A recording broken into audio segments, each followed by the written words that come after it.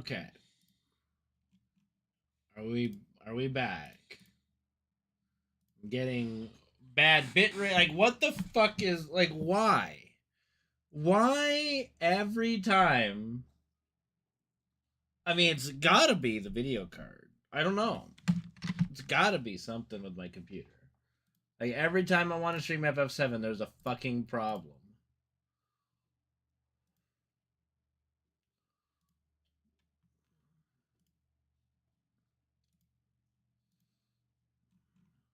I don't even know if I'm back. I don't know if anything's working. Merry Christmas, you filthy animal. And a Happy New Year. Does this anything work? Any fucking thing want to work? Okay, let's try. Let's see. Let's try unplugging the Elgato this time and plugging it back in. I'm trying to be back.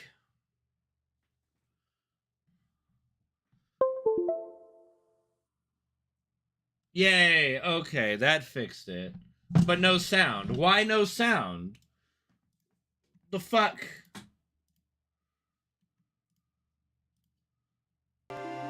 There we go. Sound now? Alright. Everything fucking working now?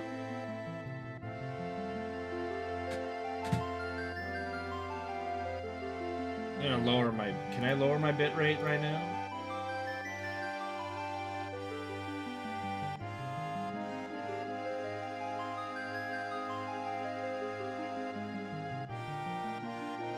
I don't know.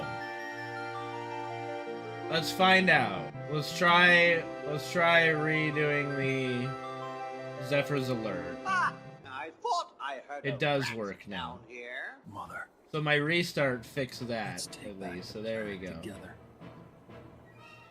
Thank you for the 69-month resub, Zephyr. Appreciate you, buddy. Means a lot.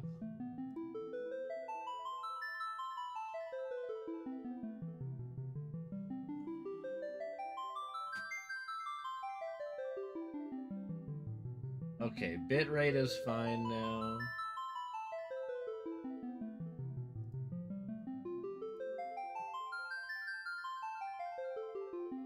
Ay. Okay. Alright, I think we got everything up and running now again, finally.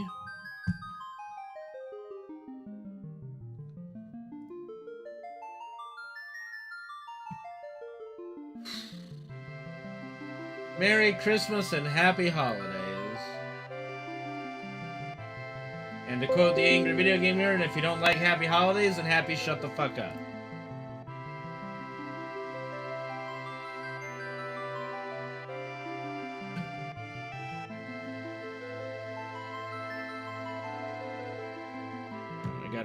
I gotta redo my YouTube stream because it's a different URL now.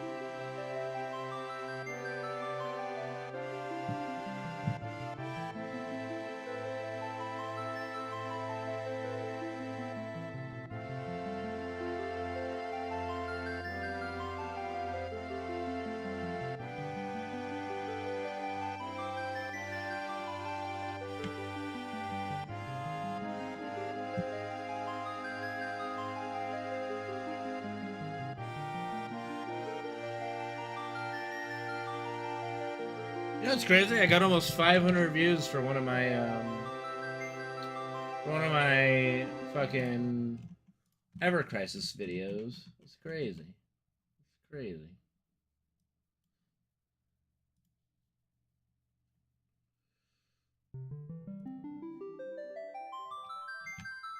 Did I stream last Thursday? Yeah.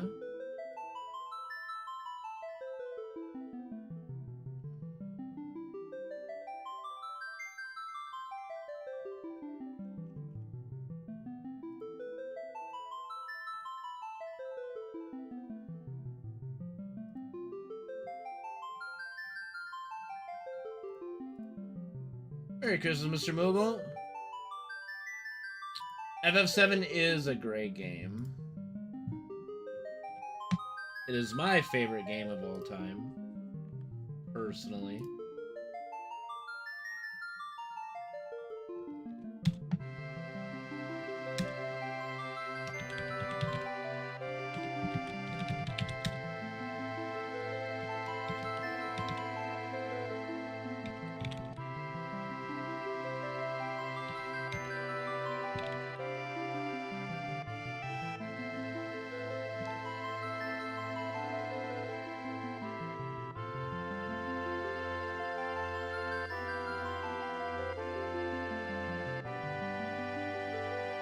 Nope, I don't know, Reno. I would just ignore random whispers from people you don't recognize, you know?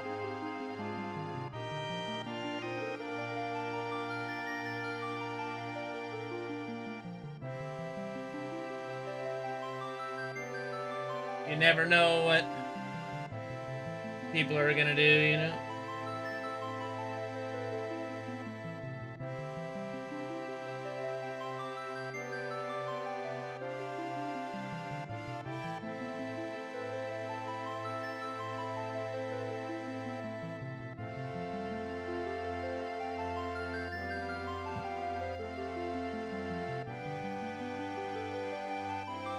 Alright, one second. I gotta get my PB video up and running.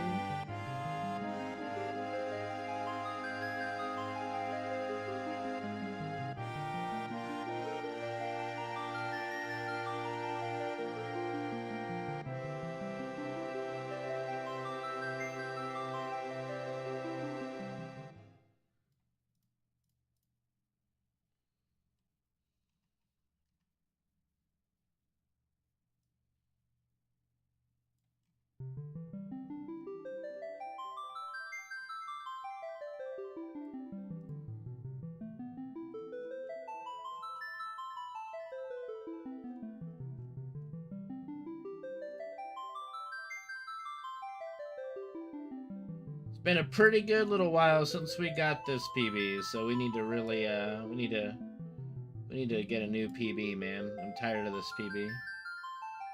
This shit fucking time.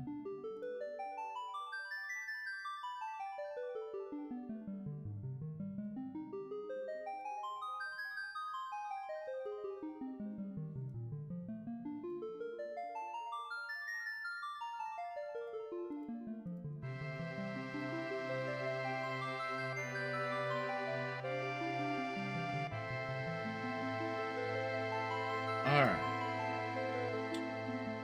Okay, PB video.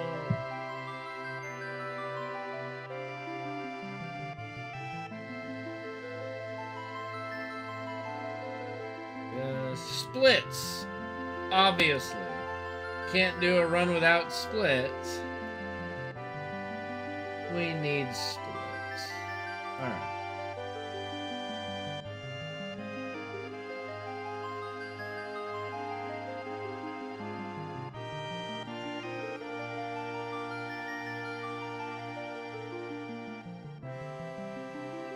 Alright.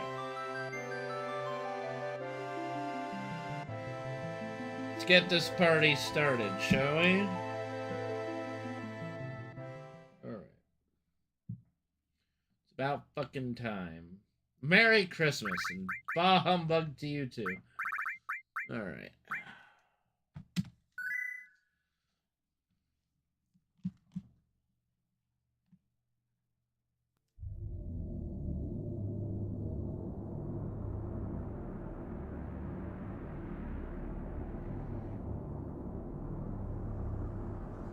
Let's do it.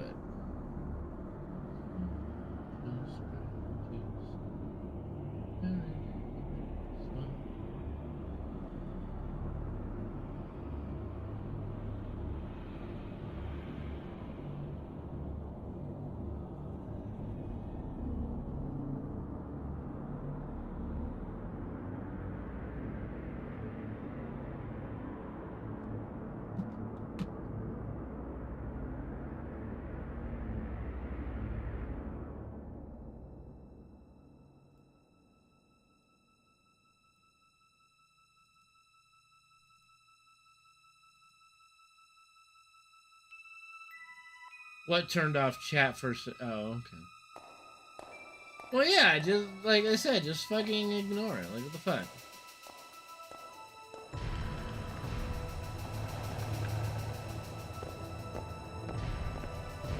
I got this really weird message yesterday, or just on Steam. Don't remember how I added this person or what have you, right? They're asking me about Ever Crisis, and then all of a sudden they just drop the N-bomb in the chat, and I'm like, pardon me? So I just kind of quickly enter the conversation and block and remove from friends. I'm like, who the fuck are these people? It's just really weird, dude.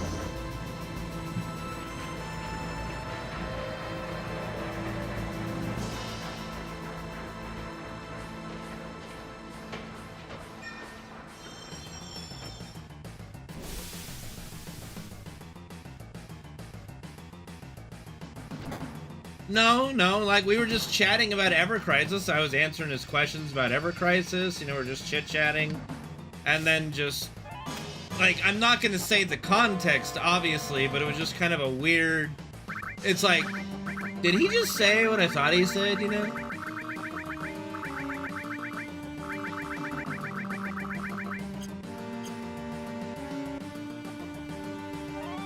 Well, this person was already on my friends list from something. I don't know what. That's the thing. And the only friend in common was somebody from Counter-Strike that I haven't played with in, over a decade. So I'm just like, I don't think they're a person from my stream or something. No idea.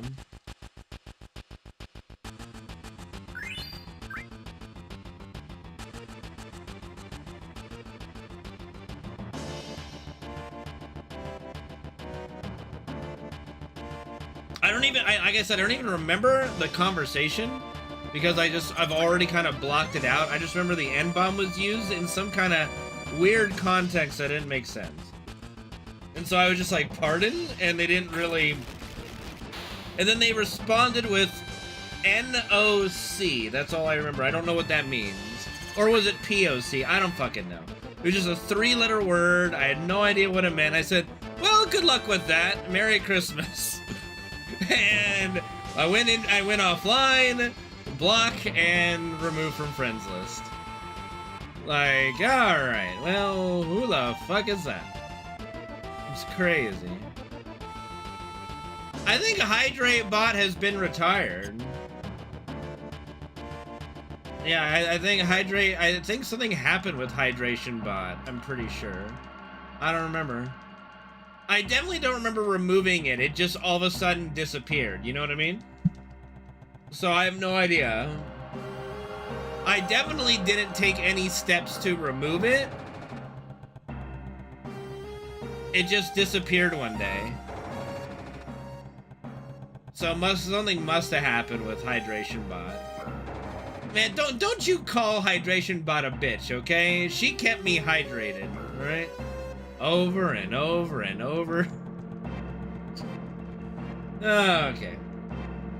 Thank you, Discire Sick, for the hydration. See, I've got my own hydration bot.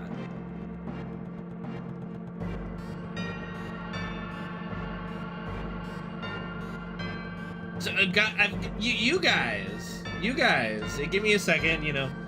I will hydrate once I get a moment to be able to do so.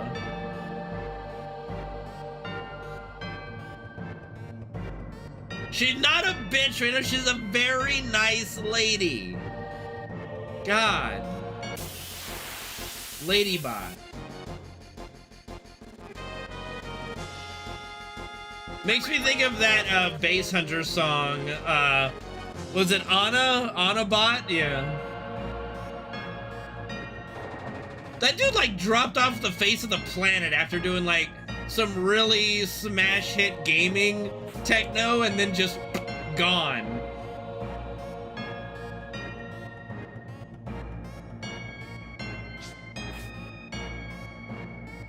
I remember literally playing Dota with the Bass Hunter Dota song spamming in the background, dude. Merry Christmas, Blasphemous, and a bah humbug to you too.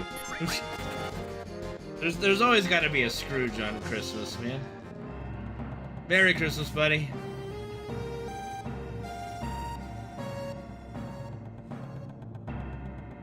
One, two, three, 4, 5, 6, 7, 9.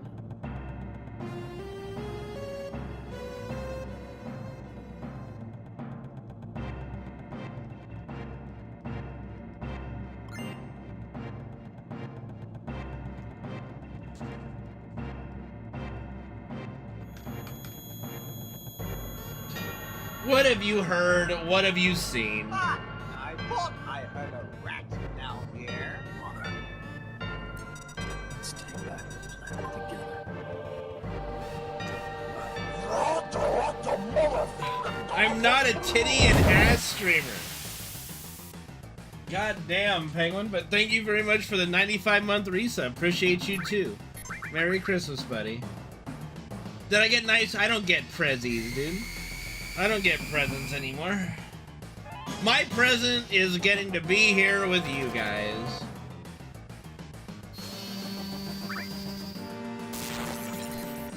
That's my present.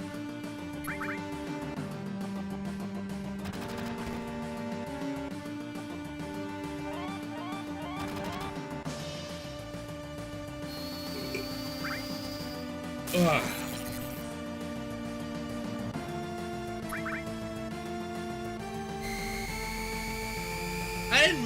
I didn't miss any jokes. Yeah, most people don't read. The internet's full of copy pasta, titty and ass streamer. I said I'm not a titty and ass streamer. What's the joke?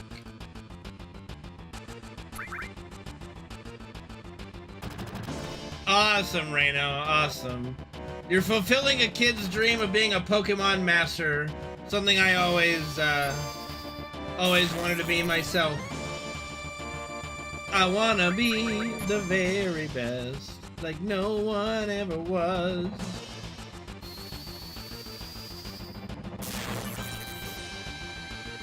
To catch them is my real task. To train them is my cause. Fuck you.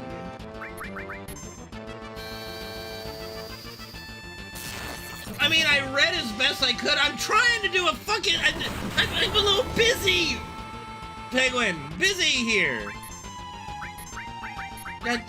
Yeah.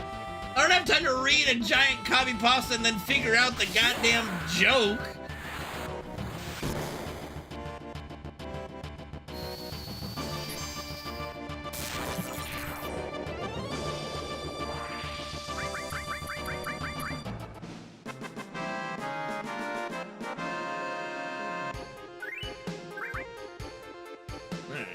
How you doing, though, man?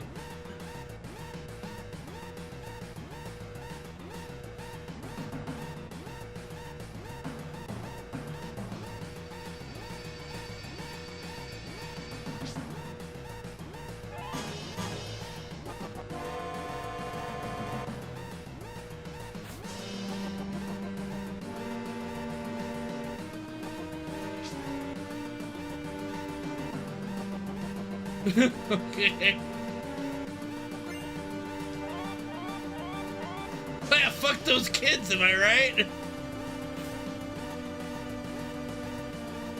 I don't know, I'm kind of on the fence. Like, if I ever had kids, would I do the whole Santa spiel? I don't know.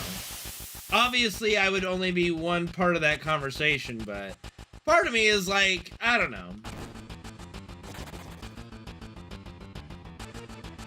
Is it really important to believe in Santa? I don't think so. But I don't know. That's a good question.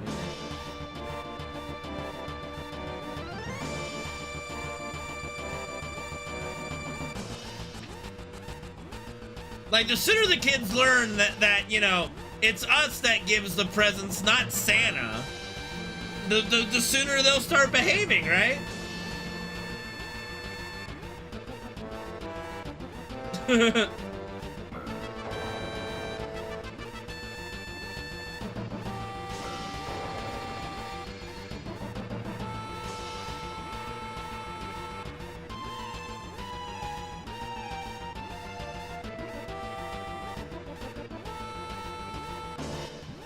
Merry Christmas, Alyssa. What the fuck?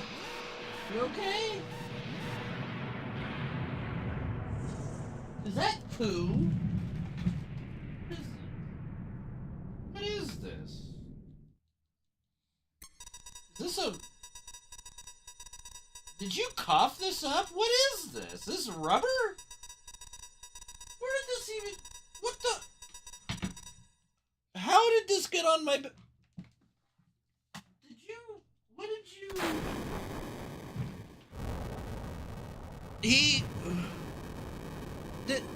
He had to have been chewing this, but it's not wet. He didn't poop it out. What the okay, I don't even... It's like a button or like a rubber thing. Like, where did that even come from?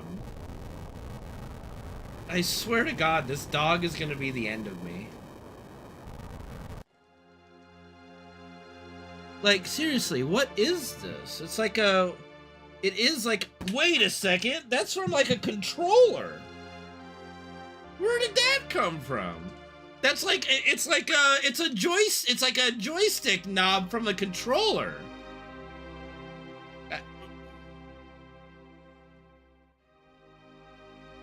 I'm so...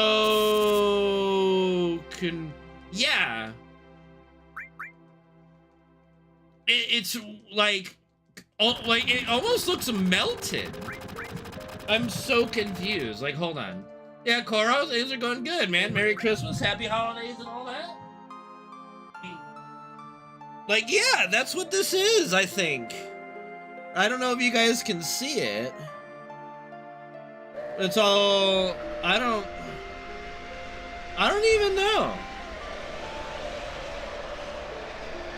I have no idea if you can see this.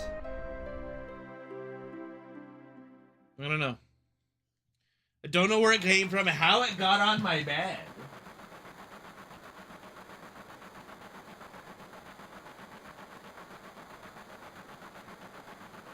Fucking weird, man.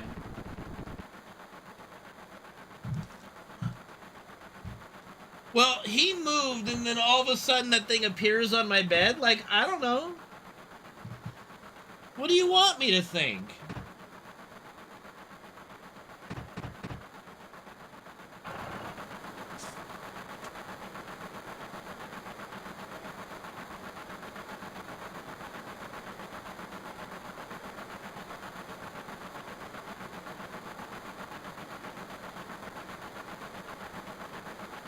You don't pay me at all to do anything.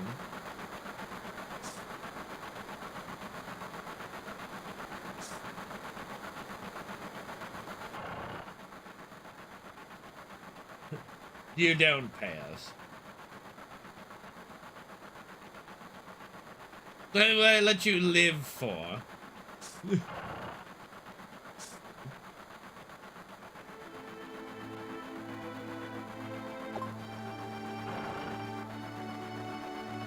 I got bills. You donate out of the kindness of your heart right now, but you're not paying me for services rendered. Right? Alright. Yeah? Huh? Sir Fred of the bed. He certainly does like sleeping in bed. Right now, he has the look of he wants to get off the bed, but maybe he's just gonna rest. Hopefully he'll just rest. Last thing I want is him to jump off and hurt himself again.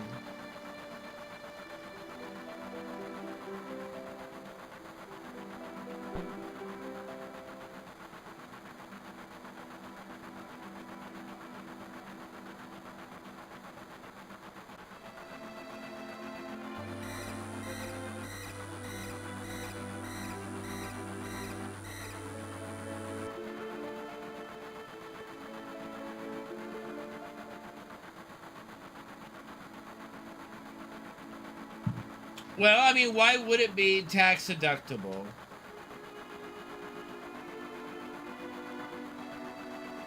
Why would subscribing to someone's Twitch or donating to somebody's Twitch be tax deductible?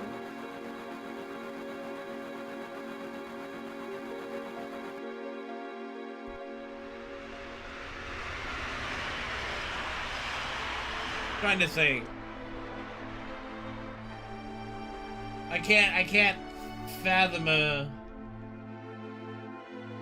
justifiable cause.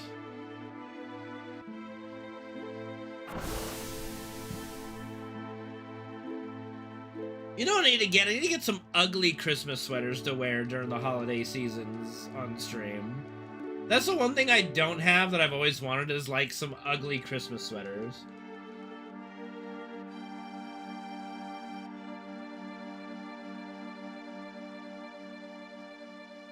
True, depending on the stream.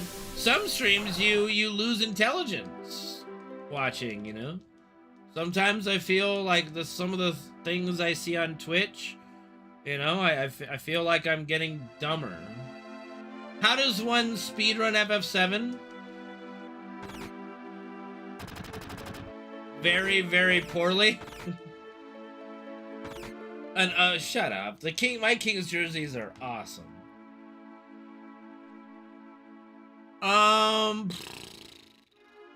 Like, are you asking for a genuine, like, strategy explanation? Or just, like, an overall, like, how we go about it? 20 words? See, that's ridiculous. 20 words.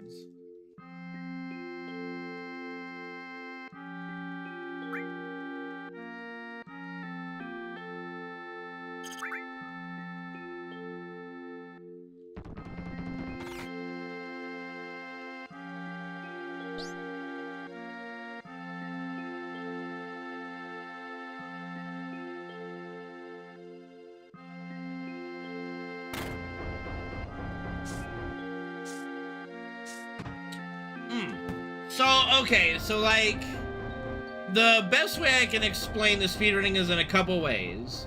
So, the general idea, the general overview is running from every random encounter, only getting experience from boss fights, things of that nature, and we do some skips that skip whole sections and bosses altogether, in this category at least.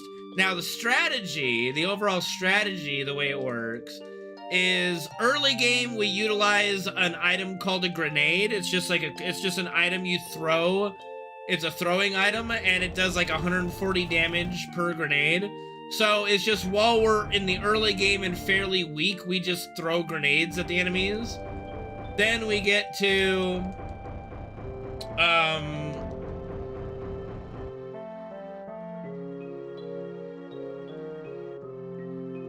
oh yeah, Sephiroth? Yeah, absolutely. Let me explain. So, when we get to Coral, we swap to using Molotovs, which do about 300 damage. And then we're at our weakest point in the Temple of the Ancients. We do some buffs with weapons and enemy skills that let us beat Demon's Gate.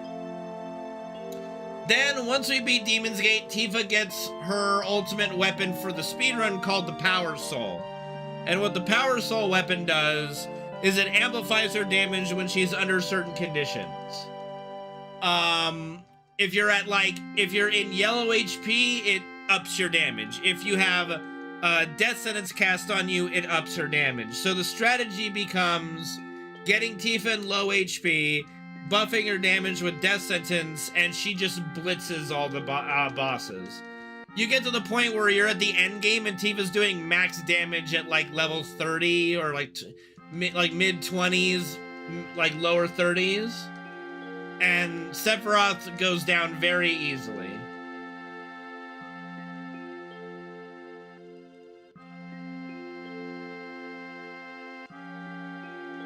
Carry armor couldn't kill Sephiroth.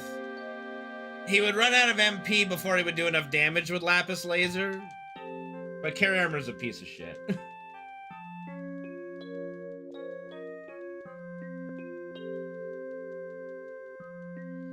Unless somehow Sephiroth wouldn't be immune to arm grab.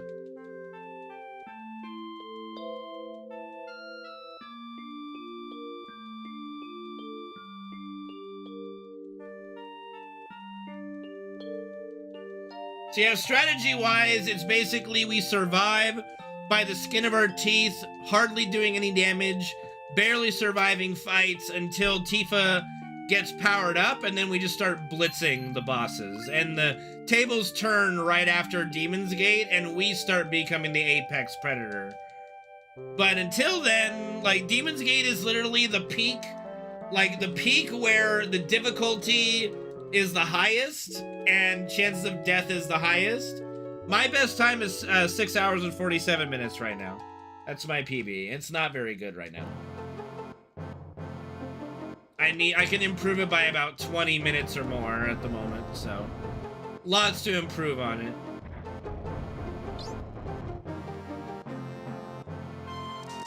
Merry Christmas and happy holidays, Laszlo. Welcome, welcome.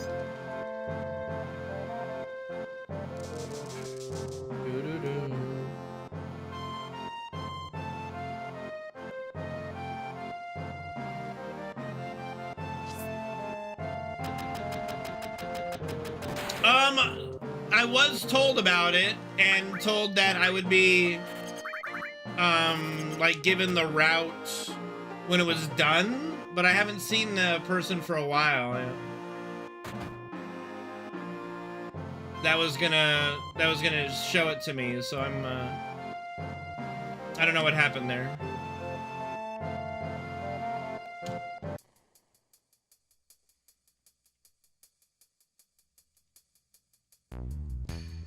Oh, then it's probably not done yet then, if you made that up.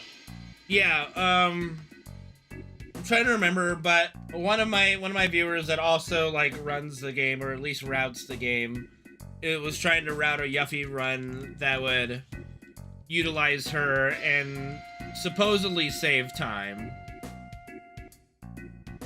So, yeah.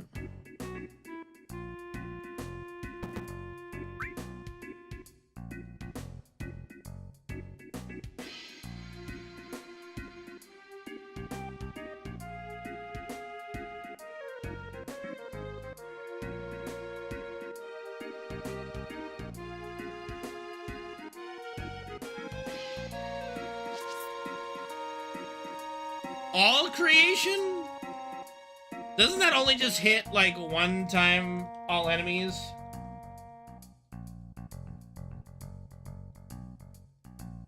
Like, it's pretty ass.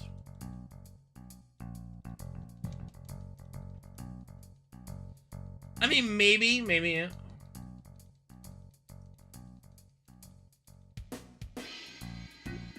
Yeah, some of the, like, end game limit breaks are not even as good. Insult Master, thank you for the follow. I'm waiting for my insult with bated breath. But yeah, some of the, like, ultimate limit breaks only do, like, one hit of 9,999. Like, Cosmo Memory for Red is arguably worse than Earthrave if you get Red strong enough that he does more than 9,999 damage with Earthrave, then there's no point in using Cosmo Memory. Yep, working harder, Harley working. How you doing, Banger? Merry Christmas, Happy Holidays.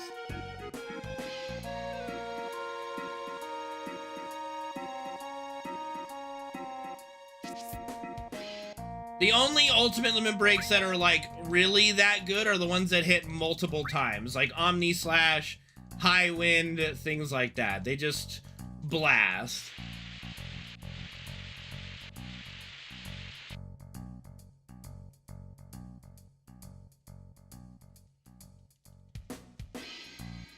Well, I mean, to be fair, I think that it's more of a failure in not making every level 4 limit break be a multi-hit limit break, you know what I mean? Oh god, prostitution, I hope not. Although it's gonna be interesting, with how many characters, just who's gonna be, like, the really good characters, you know, in Rebirth.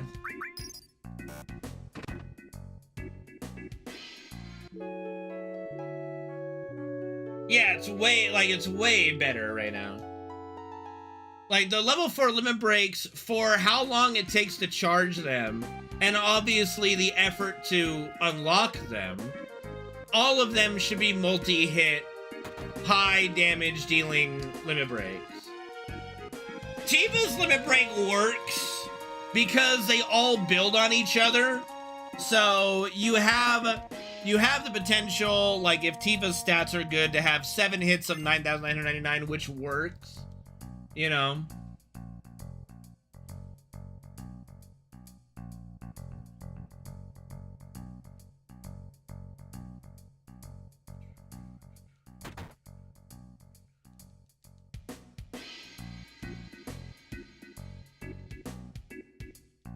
Oh, close door.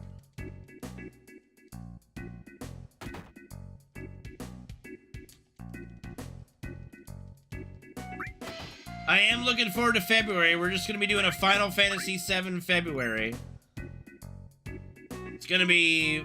We're going to do a casual playthrough of the OG, casual playthrough of the remake, intergrade, leading up to Rebirth.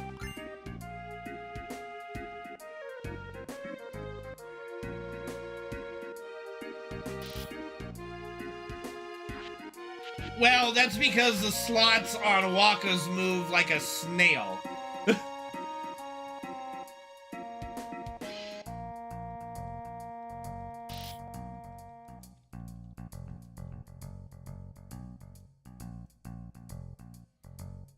They really dumbed down Waka's slots.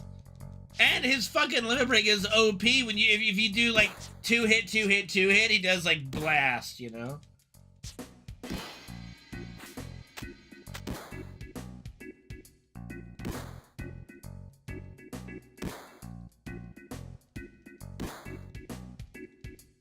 Waka's just disappointing. And yeah, I mean, I'm not really concerned about balancing. You know, let gamers have fun, you know. As long as everybody's playable, that's all that I care about, you know. It's not like I'm playing an MMO, you know. Waka's... No, I would say Yuna technically has the best overdrive. Like, Waka's overdrive can do good damage, but, you know, unless you really heap into him, like, Yuna being able to summon a guy, like, you know, some of the summons that can do, like, break damage limiters and do, like, hundreds of thousands of damage, oh yeah, it's crazy. I mean, Riku's is using the speedrun. I've honestly never really used Riku's. Merry Christmas, Nick. How you doing, buddy? Merry Christmas, happy holidays and all that.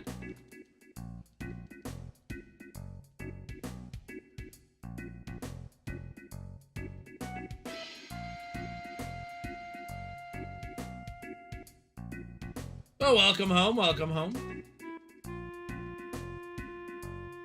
4 hours on Christmas? Why?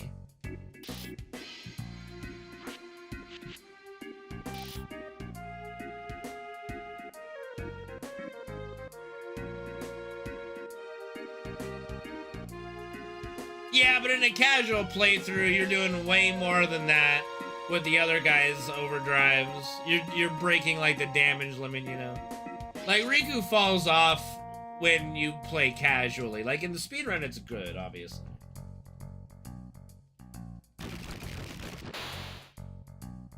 Thanks, Newbie Rudy. Good to see you again, man. It's been a little bit. Thank you for the support. Merry Christmas.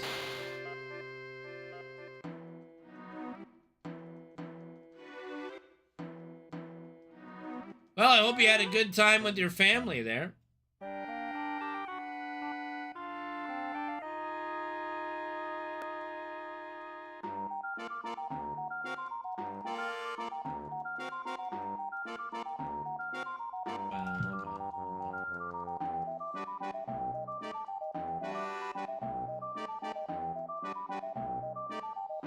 Yeah, like, I don't know. I think FF10 is great if you play through it casually. Don't min-max. I think everybody feels unique except for maybe Kamari, because he's just kind of an afterthought, it feels like. But if you, like, max everybody, then the glaring differences between everybody kind of seeps in, you know?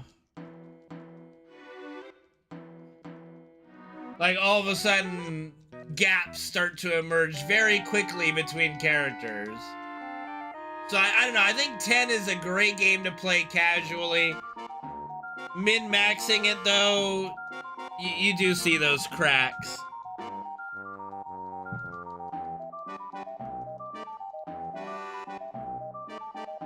Yeah, I will say, like, you know, as far as Blue Magic goes, I think FF7 might be one of the, like, probably the best Blue Magic, like, set in all of the games, like, as far as usefulness and effectiveness. Like, just Big Guard and Shadow Flare alone is, like, all you really need to do good damage and obviously the best defense in the game. But then you have, like, Bad Breath for some enemies that could, like, just make some, like, fights easy, you know? Yeah, FF14 Blue Magic doesn't count. Besides, you can't even do max level content as a Blue Mage, so it definitely doesn't count.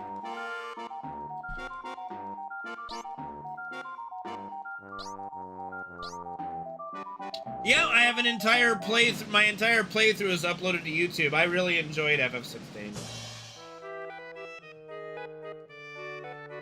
Bro, I've never played FF11. I have no opinion.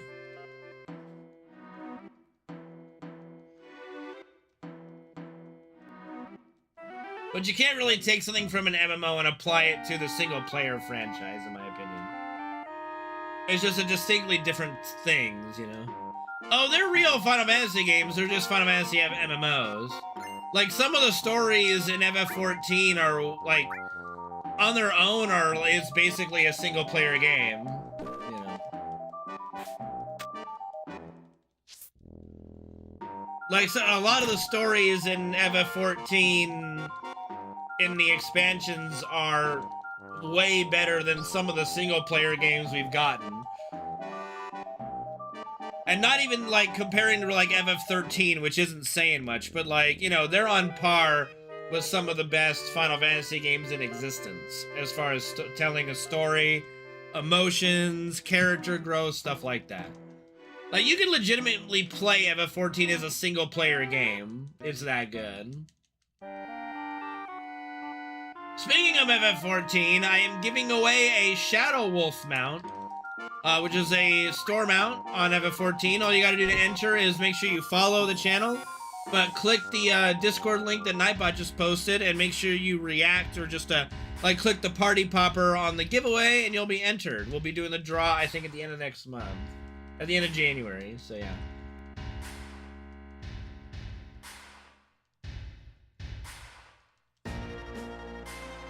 Come on, Reno, you like MMOs. You like stuff.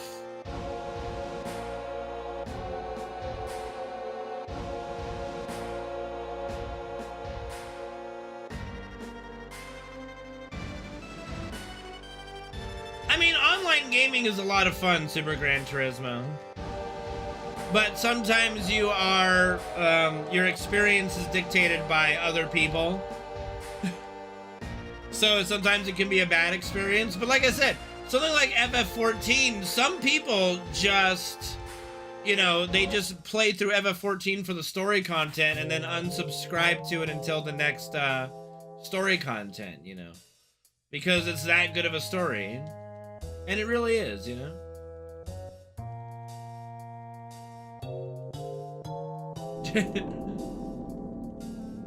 True, true, Penguin, true.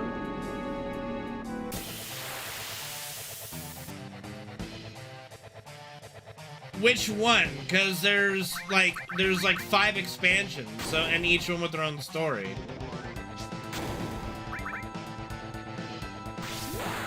Like, you can't really answer the question, what's the FF14 story, without going into basically the first one? Well, it's essentially the Warrior of Light story. You are a Warrior of Light, and you're trying to basically stop the Empire from taking over the continent, right?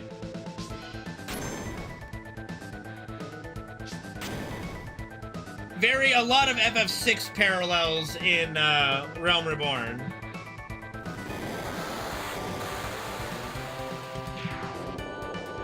Okay, we don't talk about the meteor, okay? We don't talk about the original FF14, okay? We don't bring up that.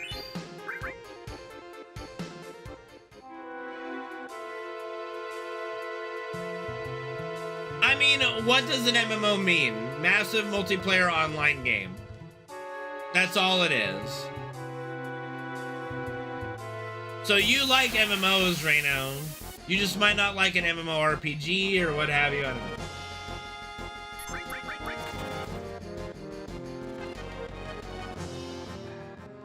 It's a lot more than that, but that's the best I can do in a sentence.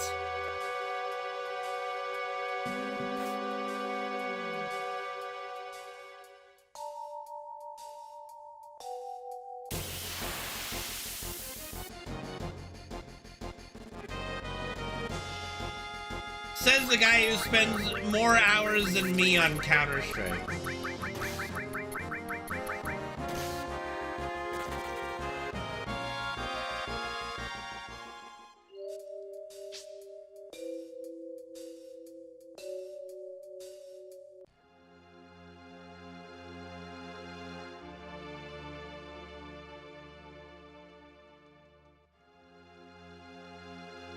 Yeah, but you still play with other people, hence not solo queuing anymore. Oh, shut up! I hate PvP games, yet I play one of the most popular PvP games of all time. Jesus Christ, Reno. You're a walking contradiction, you know that?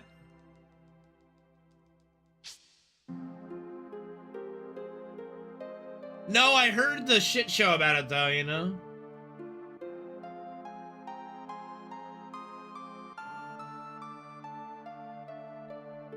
I've seen all the people posting about the day before. Like Asmongold posted a video, Mudahar posted a video. I just haven't watched any videos.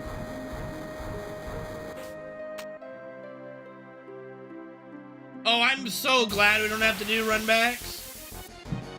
Oh yeah, it'd be so much better, dude. It'd be so much better if we had to spend 5 minutes wasting our time just to pull the boss again. So cool. Such a cool experience. I love that about WoW. It's my favorite part of the entire raiding experience. Everything can be avoided. Except like a meteor hitting the planet, but like, actually even that can be avoided. But like, you know, barring some kind of natural disaster, most anything can be avoided.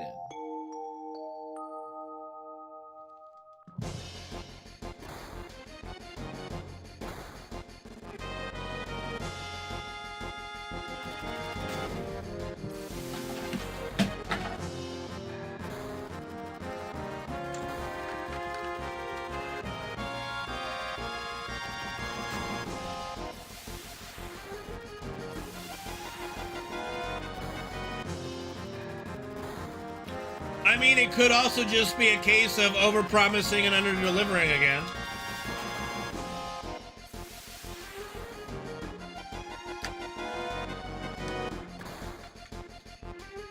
Oh, I promise you, Reno, I won't remember to play whatever you're asking me to play unless you're here.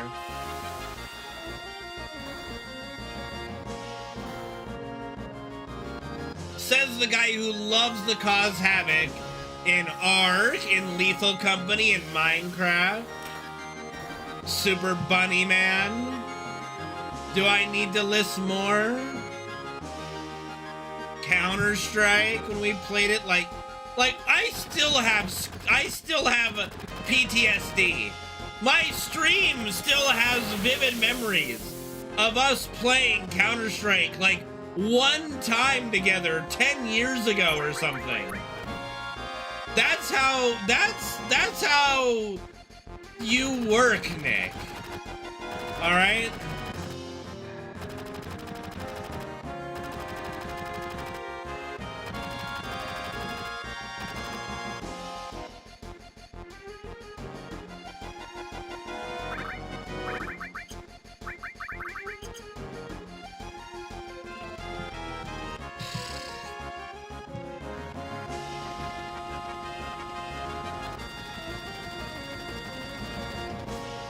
I'm a wild card.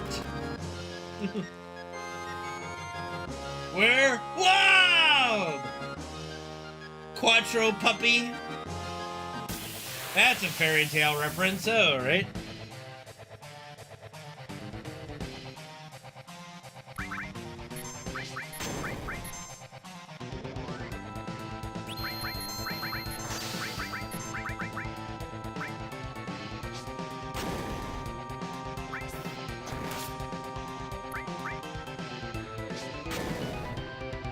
Nick, sometimes I feel like we are in an anime.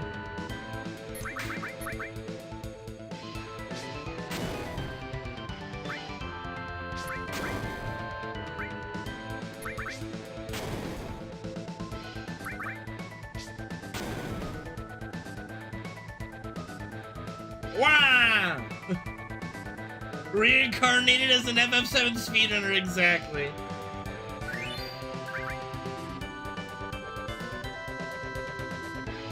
Well, that's good. I'm glad you're enjoying No Man's Sky in VR right now.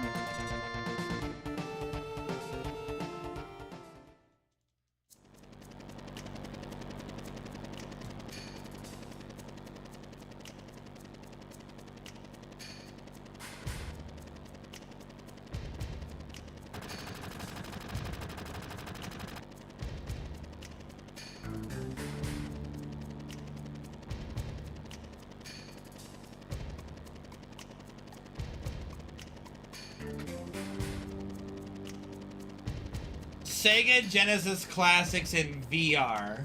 How would that even work? Obviously it didn't, but let's say it did.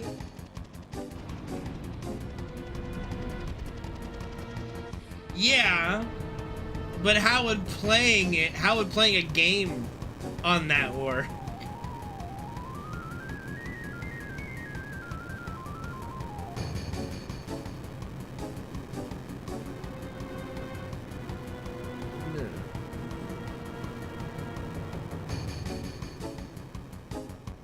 Understandable.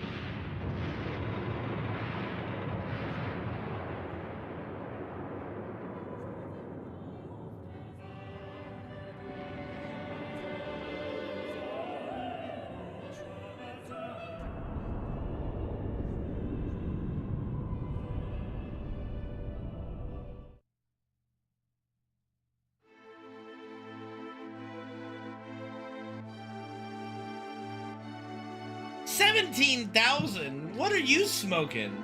You think only 17,000 people live in a sector? No fucking way.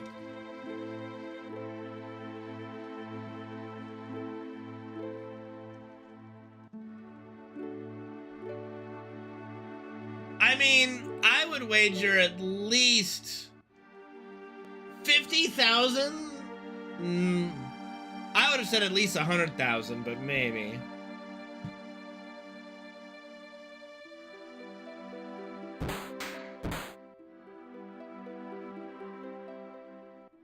I mean, what does Google know? Like, how would Google know that?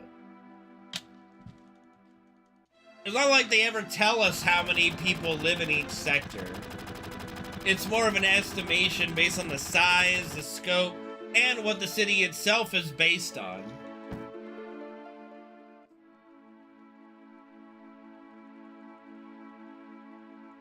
Yeah, I mean, but what is that number based on? Like, who said that 50,000 people live in the slum? You know?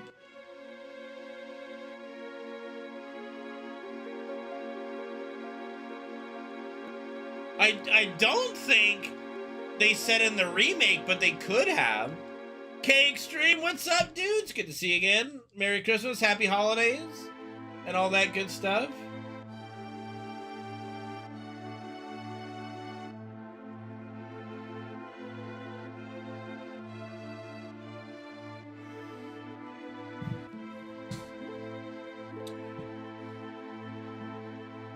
I mean, like, even FF7 Remake can't, like, portray the size and scope well enough.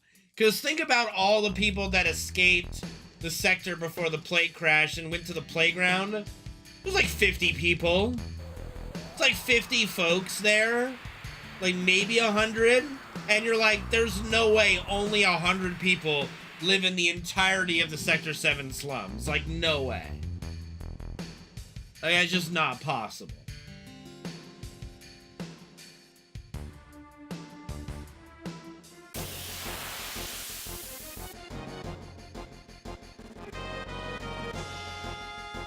It costs like 300k. What is this 100k nonsense?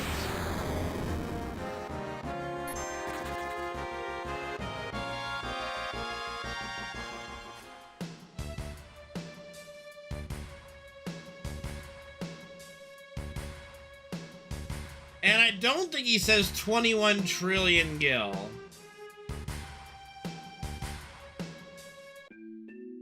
Yeah, but based on what, though? Someone just pulled a number out of their ass and everybody started copying it on, like, forums and wikis? Strugnus, Merry Christmas, buddy. Thank you for the support.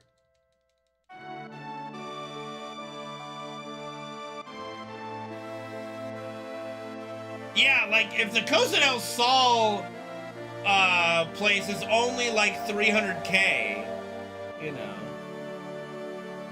Thank you, Strugness, for subbing to the channel, buddy! Thank you for the support.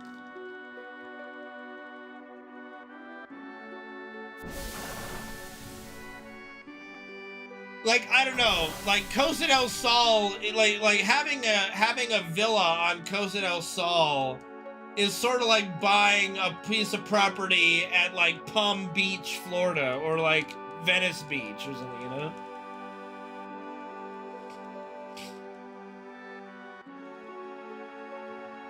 But then, like we've had this discussion before. How do you convert? Like, how do we judge money?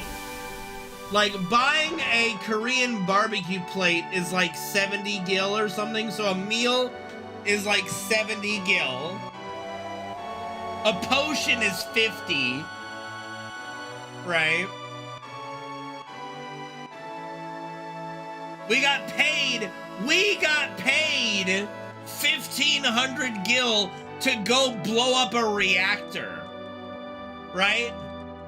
So to me, that says 1,500 is like a lot of gil. Like, that's enough to live on for a good while. But then you go to Walmart to just to have a meal. Like, one meal is 70 gil. That's almost like 1/5. That's like almost a 15th of your entire paycheck. So 1,500 gil is not a lot of money. Unless that Walmart place charges an exorbitant amount for their food. But I doubt that. So it's really hard to quantify value in FF7.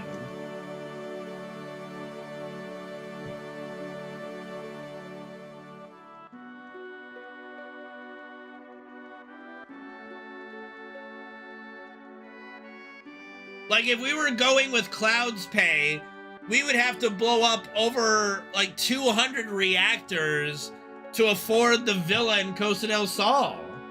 That's crazy.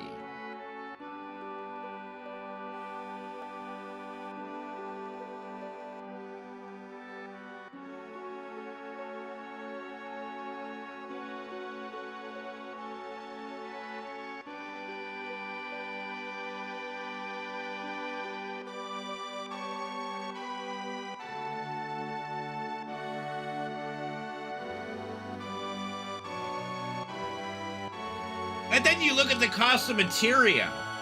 Like, just for the small sum of like 500 gil, you can grab an orb that lets you cast fire magic.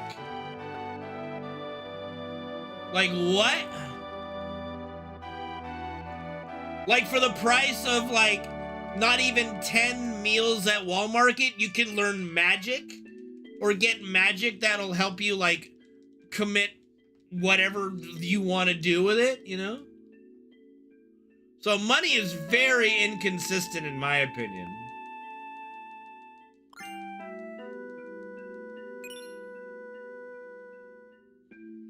Well, it's 3,000 gil for a single day for everybody to go in, or 30,000 for a lifetime ticket.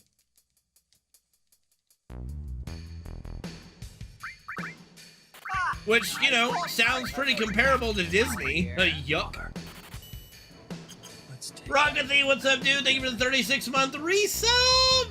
Hopefully you're doing well, buddy.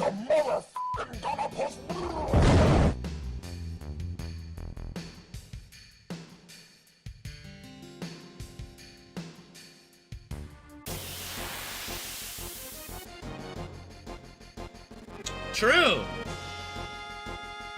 Yeah, like, that's what I'm saying, is that the prices, like, money, it's very hard to quantify worth of a gil in FF7 because the prices of everything is so inconsistent.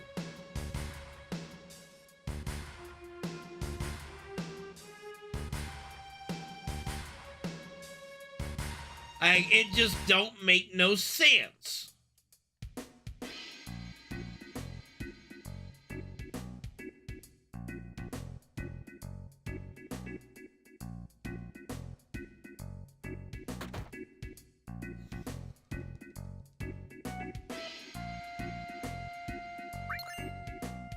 Of course it does. Of course it does. But I'm just saying, it's just wildly inconsistent. That's all. That's all I'm saying. I'm not saying it should have been done or it could have been done a different way. It's just wildly inconsistent.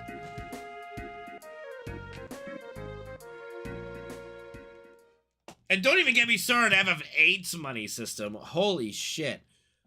Like, Gil in FF8 makes no sense at all. Of course they did, Reno. Well, what I find hilarious is leveling and, like, mastering an all materia. You can go to the slum in Sector 7 and a dude will pay you 1,000,000 gil for it. Like, I'm sorry, you have how much money on you and you're living here? Pardon? It's like 70 gil, I think, for the Korean barbecue plate at Walmart, something like that. I think it's 70 gil.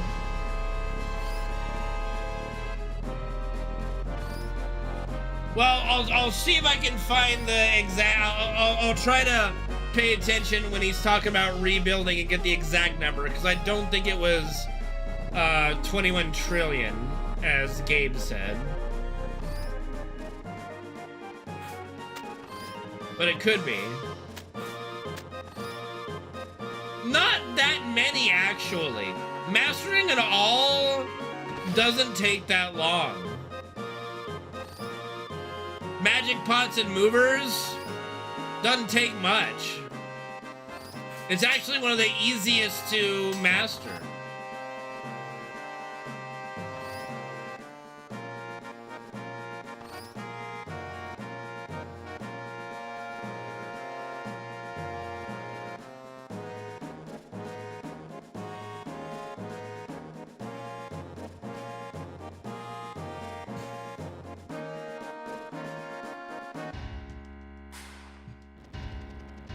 No, me as an average Joe, I'm not. But me as an average Joe is not gonna have an all materia to sell to a guy for 1,000,000 gil anyway.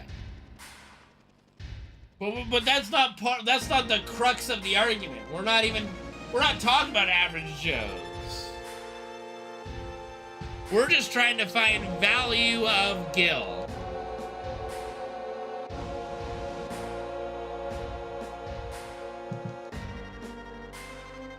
Dude, we can make an entire YouTube video about this. Like, an entire YouTube series of how does gil work in every Final Fantasy.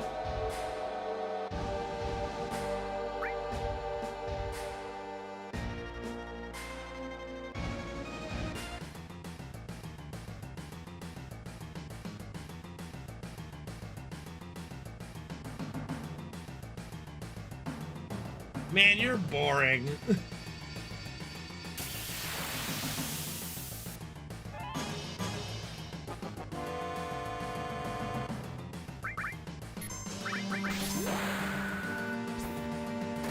Appreciate the offer, dude. Oh, seriously? Did that not? Oh. Oh. No. Cloud, why are you so poopy? Well, that was a waste of time. Fuck. Why is Cloud so fucking weak? Couldn't even one-shot the guard with a fucking braver. What the crap? That's like never happened before. Oh well.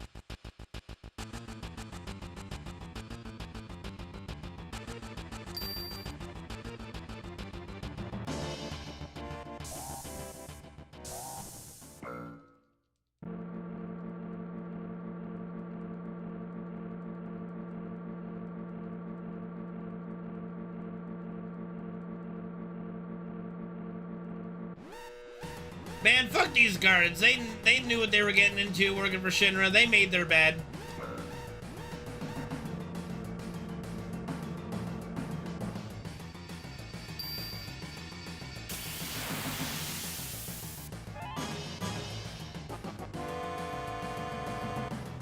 That is another thing.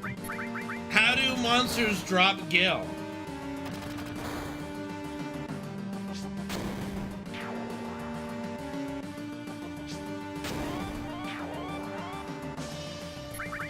I mean, FF12 did a good realistic thing where they drop, like you guys can skin them and then sell that stuff for money. But, you know. I think another logic is just these creatures killed people and had Gil in their bellies, you know? You kill them, you get the money. Easy, dude.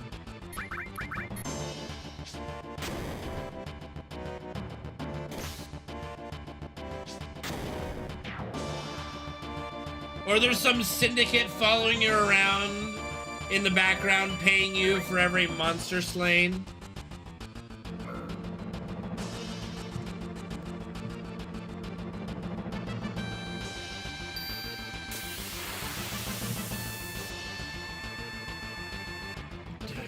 Ew.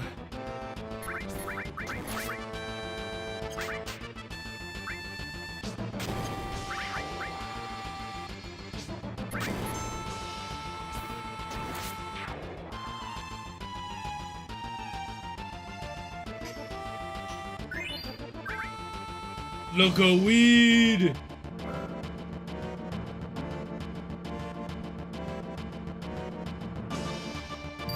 This was looking to be a pretty good elevator. Now it has a chance of being bad. This keeps up.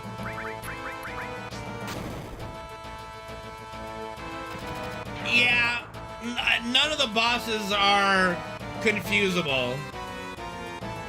It's strictly a regular enemy spell. Alright. It is my favorite throwable item, though. Like, just the animation, the sound effects are so funny.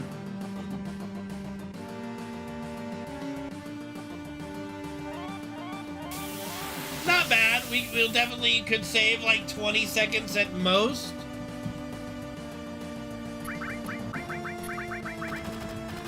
Depends how this fight goes.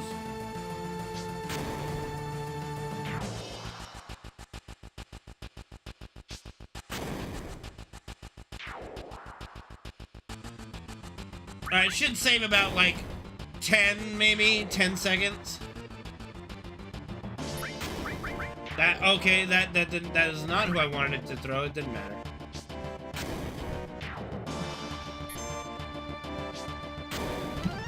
Yeah. Middling elevator.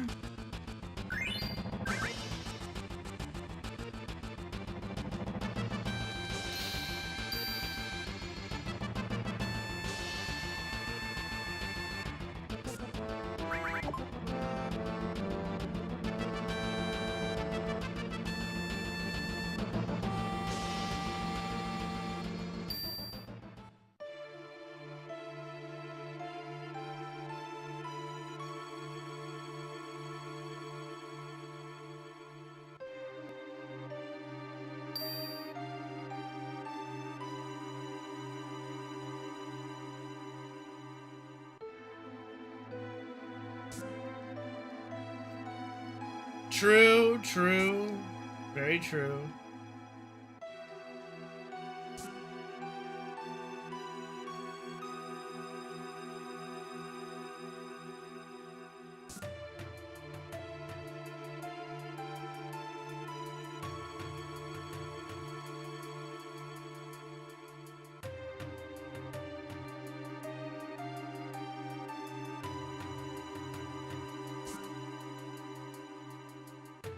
Give me a sec, I can take a look at that in a little bit.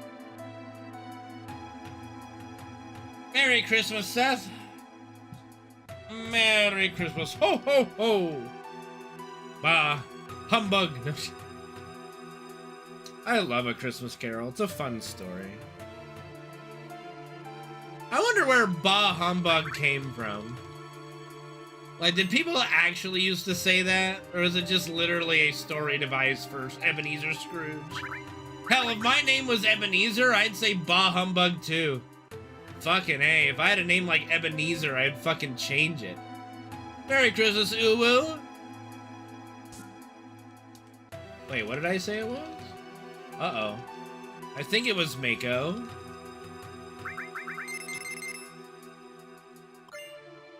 But that would have been embarrassing.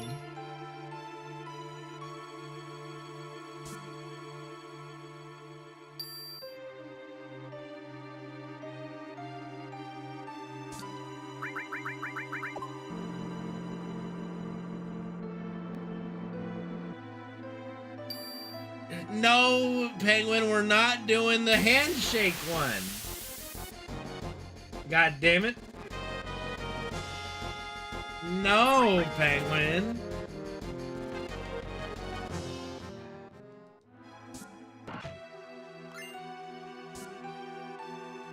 There are children on this platform, Penguin, okay? Think about that. There are children on this platform. Isn't it wild that we've had this whole, like, weird nudity meta go on literally around Christmas time? Like, Merry Christmas, kids! Here's a naked chick with black bars across her boobies. Merry Christmas, Kevin. Yeah, 1 second.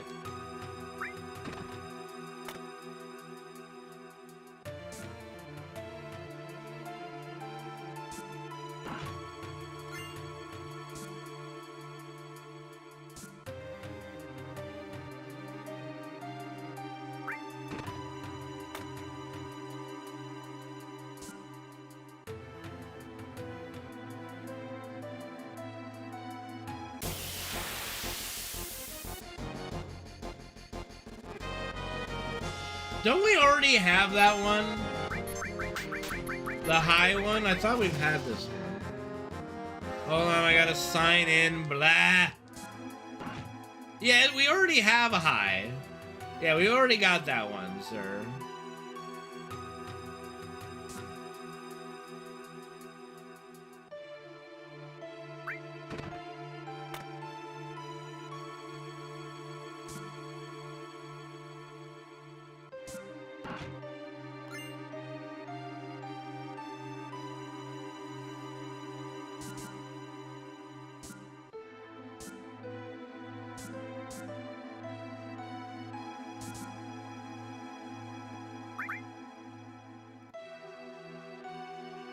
We do.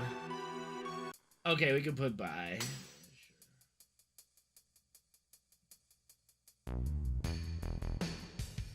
All right, let's double check the amount of money Reeves is talking about. Didn't say 10 million, Gil? But he said he didn't get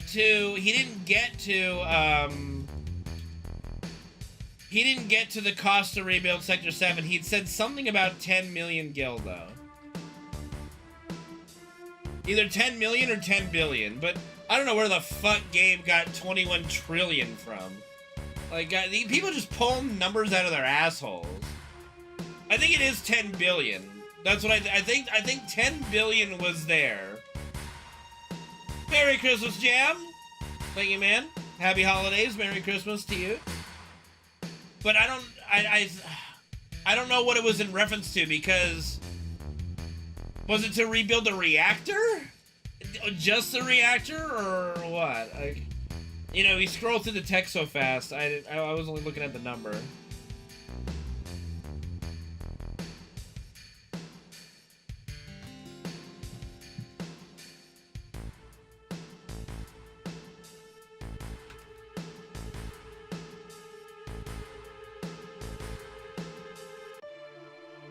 Yeah.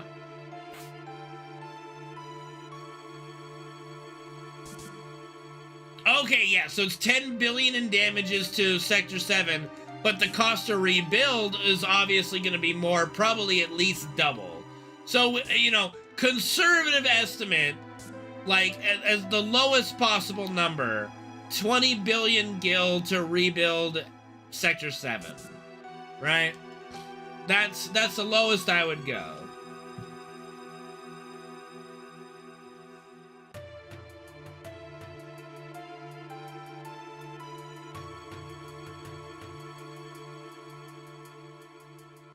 It's probably much, much higher.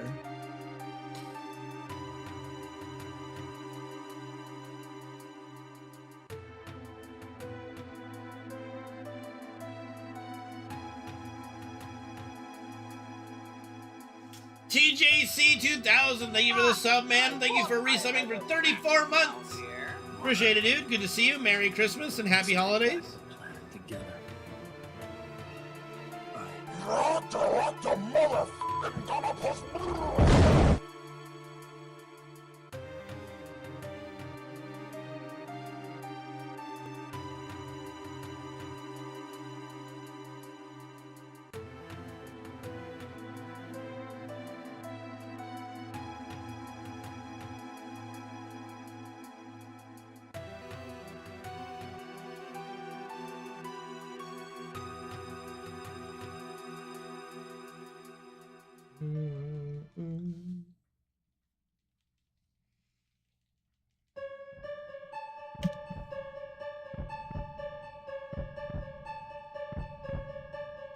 We're in the green right now, boys.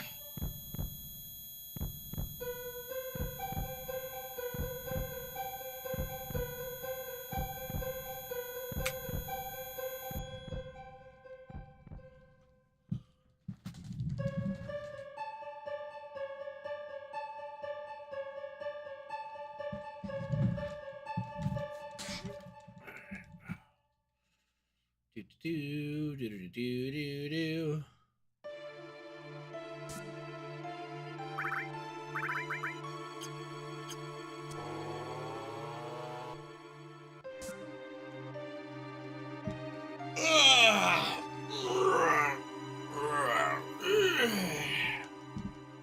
Oh, crack in the back there. So because, like, Chucky just came out in Dead by Daylight, I've been rewatching the Child's Play movies. And I just got done with Bride of Chucky today, and I completely forgot about the ending where Jennifer Tilly's doll gives birth to, like, a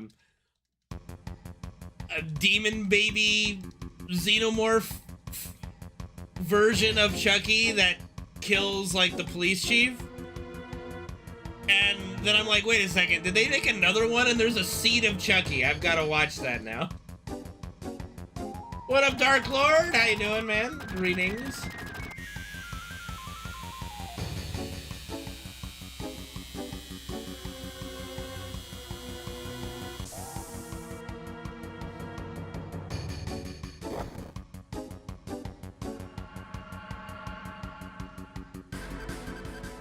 It's crazy though, like Brad Dourif voices Chucky.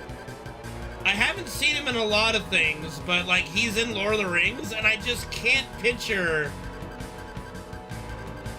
Wormtongue speaking like Chucky. It's so difficult for me to picture that. That was alright, you know, just woke up, ate, and here we are.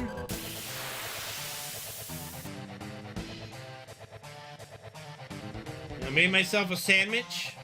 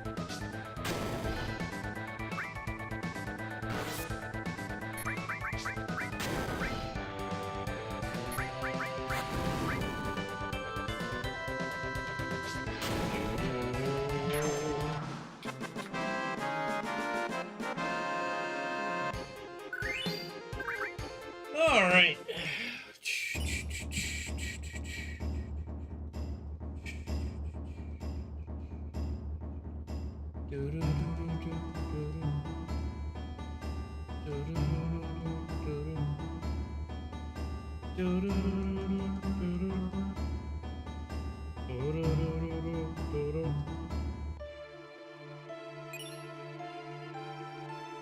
I gotta wake up. I think I'm drinking too much cold water, because I am somehow falling asleep right now. Like, wake up. I need a hot chocolate. That's what I need. I need a hot cocoa. That's gonna be a tough sell, though.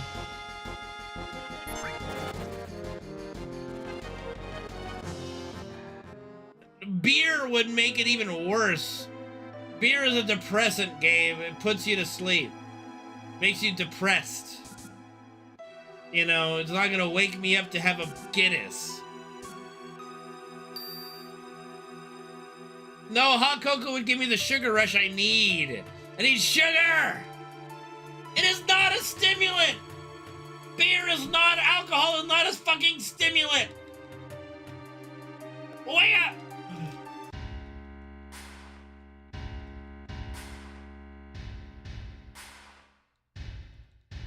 About as stimulating as watching golf.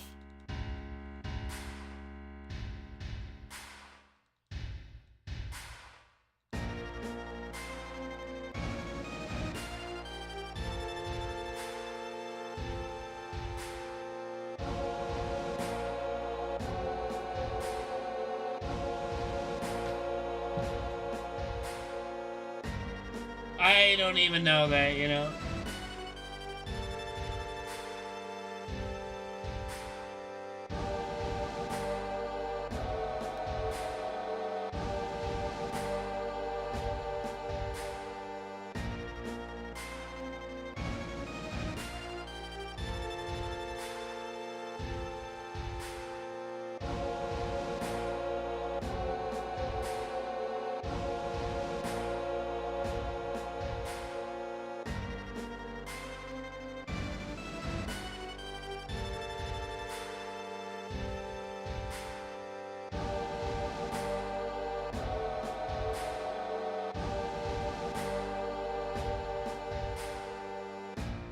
Caffeine cake? Ugh.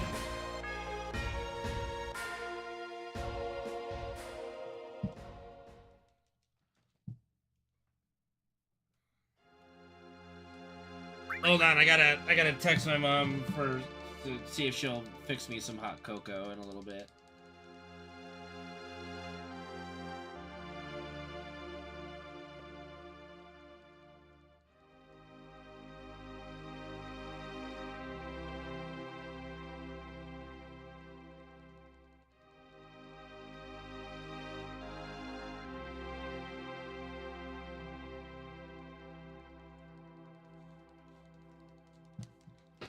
What do you mean I can't have caffeine? Who the fuck said I can't have... No! Coffee! Whatever the fuck coffee does. I have caffeine all the time. It's not a caffeine problem. It's whatever the fuck coffee's made out of.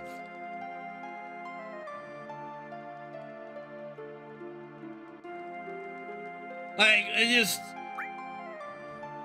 I don't know. Maybe we do it as some kind of a weird... like, donation incentive to have me drink a whole cup of coffee on stream again, but other than that, I don't think I'm ever drinking coffee again. Root beer. Barks root beer has caffeine. I like soda. You know, not all of us drink fucking zero sugar Pepsi Max bullshit like you. Green, like, I wish I got into drinking tea. I'm not a tea, like, I don't know. I think most of the teas I've had are just a little too bitter? I'm not a bitter person. Like, most teas I've had are just bitter, and I'm not a bitter... I don't like bitter. I'm not a bitter person. I don't like the bitter flavor, you know? I'm a sour person. I like sour stuff. Like, Granny Smith apples. You know, I like sour stuff.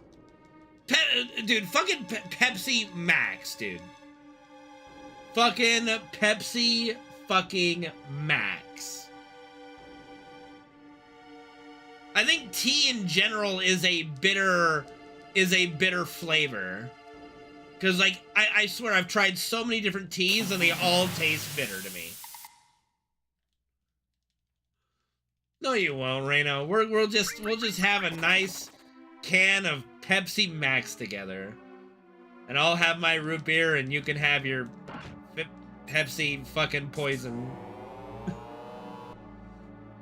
Shoot, I did drink a lot of water. I gotta pee. Fuck me. When can I pee? Cutscene. I'll have like a few seconds to pee in the cutscene.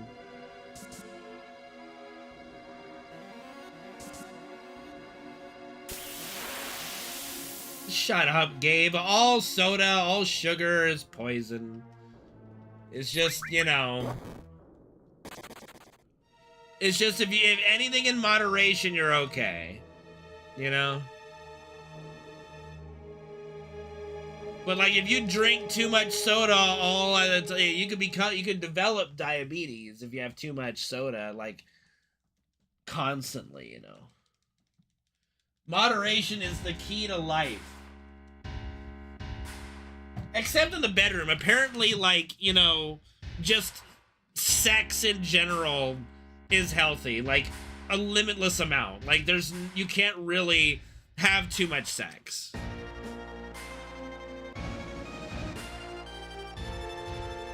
Of sugary soda, yeah. 3 liters would be really bad for you. If the soda had sugar in it, yeah.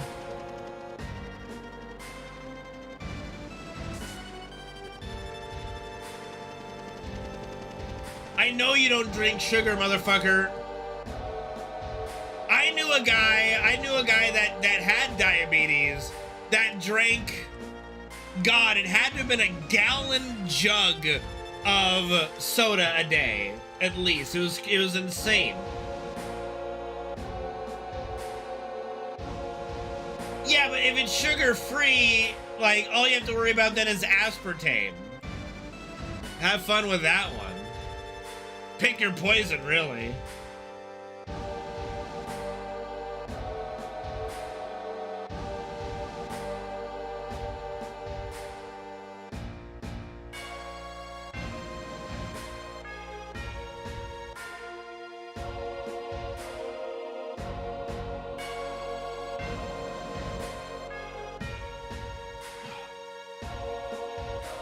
Aspartame.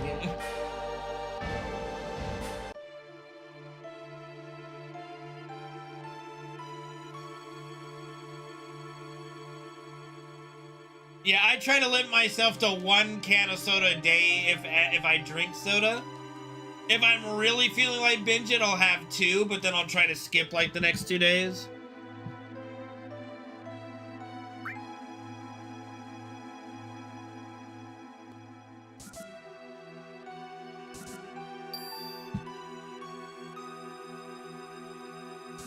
And I don't have to go that way.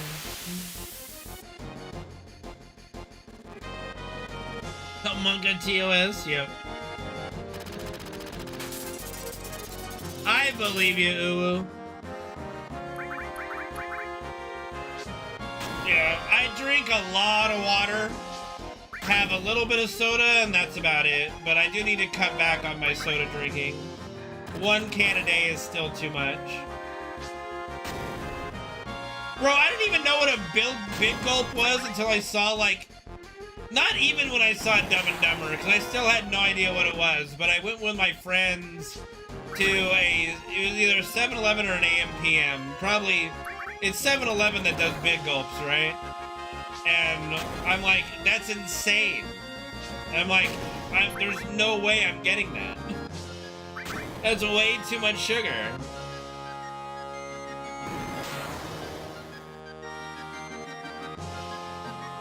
You might want to cut back on the soda. Like, sugar is the leading cause of weight gain as well.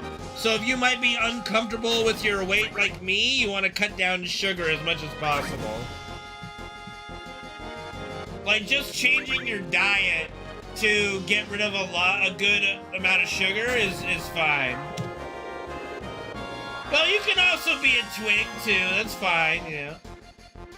101 ounces? Fuck if I know, dude.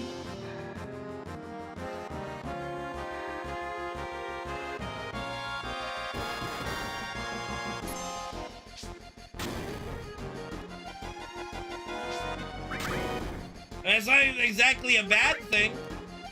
I'm just saying, like, some people like me, I got a little uncomfortable with my weight. And I have slimmed down a bit since I've cut soda, but cut a good amount of soda, but not enough. I still need to slim down more.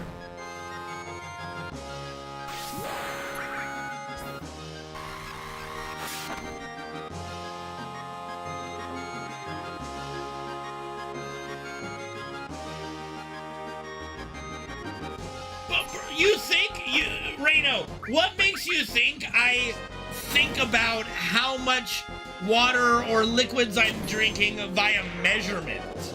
I just go, I fill this jug, I drink this jug. I fill this mug, I drink this mug. You know, I'm not measuring. Like, I'm not measuring how much I'm drinking or what have you.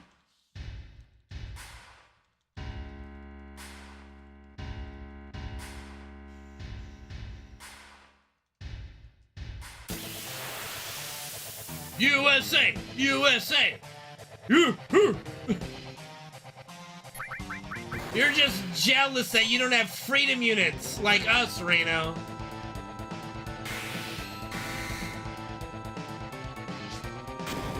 Oh, fuck off! Fuck right off with that shit! God damn grenade doing 138 damage? That's some bullshit. What a waste. Fuck. Cloud is just a sorry sack of shit today.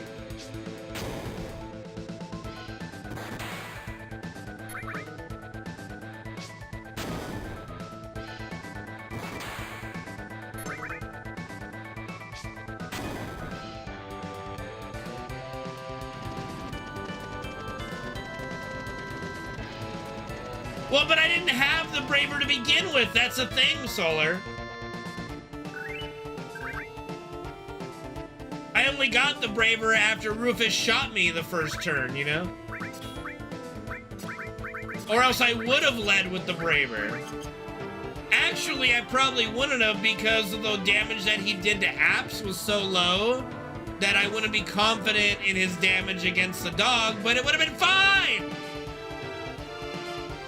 Alright, I gotta get ready to go pee, so we're taking the headset off. Alright.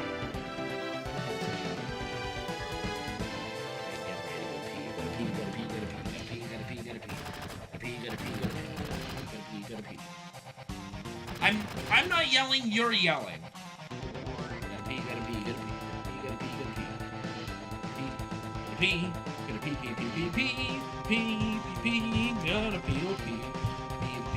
Gotta go pee right now. We really have to pee badly. Can we hurry the fuck up, Tifa? Alright. Go and pee!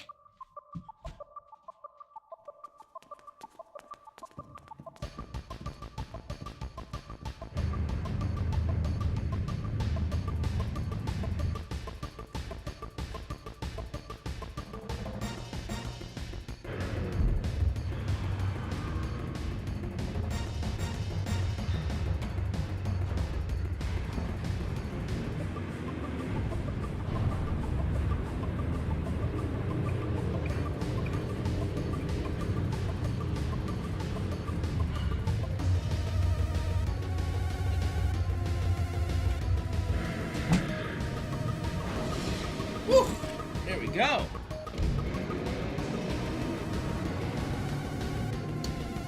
That's much better.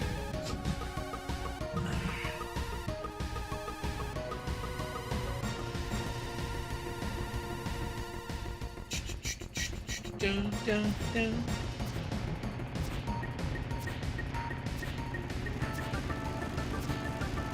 Whoa, are we, whoa, you are not calling Tifa a Lego ass looking skank. Like, you are not just, we did not just go there.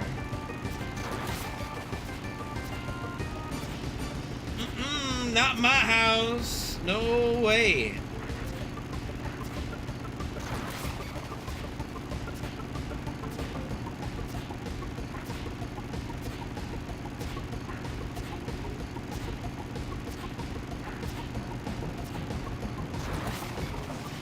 Yeah, she might be a, she's my skank, but she ain't no Lego. What the fuck? This one orange Viker is pissing me off. There we go.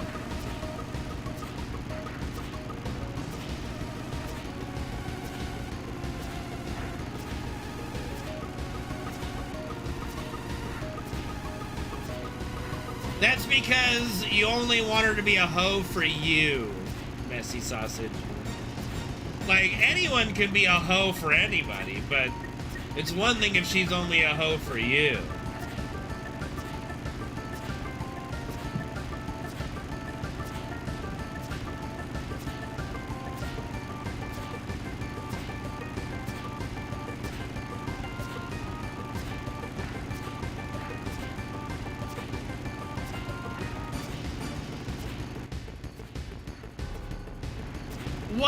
What do you mean? I'm not using the word wrong, Moreno. Like, you don't even speak the fucking language. What are you talking about?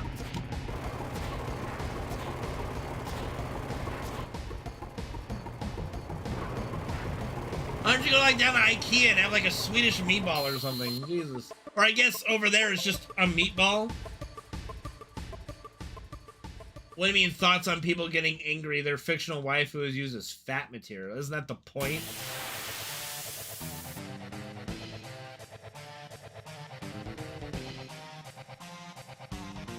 God damn it, Reno. It's a metaphor, okay?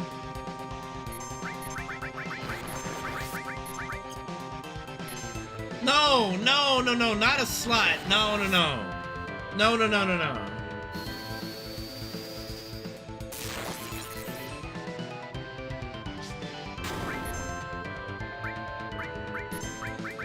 We know what we said. People who legitimately get angry because, like, oh, this chick is my waifu, how dare you fap to her? Isn't that what you're doing, motherfucker? She ain't exclusively your waifu, dumb fucker.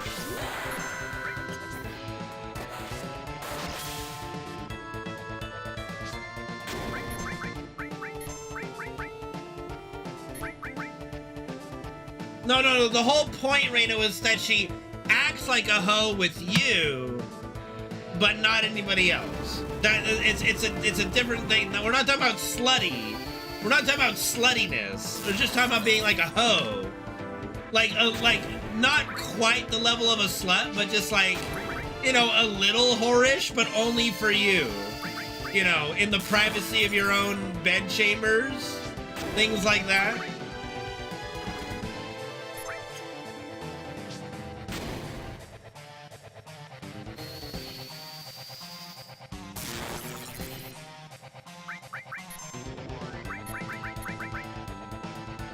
Well, I mean, yeah, well, that's what it is. Like, being dirty, being a little hoe, just for you, though. No, not a... Yes, like a whore, but only for you. Not to everybody else, but it's like, you know, sweet, like, in public, but when you get in, like, you get home, then the real kink comes out, and it's like, she could be a little bit of a hoe for you, you know? That's it. What are you talking about, Reno? God, trying to explain this to a Swedish person is impossible. A little bit of a, not a freak, but just like free. Just free with their sexuality together. Like, you know, obviously not with other people, but with you alone, when it's just you and them together, no one else watching. They can be free, they don't have to pretend to be something else. They can embrace their naughty nature, you know? I mean, there's been millions of songs written about this topic, okay? I don't know why I have to explain this to anybody. Me of all fucking people.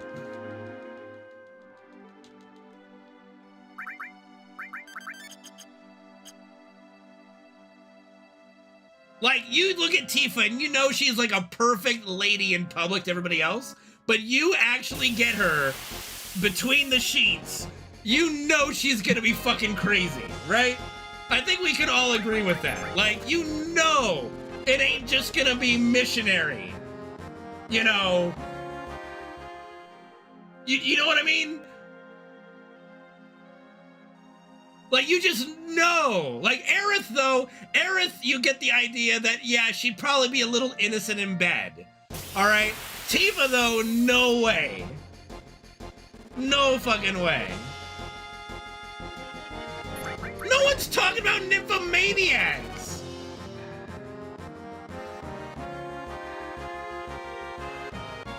Like, no one is talking about nymphomania. What the fuck is wrong with you? Jesus Christ, stay on topic, sir. Why'd you bring it up? What does that have to do with anything?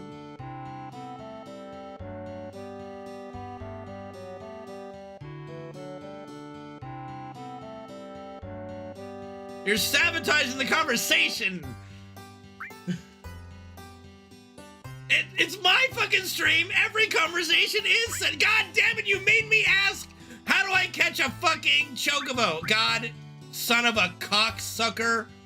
All right, we're fine. It's fine. It's fine. I ain't touching Yuffie. She's underage in this game. Fuck that shit. I ain't going to jail.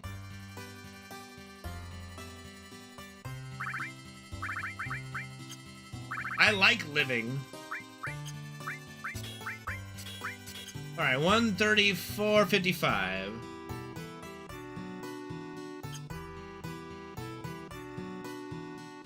That doesn't work, Gabe. That doesn't work with waifus and fake characters. You have to go with their age in the media they're portrayed in. If you really want to, like, go for a Yuffie, at least go for Advent Children Yuffie who's like 18. If you really want to go there, but still, ew. Evan, thank you for the 111 months resub. Triple ones, baby! Thank you for the tier 2 sub. Appreciate you, dude. You're awesome.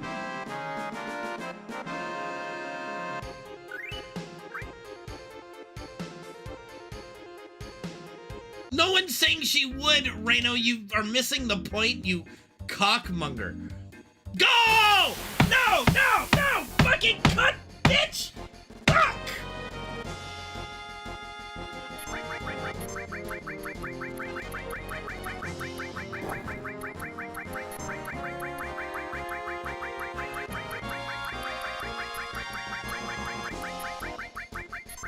Ow! That hurt my hand! Oh! Fuck! Shit! Ah! Ow! Owie, ow. Fuck! Ah! No one distracted me. He came out of nowhere! Did you see that? He was like, ah! Ah! Ah! Oh, that hurt. Oh. Don't do that again. All right, let me plug in the controller. I'll make my own fucking cocoa and we'll start again. Give me like, oh gosh, 5 or 10 minutes to boil the milk or heat up the milk. Fuck! All right, Freddy. Who's your good baby? Who's my baby?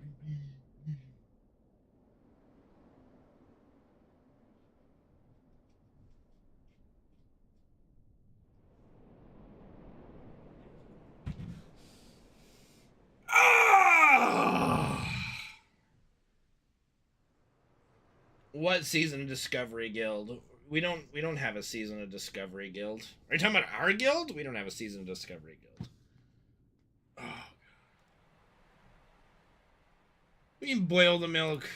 I don't have a microwave. How many times have I fucking gone over this? We don't have microwaves. The fuck? Okay. Alright, just give me. Center. –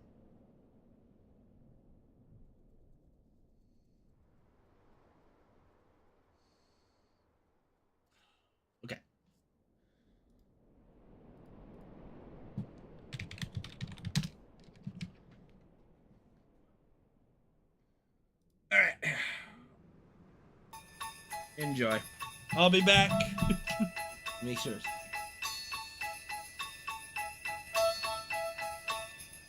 Dashing through the snow in a one-horse open sleigh, o'er the fields we go, laughing all the way. The bells on bobtail ring, they make our spirits bright. Right back. What fun Do another. We'll do another one. Me, I've never played Season of Discovery. We don't have a Season of Discovery. Okay.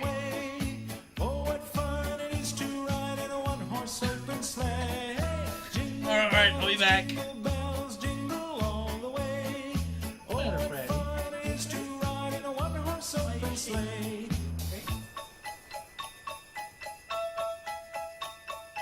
Let me make my cocoa and I'll be right back. And we'll start again. A day or two ago, I thought I'd take a ride, and soon Miss Fanny Bride was seated by my side. The horse was lean and lank, misfortune seemed his lot. He got into a drifted bank, and we got upside. Jingle bells, jingle all the way.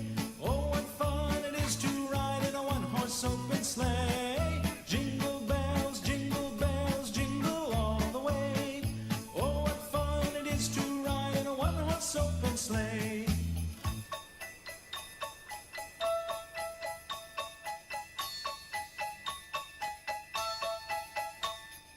Now the ground is white, so go it while you're young. Take the girls tonight and sing the sleighing song. Just get a bobtailed nag, 240 for his speed. Then hitch him to an open sleigh and crack, you'll take the lead. Oh, jingle bells, jingle all the way. Oh, what fun it is to ride in a one-horse open sleigh. Jingle bells, jingle all the way. Oh, what fun it is to ride in a one-horse open sleigh.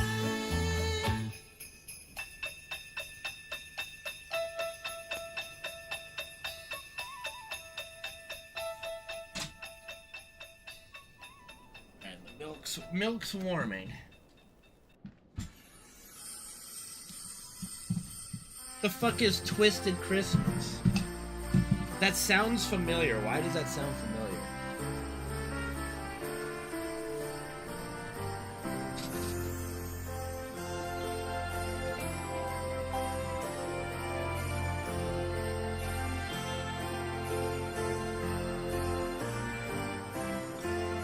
We wish you a Merry Christmas. We wish you a Merry Christmas.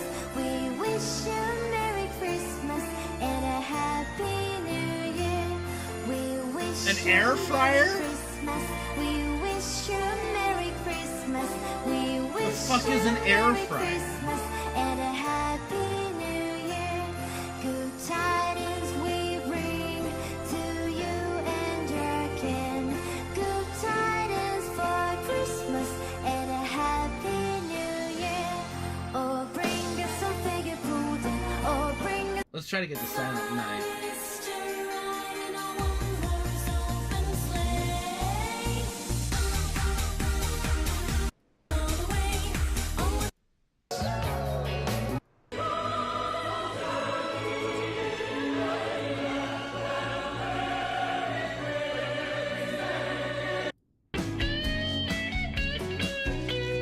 Just Feliz Navidad. I wanna wish you a Merry Christmas.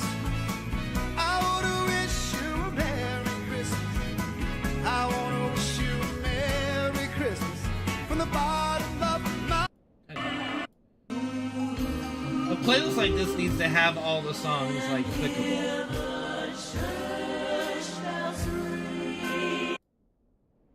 God damn it. Holiday, everybody singing. Yeah.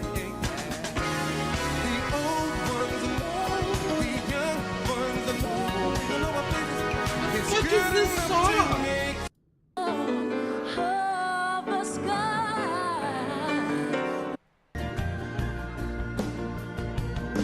I said, I want to come back.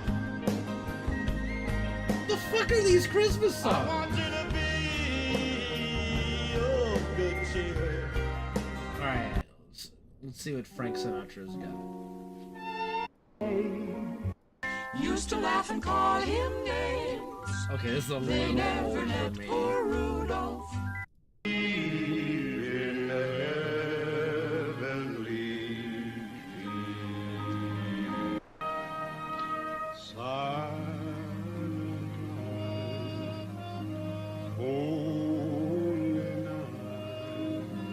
Oh, we can just turn Siberian Orchestra.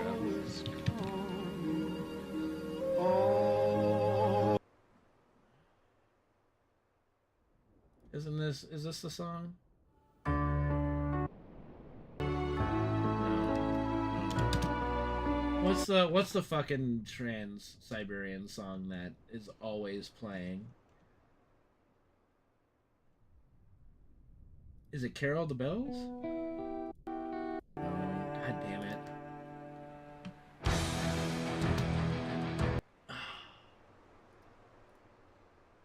What fucking song is it? God damn it. Is it this one?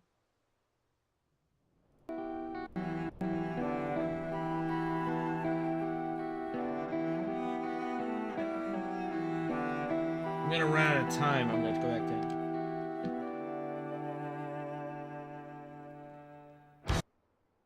Yeah, that was it, I think. It got to the end there.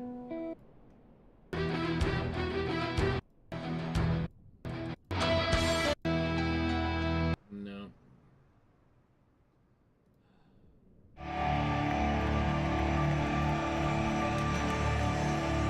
Where the fuck is that one song? God damn it! This one?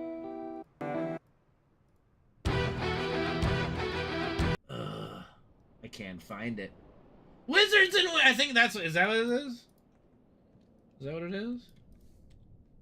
I think that's what it is.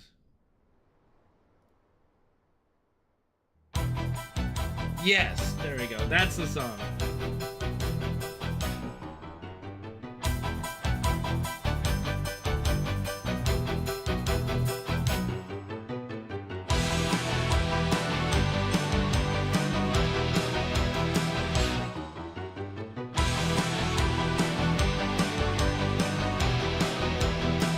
Christmas Comes to Town by Virginia. Okay.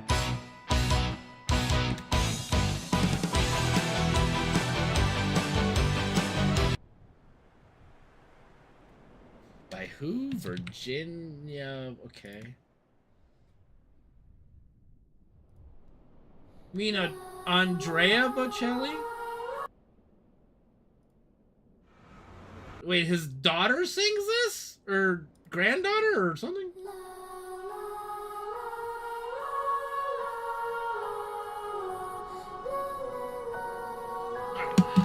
Check out my milk.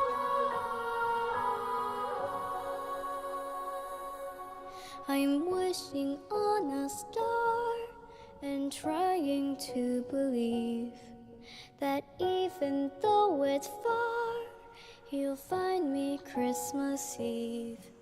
I guess it's in us busy, 'cause he's never come around.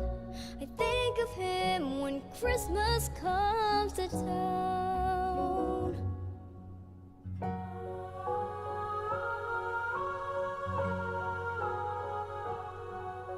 The best time of the year, when everyone comes home with all this Christmas cheer. It's hard to be alone, putting up the Christmas tree with friends that come around. It's so much fun when Christmas comes to town. Presents for the children, wrapped in red and green. All the things I've heard about but never really seen. No one will be sleeping on the night of Christmas Eve, hoping Santa's on his way.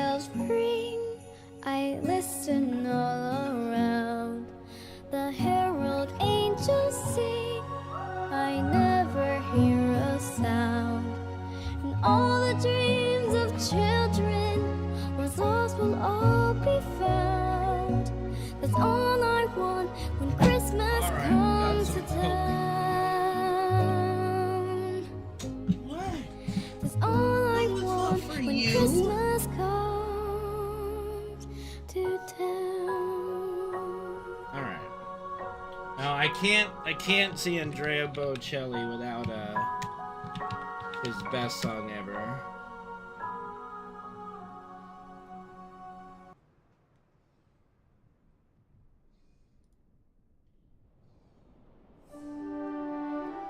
Might not be very Christmassy, but it's still in the spirit, I think.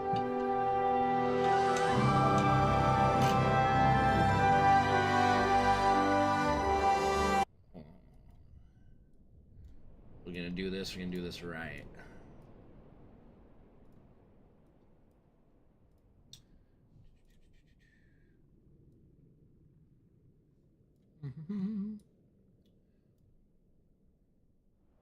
No, I didn't make you one. Barely enough milk for mine.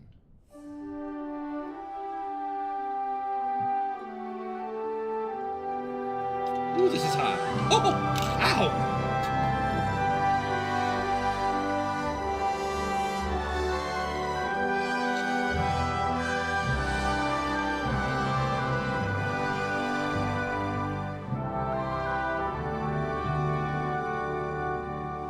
Quando sono solo e sogno all'orizzonte mancan le parole.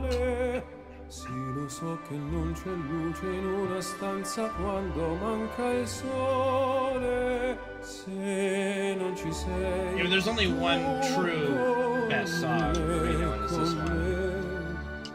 Su le finestre mostra a tutti il mio cuore che hai acceso, chiudi dentro me la luce che hai incontrato per strada. Con te partirò, paesi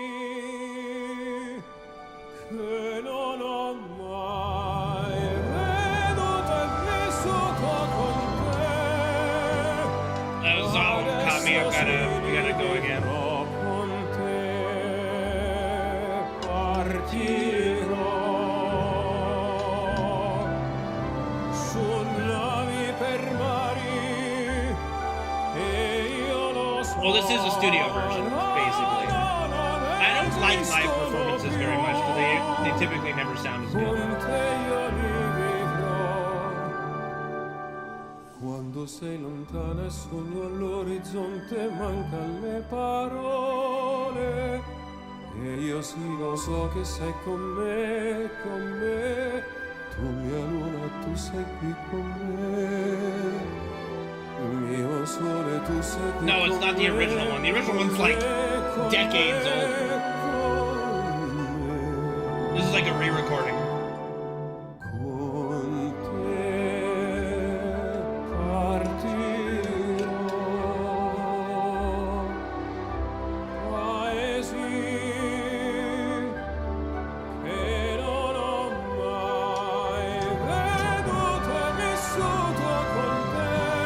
I can probably find that pretty easily. Adesso sì. Oh, it popped up there. I think it's... Pretty sure it's this one, right? Per mare partirò. Alright, okay.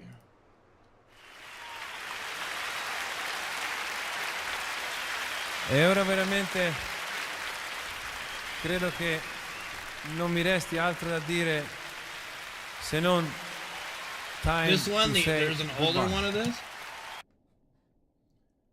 Like, oh, this one.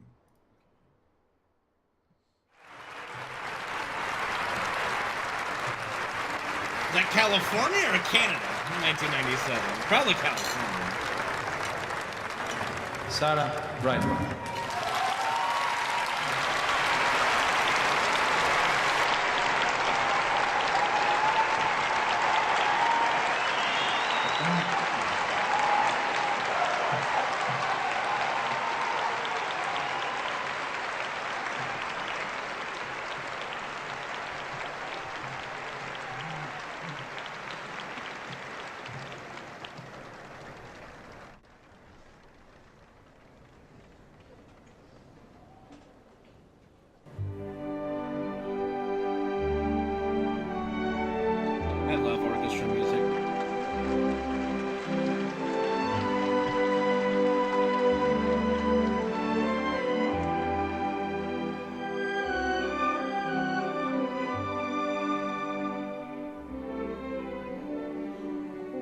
sono solo sogno all'orizzonte e mancano le parole. Sì, lo so che non c'è luce in una stanza quando manca il sole. Se non ci sei, tu con me, sulle finestre, mostra tutto il mio cuore che hai acceso, chiudi dentro me. I know, right? It does look like we're watching it on PS2. Ho incontrato per strada. Time to say goodbye. What subtitle?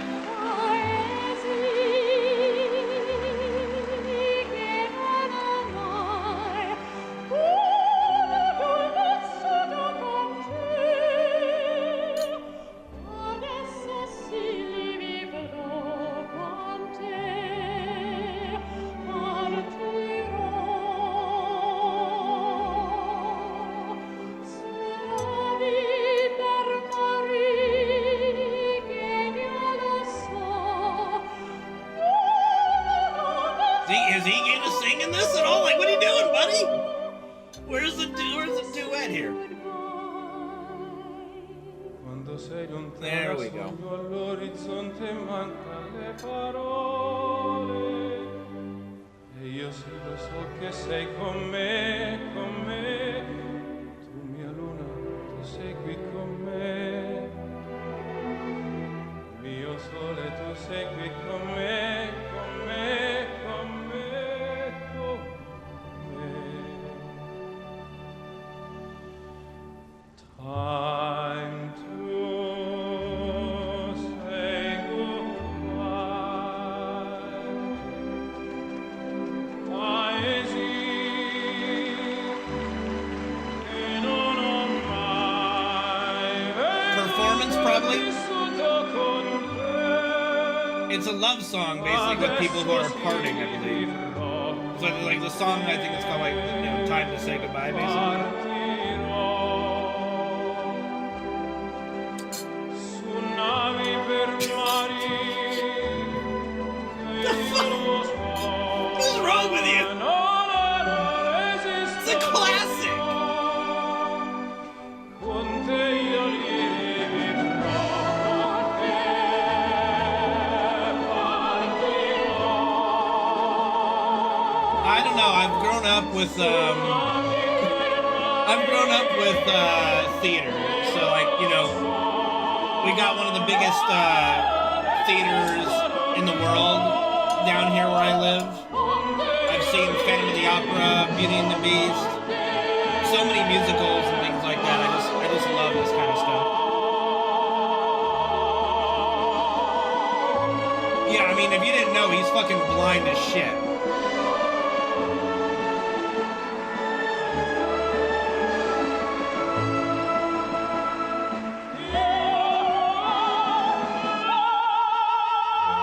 Depends on the opera. Like, I can't really say no to Pavarotti. Sam, what's up, dude? Thank you for the 97-month resub. Merry Christmas, dude.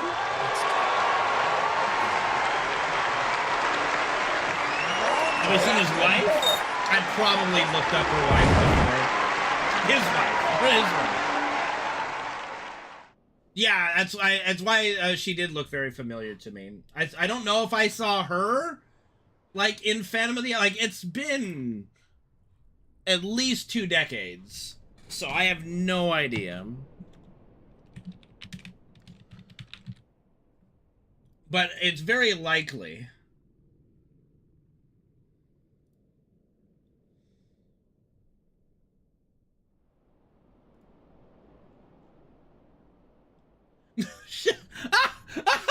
Oh, that's terrible, Reno. That's fucking terrible. Jesus Christ, dude. You're fucking horrible. You're a horrible human, you know that? Just a fucking horrible human. You're not wrong, though. Oh, Jesus.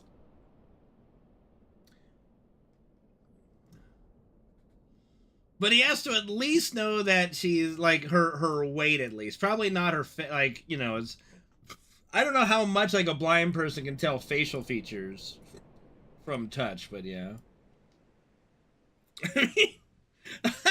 That's a pretty good one.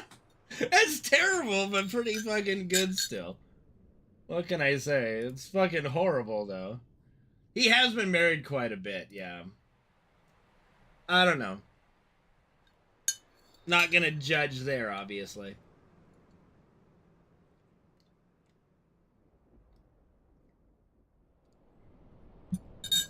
But I don't think being blind makes you immune of being a diva either, you know.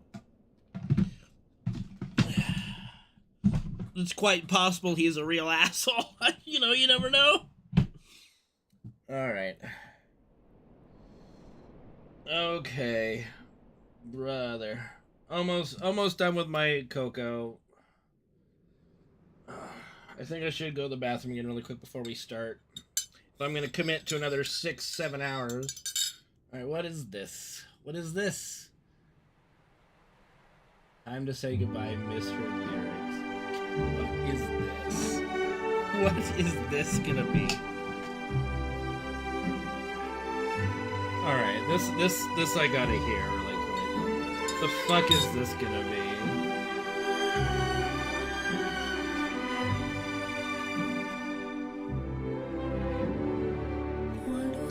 Solo sogno all'orizzonte mancano le parole. Sì, lo so che non c'è luce in una stanza quando manca il sole. This is the stupidest thing I've ever seen. That's the dumbest fucking thing I've ever seen.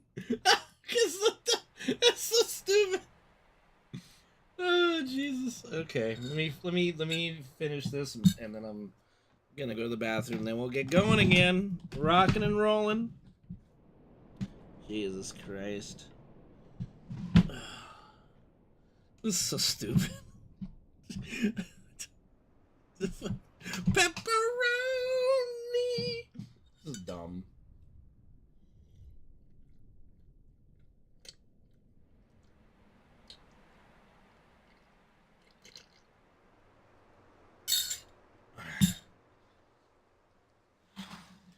Alright. Be right back.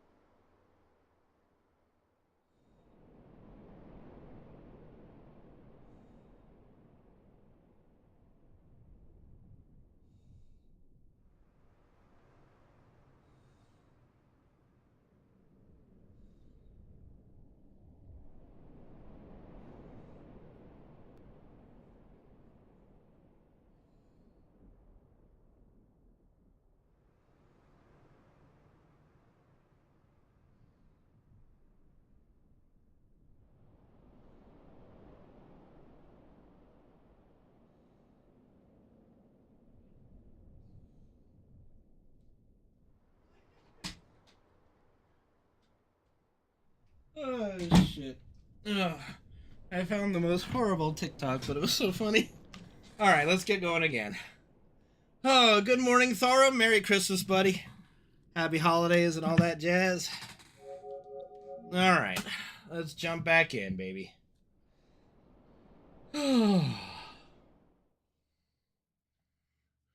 Sony shit in our mouth. Okay, let me hear this really quick.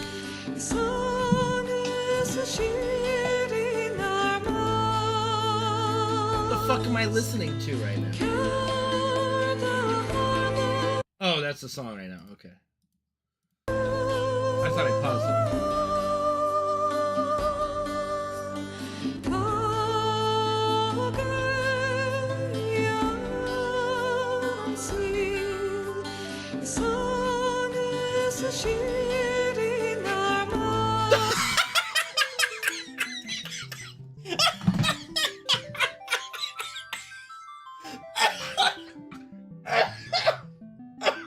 Oh, Jesus. Okay, I was not expecting that. Oh, shit. Oh, God. What, Freddy? Oh, I might have to deal with him again really quick. Jesus, fuck. That was good. That was fucking good. That was great, Zeno. I heard it too. Oh, God. No, can't unhear that now. Alright, what is the matter, Freddy? Go out? Come on. Alright, let me take the boy out again. Come on. Here we go. Hopefully, this will be the last time he needs to go out. And I can focus on the fucking stream again. Jesus. Alright, let's go, baby boy. Ready, cook. Come on. What are you doing? Go ahead. Go ahead, baby. Come on.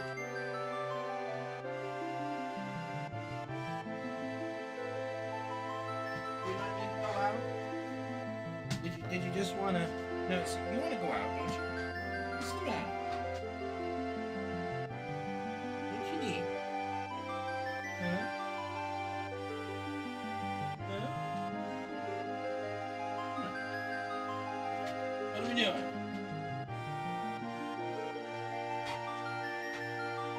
What are we doing?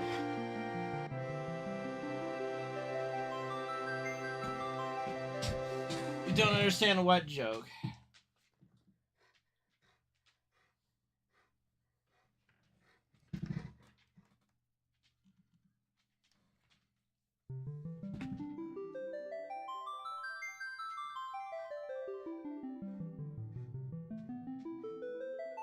Oh, the best is yet to... I don't know what the best is yet to come.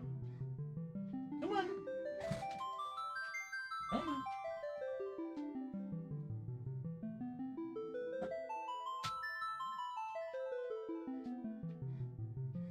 You just want it off the bed? Is that all? You just want it off the bed? Okay, swear to God, you're gonna drive me insane, Frederick. Okay. I think he's good. He just wanted off the bed. Merry Christmas, Hunter. How you doing, buddy? What was... No, I was laughing because of the Metal Gear Solid song that said Sony shit in my mouth. That's what I was laughing about.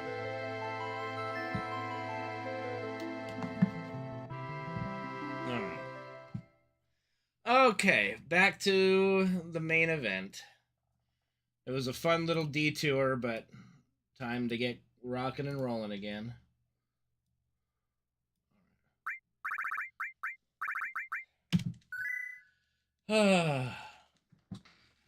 It does, doesn't it? You heard it that time? Yeah, this is funny!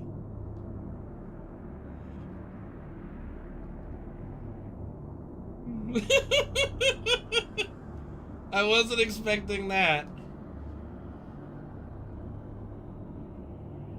You know, but it was also this year that I learned, because of Tasha, that in Lady Gaga's song Poker Face, she says fuck her face. Like she goes poker face, like poker face, fuck her face. I did not know that. I did not know that. I was this years old when I learned that for the first time. Did not know that.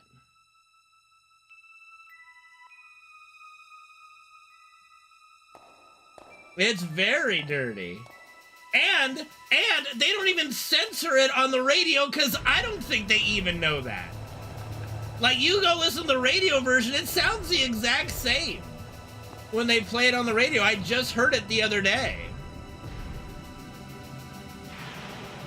And my mom like, oh, is this Lady Gaga? I'm like, yeah, it's Lady Gaga. And I was like, they really just kept it on the radio. Like, it sneaks under the radar, dude.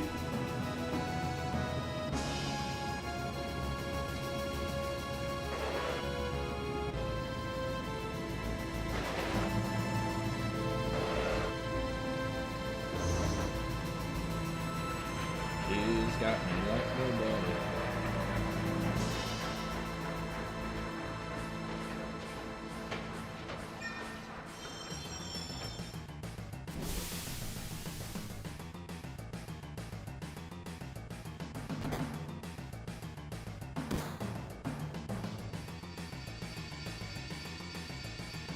All right.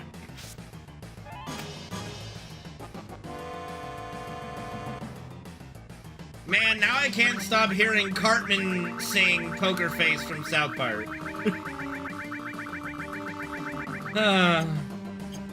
Sometimes I hate being me.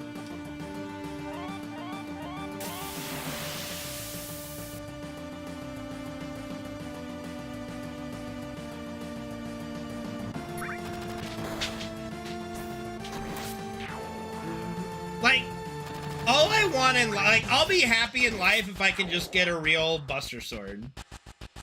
Like, that's all I want. I don't want like an arsenal of medieval weaponry or guns or anything. Just give me a Buster Sword. I just want a Buster Sword and I'll be happy for the rest of my life. No, it's poker face, fuck her face. Poker face, fuck her face. That's the lyrics.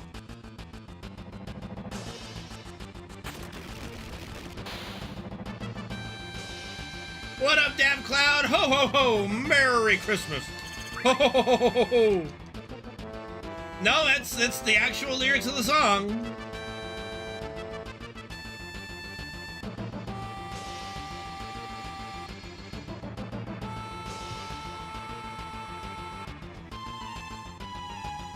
It changed my life to learn that just this year, I'll tell you that. I've been singing it wrong the whole time.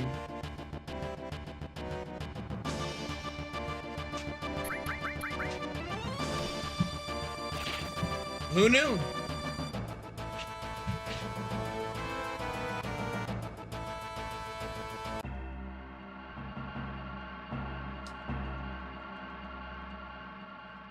I even argued with Tasha, you know how bad that is for me. I'm like, no way. There's no way. And she sent me like a good lyrics version and the official lyrics. And I'm like, no, really? Yeah. Wait, what?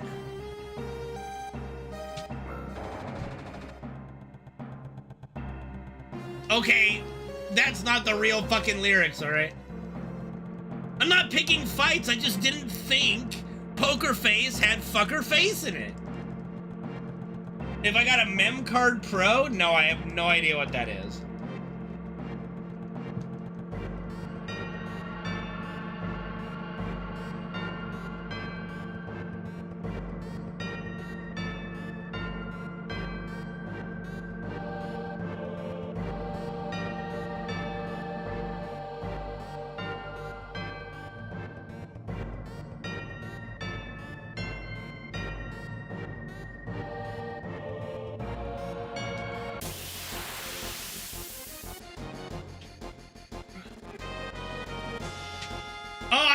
of those for the N64 that has like multiple memory cards in it or something, or wait, I can't really tell.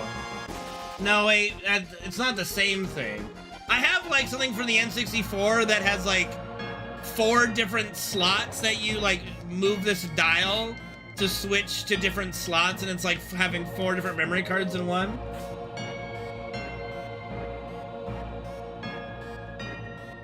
Oh, okay, that's interesting.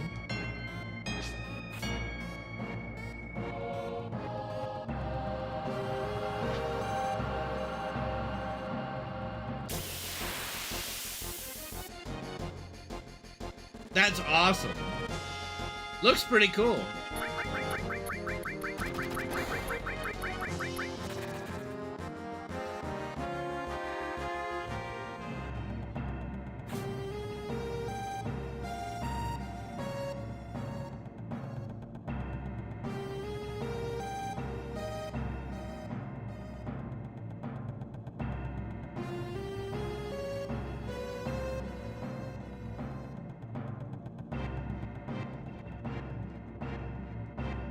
I think I always had a memory card.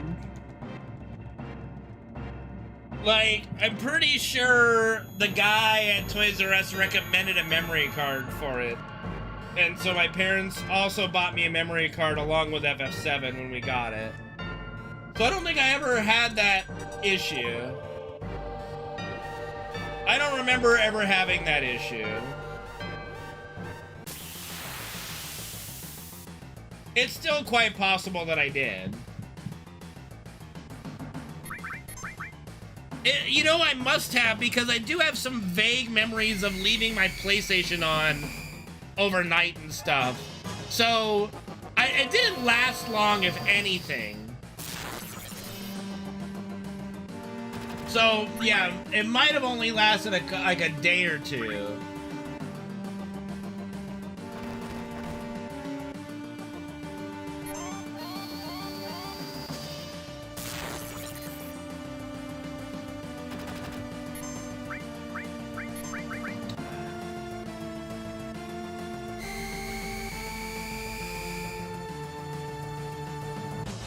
My original memory cards still work. Don't know when they're gonna blow up, but they haven't yet.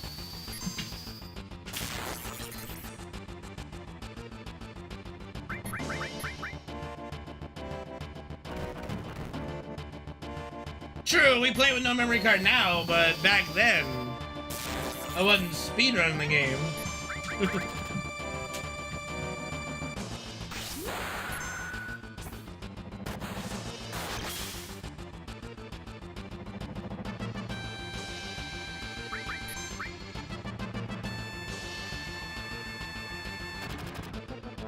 Oh yeah, no, I did that too, Nova.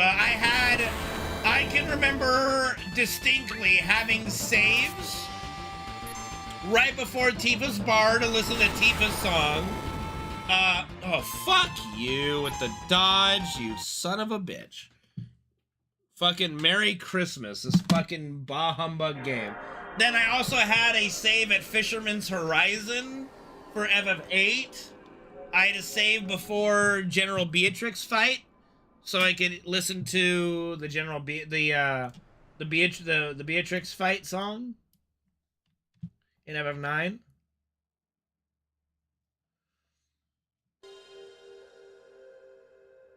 All I know is I never filled up my PS2 memory cards. Or my memory card. I think I only have one.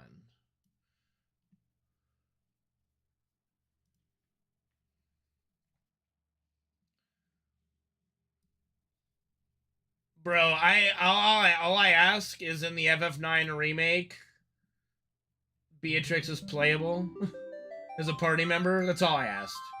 That's all I want. You do that and yay. But where are you going? Oh, okay. Evan's going. Later, Evan. Take it easy, buddy. Appreciate you, man.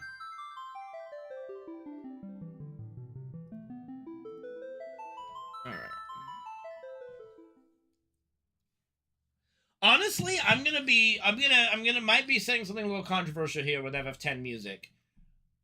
Low key, my favorite track is when you're in the Cloister of Trials. I know, Penguin, I know.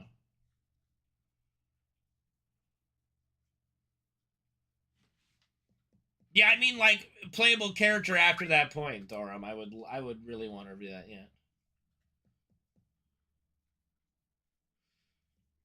There's a mod somebody made for, I think, the Steam version that has Beatrix in there, and it works really well.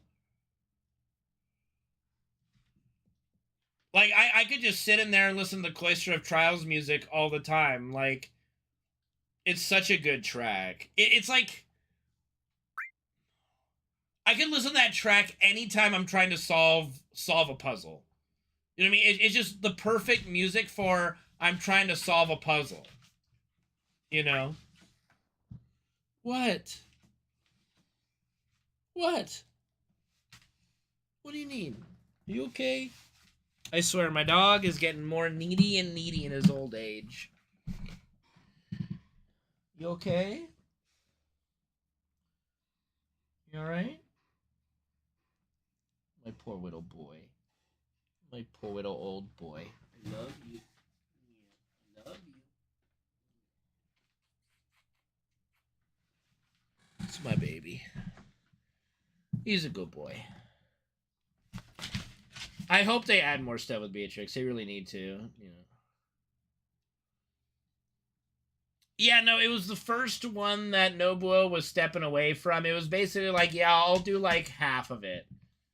But I'm stepping away for a bit.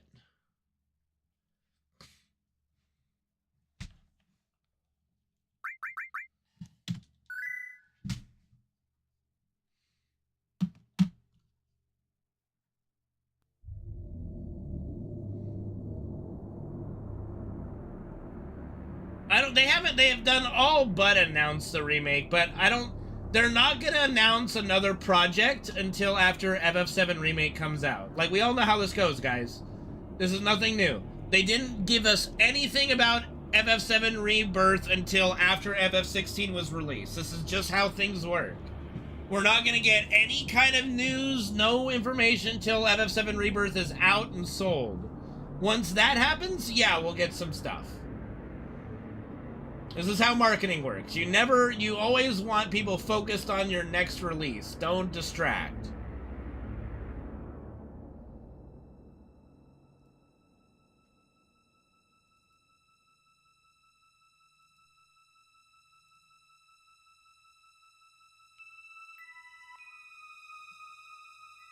Who the fuck is Lano? Oh, Lonnie. You mean Lonnie? Wait, the chick with the axe? Dude, she's fucking hot as fuck. What are you bitching about?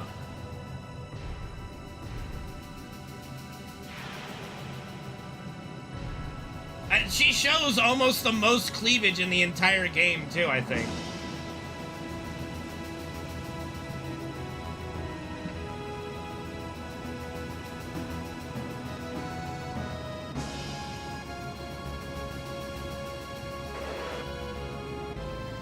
They really need to like 8 of all of them needs the remake the most. FF Tactics, I want them to remake FF Tactics as long as it's still a tactical RPG. I would not want them to remake FF Tactics into some kind of action RPG. But I would absolutely love an FF Tactics remake. Like, please give me that.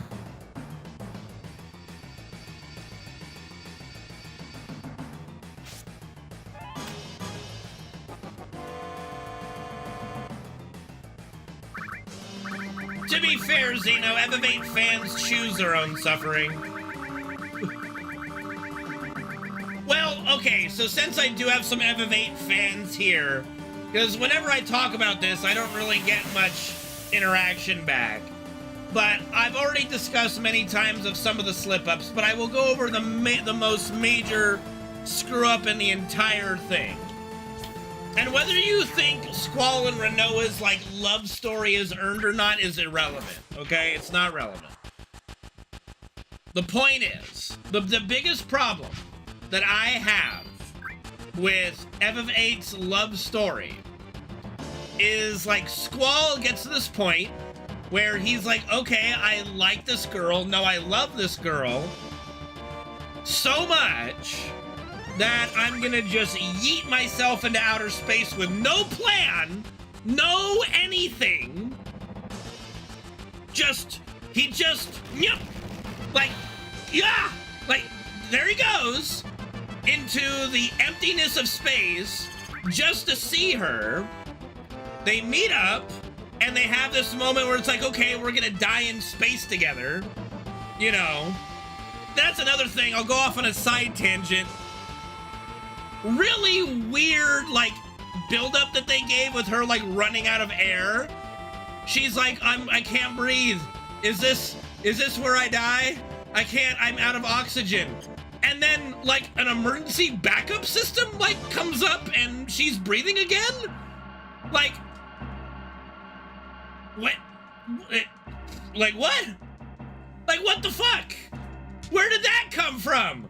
Why was there an alarm going on? Like, why was there any of that? It was so bad. It was so bad. Anyway, so back to the main problem. The main problem, okay, is that Squall yeets himself out in outer space, gets Renoa, right? And they're like, okay, we're gonna die together out in space, but hey, at least I'm with you. And then, of course, Deus Ex Machina Ragnarok shows up. Fine, whatever. Okay, it's a cool airship, so I give it a pass. It's bullshit, but I'll give it a pass, all right? Fine, it's a cool dragon airship. I'm not gonna bitch about it. All right, so that's all fine and dandy. Then, this guy that literally yeeted into outer space because he's so in love and obsessed with this chick, they land and he immediately gives them to S-Star.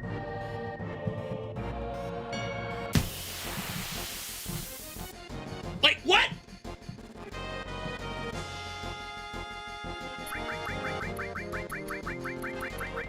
No tangents anywhere. Like, just what?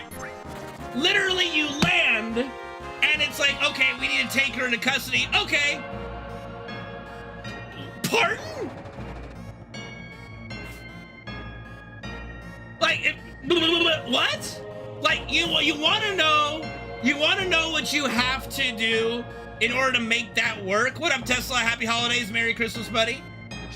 The way that it should have gone, okay? No, he realized he loved her when he yeeted into outer space! I think that's the moment he realized it. You know, you don't just fucking yeet into outer space with no plan to get back without loving the person. Anyway, that's not the bit. So that's my biggest gripe. He immediately gives her up to S-Star, and then in a bipolar moment, because he talks to like Selfie and Quistis, he goes, "Oh yeah, I don't want to give her up," and he like goes and breaks her out, and the dude is like shell-shocked. He's like, "You just gave her to us, and now you're breaking our facility to take her back. What is wrong with you?" No, it's not a dumb as shit thing, Nova. This is just bad storytelling. What it had the opportunity to do, okay? This is how you redo it, okay? This is how you remake it to actually work. All right, this is very easy. Squall's a seed, right? He has money, okay? So he goes, "All right, Renoa, I'm not letting them have you. We're gonna go on the lam, basically." So they're gonna go from place to place. He's like, "I got money saved up from my missions. We can just live off the grid."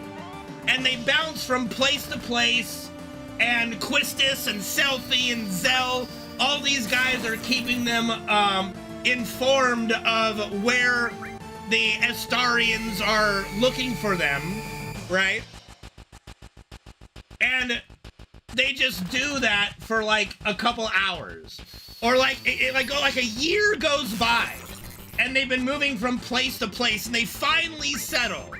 Okay, they finally settle in that same little town that Laguna met Squall's mom. I think her name is Rain, I believe, right? Rain?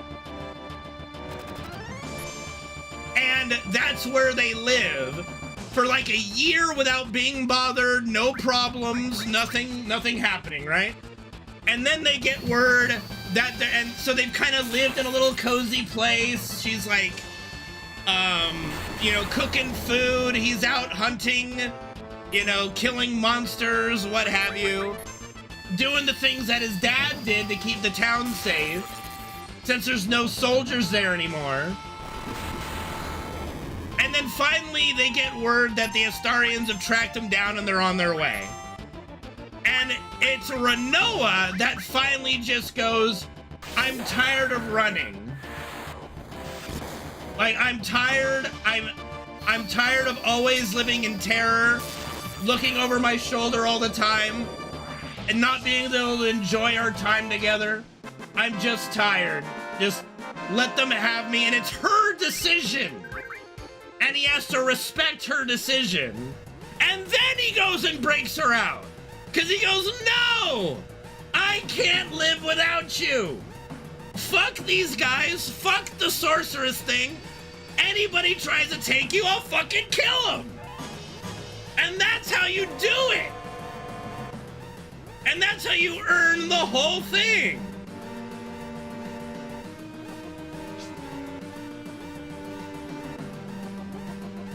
And yeah, during that time you can have the setup of Adele and the lunatic Pandora and all that stuff going on while they're just kind of living a cozy life. You know, but that's how you rewrite that to make it actually make sense.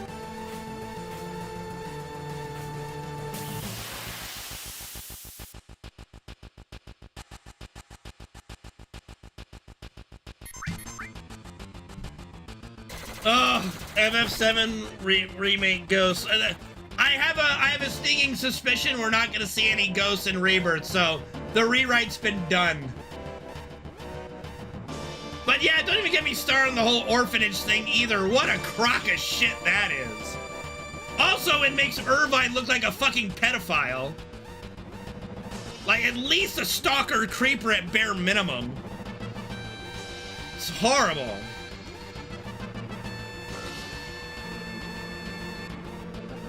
Did we? Well, we'll find out, huh?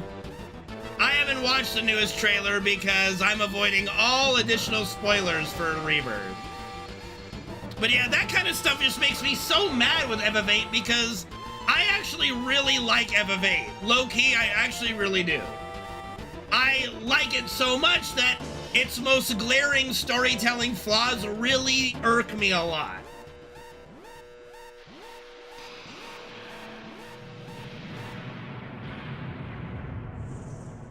And it's so easy to, it'd be so easy to write that.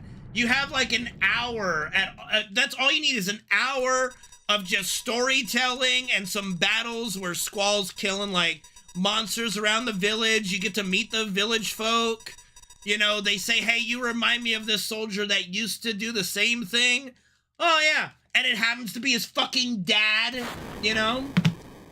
Like, there's so many things they could have done with Squall and Renoa being alone after finding the Ragnarok, right? They would leave the Ragnarok with Quistis, Zell, and all them, you know, and they just walked to they just went on the lam, you know? It would have worked so fucking well, and it would have made their romance actually work.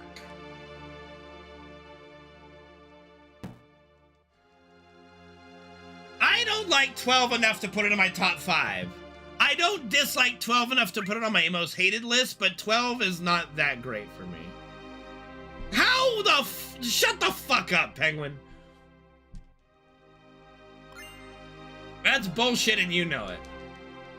Nobody likes fucking 10-2.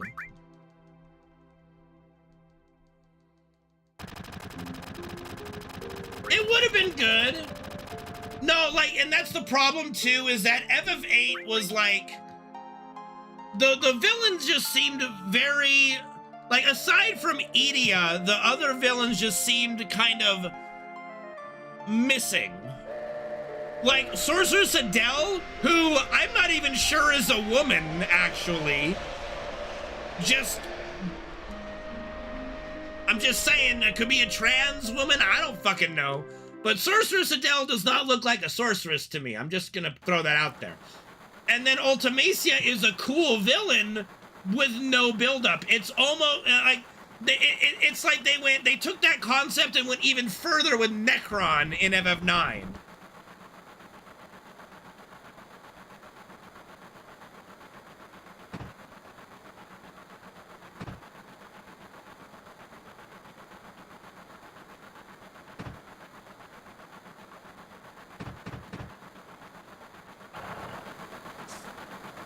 FF13 alone is a horrible game. 13.2 improves a little bit, and then 13.3 Lightning Returns is the best of the bunch.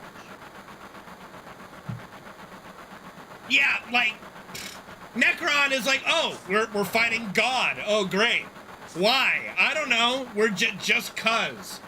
Why?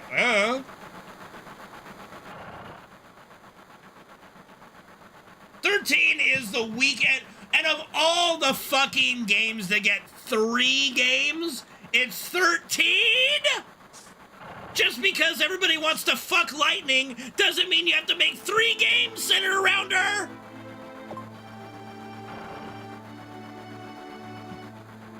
I mean, you don't have to fight gods. Not every RPG has you fighting gods. I would say nothing in FF8 is a god. Nothing in FF10 is a god. Nothing divine, anyway.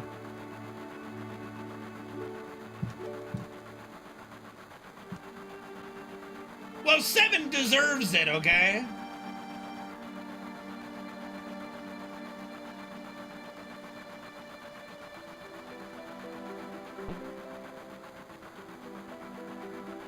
Yeah, no, I fucking hate FF10's ending, dude.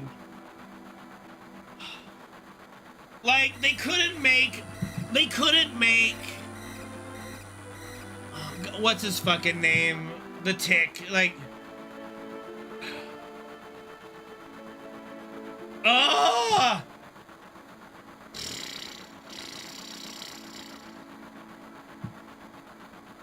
You Yevon, thank you. Like, you could have done anything else and it would have been better than fighting a Tick. Make him an actual person that just is a sorcerer. Just have him be a summoner sorcerer dude that speaks gibberish and just yells and screams at you and takes over your aeons. That's all. But why a fucking Tick?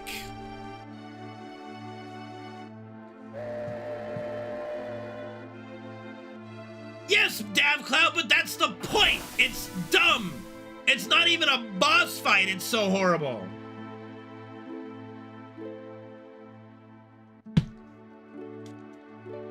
I'm not yelling, you're yelling. No, I can yell without breaking my hand, okay?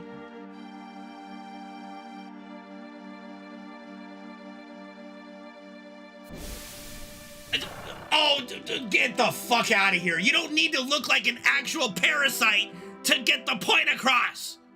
It's a fucking Tick. It's like Majora's Mask had a baby.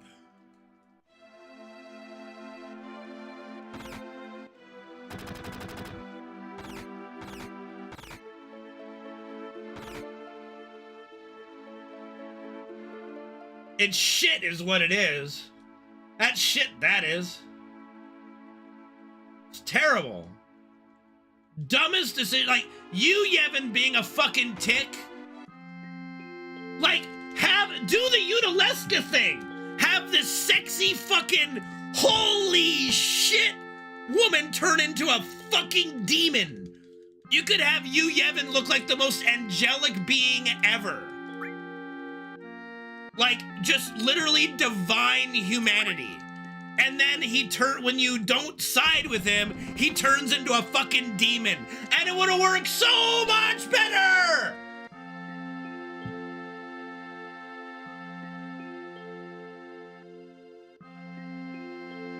I am the chosen one. Struckness, thank you for the 21-month resub. Appreciate you. Yes, and that's a good approach. They should have done it with 10. It didn't really fit with 13. Like, I'm sorry, I still don't know what a fucking lassie is. These fucking, like, these gods that make food for them? What are they, McDonald's? I don't understand. It's terrible. Merry Christmas to you too, Epion, and a Happy New Year. Like, I just don't get it. It doesn't make any sense. These divine beings just shit food for them? I don't get it. Oh, the Fal'Cie, whatever the fuck. Whatever, the Fal'Cie, lassie, it's all fucking bullshit, okay?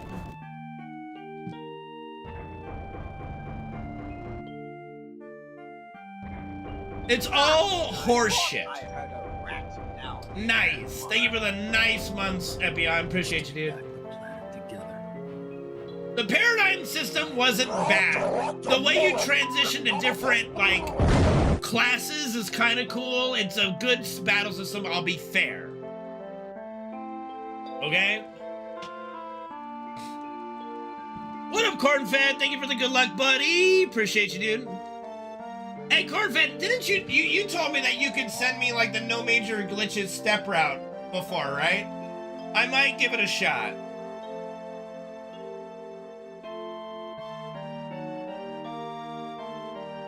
I think it was you that offered, was it not? I could be misremembering who offered.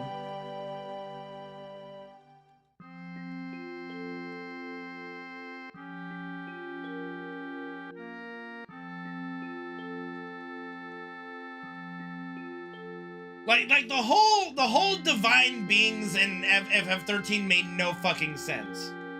But yes, the way they did, like, the twist of these divine beings actually being more demonic is great, and they should have done that with Yu Yevon.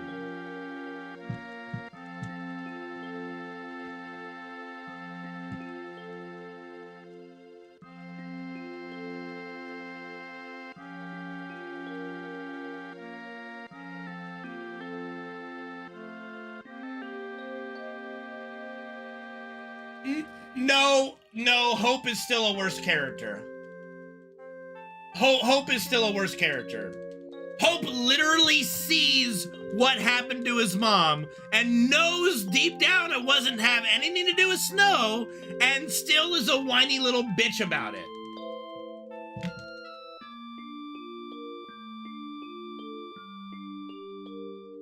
Yeah, but that's not good. That doesn't give it a pass, Tesla. Why do you make the ultimate boss in the game a nothing fight? Cornfed, listen, answer me, Cornfed. Calling Cornfed.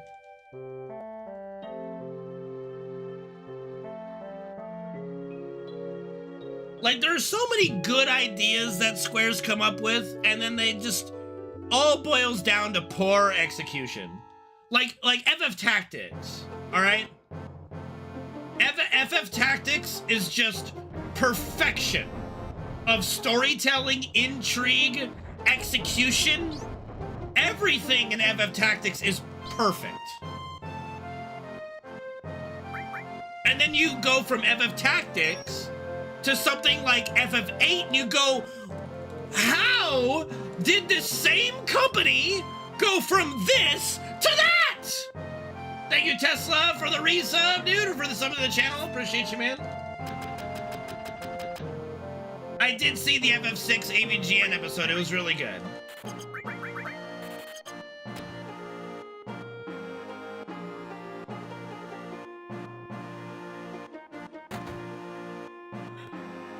I would not call 8 a great game. Because I judge greatness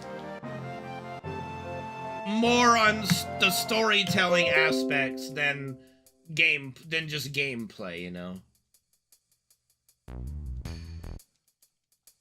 And 8 just left so much to be desired. 8 just screwed the pooch on core storytelling things. Tesla, thank you for the sub, baby, dude. Appreciate you, man. Means so much. Thank you for the support, dude. Marvelous. The draw system, okay, draw system is not bad. The junction system is garbage. It actively punishes you for using your spells. It basically turns everybody into a right clicker. Or just like, you know, just an auto attacker, right? Like, that whole system is awful. Like, it's just, and the OCD in all of us, it's like, okay, we've got 100 lives or something on junction to my life, and someone dies. Well, I'm not using my life to res him. Or like you've got Cura's bound. Well, I'm not using Cura because I don't want to lose my stats.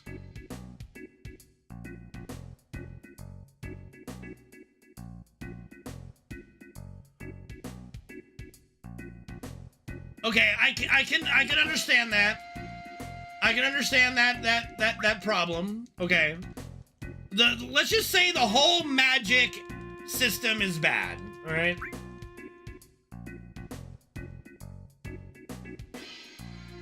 Okay. It's just the fatal flaw with FF8 is the leveling system and the junction system. Just how you get magic, how you improve your stats, all that stuff.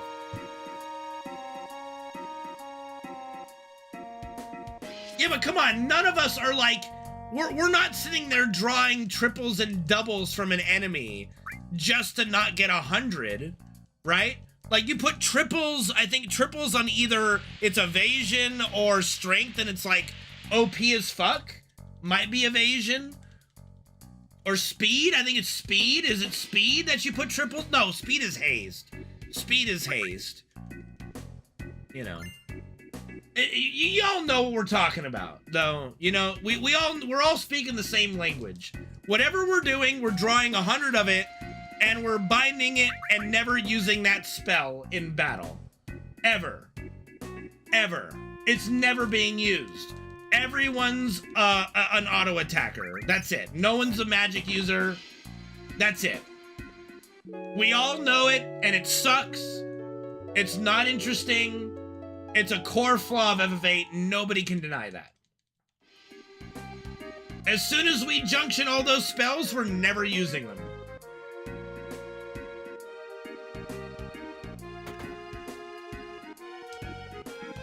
And that's not good. What you should be able to do, is just spend spells on stats to do like a permanent upgrade, and then you can just use your spells.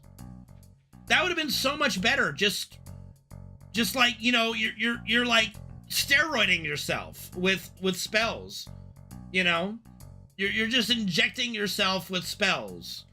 You know, we're already injecting ourselves with fucking GFs that fuck our memory over somehow, which makes also no fucking sense. Stupid, just fucking, like, the whole thing is dumb. I wish FF8 wasn't so dumb, because it's actually a really enjoyable game. It's just, there's just so much dumb. Yeah, FF10 having this idea of every character is good against a certain type of enemy was interesting, I'll give it that.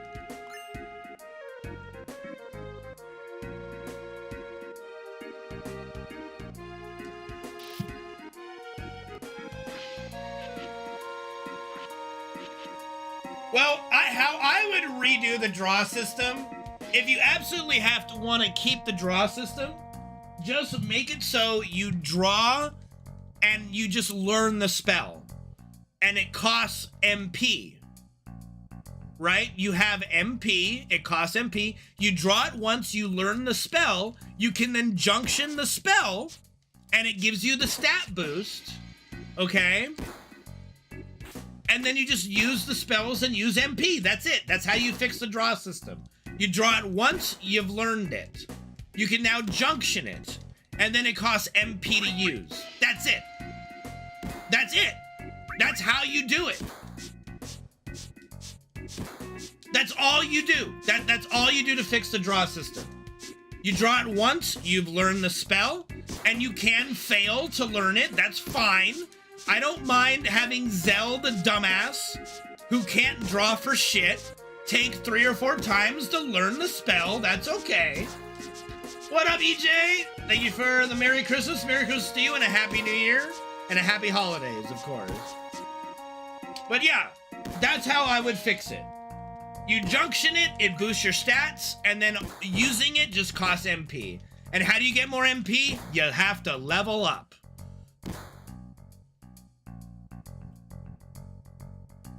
Yep, you have to actually level up. And then that gets us into our next topic of FF8. Leveling. Oh, leveling. The concept of enemies getting stronger as you level is not inherently a bad one. Inherently. But the way they did it in FF8 is total fucking garbage.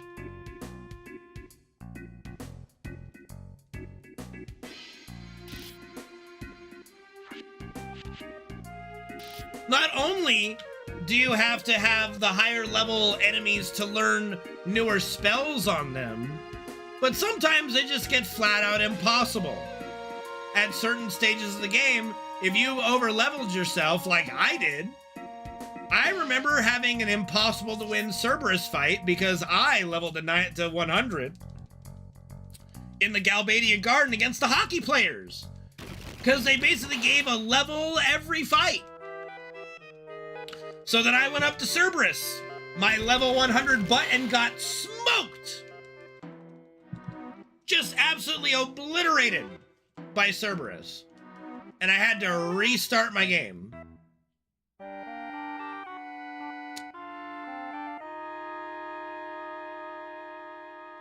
Total terrible system.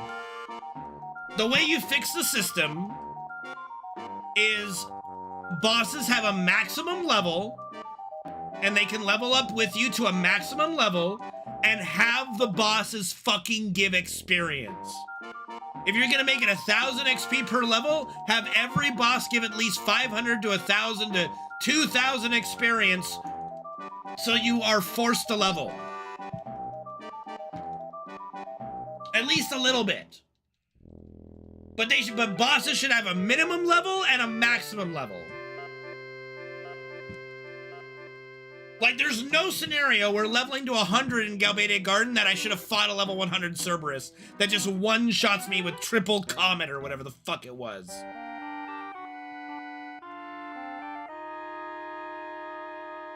It was triple Earthquake is what it was. He used this fucking Quake. He used Quake, that's what it was. It just shitty fucking system.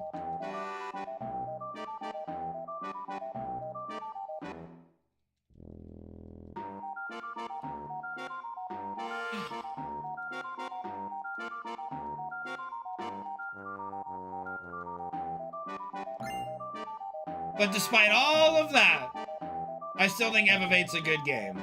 At least with FF8, you can make it a good game, combat-wise anyway, if you know how to work the system. Now, you can either abuse it and just one-shot everything like they do in the speedrun, or at least you make it an enjoyable experience. You kill some mobs every now and again to level up a little bit. You know, you can kind of customize your own gameplay. It's very unique in that regard. Like, I think FF8 in that way has a lot of replay value because you can try a whole lot of different things and play different ways every time. Compared to other games, It's better in that regard. But it's not friendly for a first-time player. Especially if you played other RPGs, especially if you played 7 or 6, any Final Fantasy before it, it completely goes against everything you ever learned in Final Fantasy. Like, oh, I want to use this spell. No, you don't. If you use that spell, you lose stats. Forehead. What? No, you want to use Cura? No. You have to use regular Cure. Or, this is the fun part. Are we ready for the fun part? You go against an enemy, like a boss that has Cura in its draw. Right? We've all done this, right? And you draw, cast, Cure. And you either get a really good Cure, or Cura somehow does like 30. And you need it to cure like thousands, and it cures like 30. How does draw cast even work? What is it basing it on? I don't even get it. How do I draw cast Cura at like level 40 and it heals for 30 HP? Did I critically 0 roll that? Like critical 1?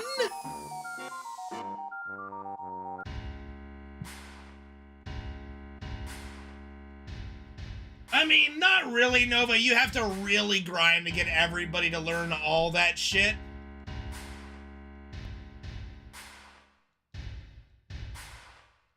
Yeah, but Skin, you could draw that same enemy and sometimes the cure will do 1,000 or 2.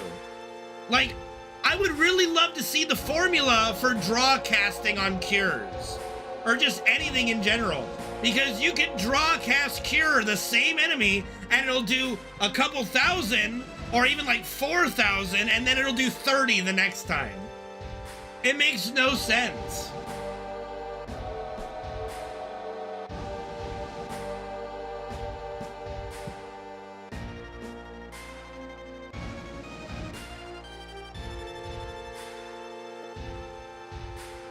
Like, honestly, FF10 is built, like, each character has their niche, and that's fine. And if you really want to grind, you can have every character basically do everything except summoning. Only Yuna can summon. Fine. Cool. Whatever.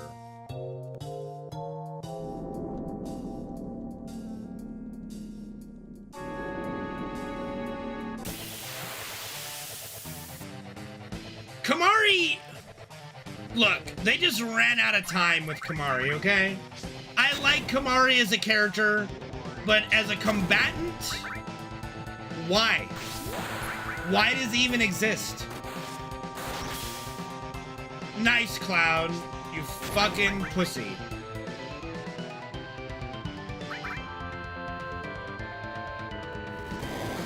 Like, they literally just ran out of ideas for Kamari. It's sad, but that's just it is what it is.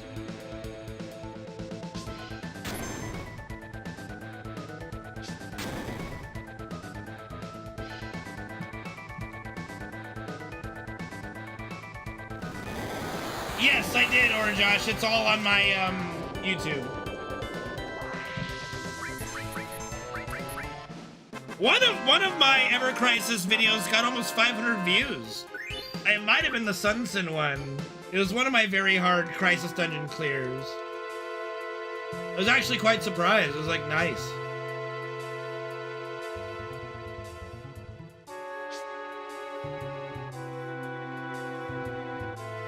That would help. It does get very tedious to just bring everybody into the battle so they all get experience. Very fucking tedious.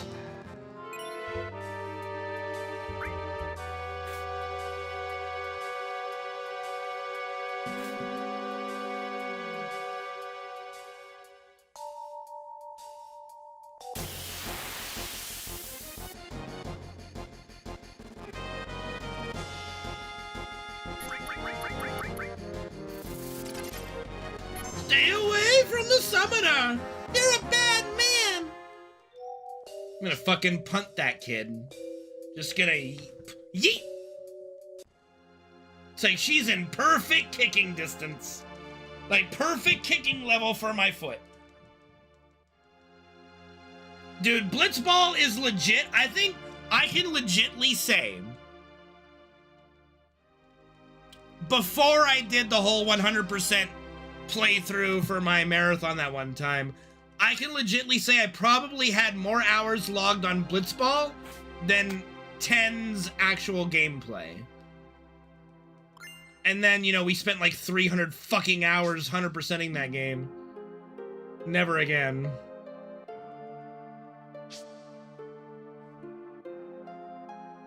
Dude, when I played 10-2 and we looked at Blitzball, I just cried. I just cried. You literally ruined the best minigame that was ever made.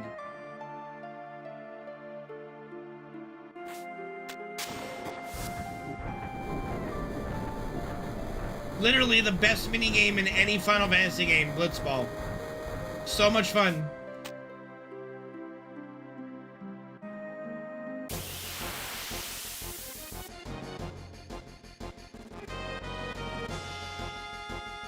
Sphere Break, I don't even want to explain Sphere Break. I learned it for the playthrough and then quickly forgot about it.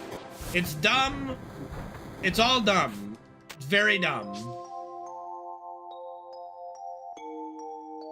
I learned it so I could beat Shinra's stupid butt in the competition, and that was it.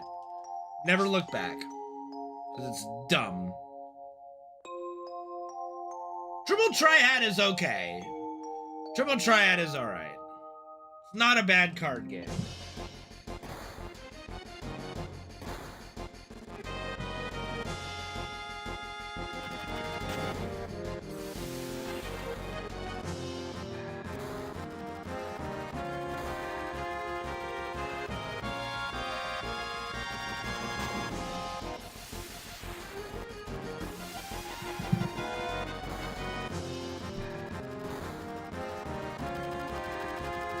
Speaking of FF14 Tesla, thank you for the segue. I've got a giveaway going on for a Shadow Wolf mount. It's a really awesome store mount that looks like one of the raid bosses from Shadowbringers. All you gotta do to enter is follow the channel and click the Discord link there. And, you know, just click the party popper on the giveaway in the Discord and you're entered for a chance to win a really awesome store mount. So make sure you do that if you play FF14. Okay, 10-2 Brother is legit the funniest and dumbest thing in that entire game. Dumbest, cringiest, all the above of negatives, while also being hilarious, but also terrible. Just absolutely terrible.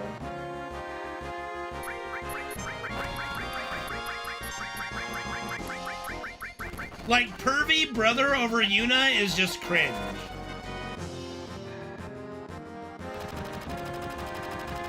It's like, that's like your first cousin, dude. Like, what the fuck? That's like your dad's brother's daughter, bro. Like, what the hell?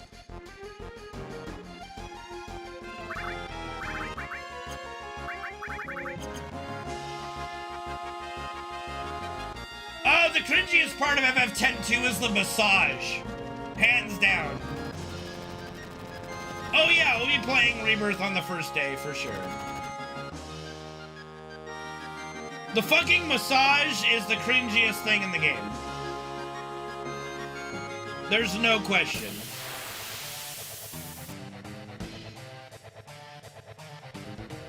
It's the worst kind of pandering.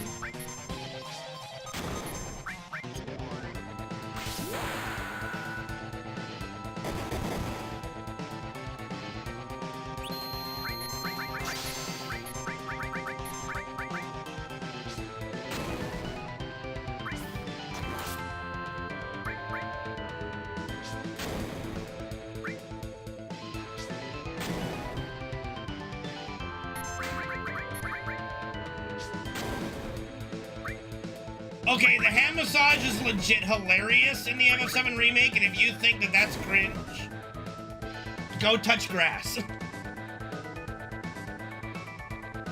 Like, that was the most hilarious thing in the FF7 remake, is Cloud getting this, like, fuck me hand massage by this crazy masseuse lady.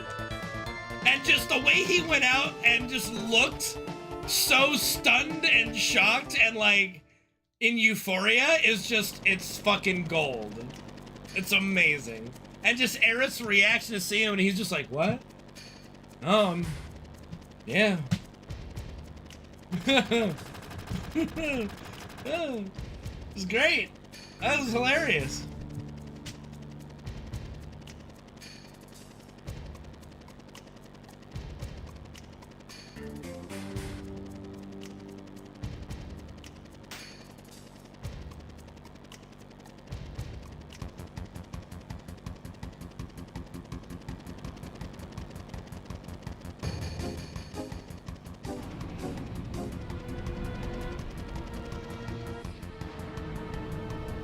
I literally cannot wait for a rebirth, dude. I'm so just... Ah! Can it come out already? It's done! Why can't we have it now? Why do I still have to wait 2 fucking months?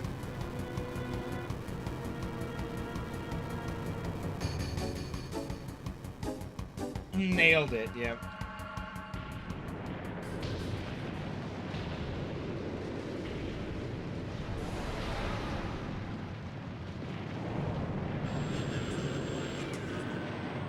Would have been nice, yeah. Would have been nice. But no!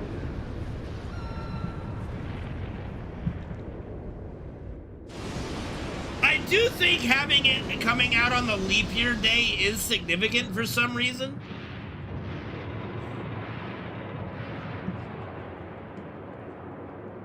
I think leap years are...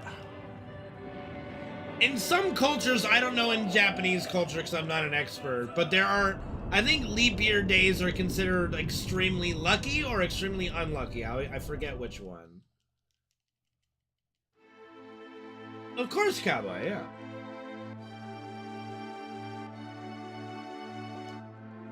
Yeah, I don't think I can justify getting a special edition this year.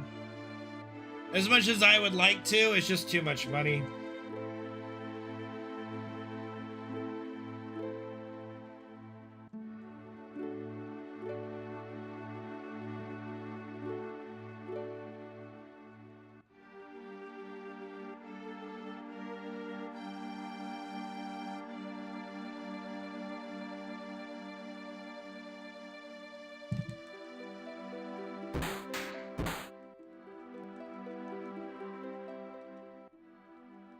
Yeah, I don't know.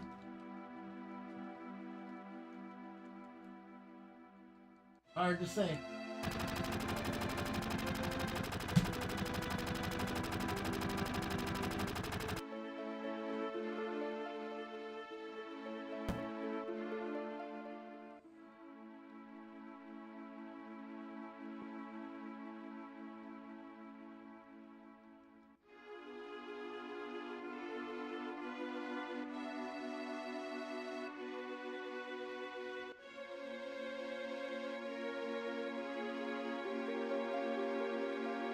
I mean, we saw him pretty angry.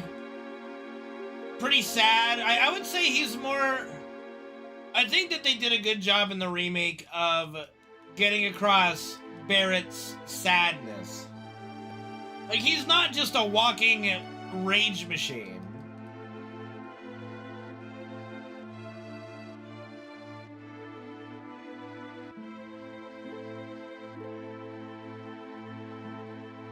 Yeah, I mean, it's always going to be Mako to me. I mean, they can say Mako all they want. It doesn't matter to me. It doesn't change how I live, you know.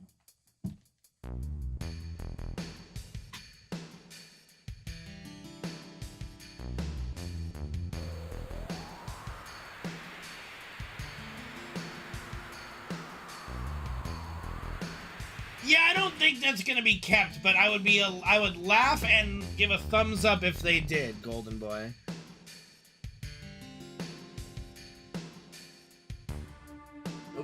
I'm gonna guess Bugenhagen. That's what I've always said. It's either gonna be Bugenhagen or Bugenhagen. But I don't think he's a Hagen.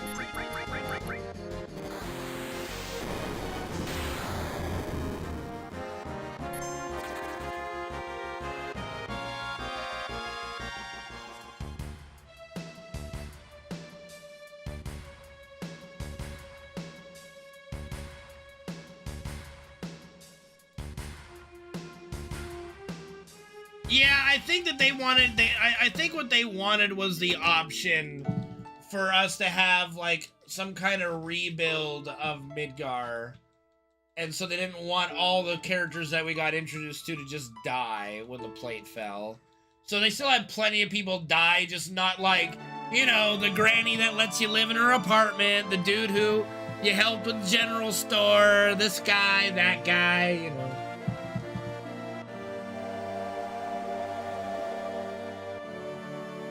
Well, my guess, Nova, is that it would be a flashback.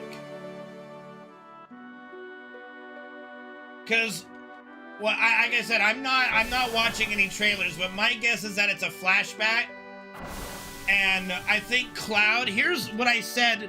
This, people who paid attention will back me up on this. I said this years ago when we played through the remake the first time and such. That what I think's gonna happen is that when we get to the play part and Cloud is, you know, gotta see the play and participate in the play, and he looks on stage, he sees Jessie in his head and he goes, Jessie! Like, she's alive! Like, he thinks that she's alive and then it, like, fades and it's not her, you know?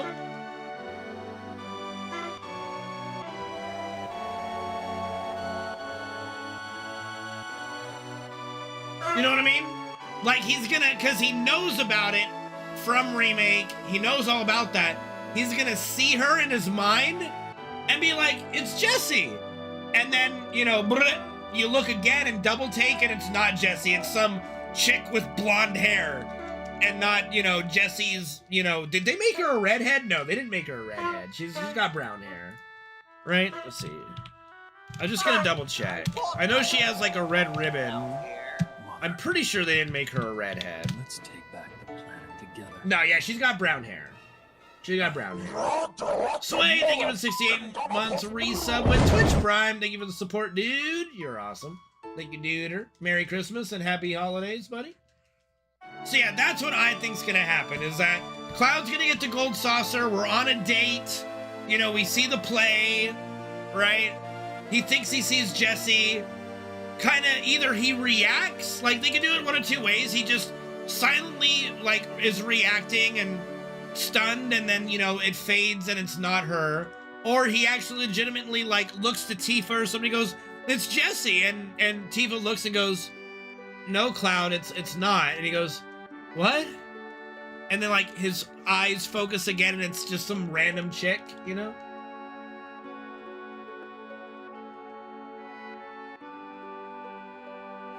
That's what I think will happen. I said that during my FF7 Remake playthrough.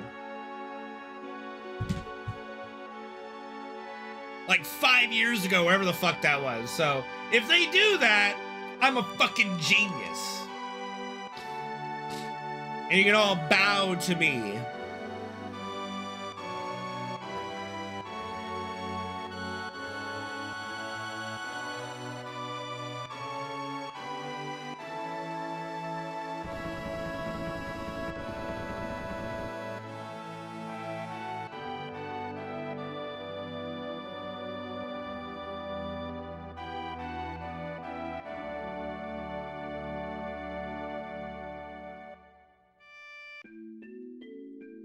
I mean, the remakes are awesome. Like, the FF7 remake is, like, so superior to the original in every way for the section it covers. And it can't be a fanfic because it's done by the original people, so, yeah.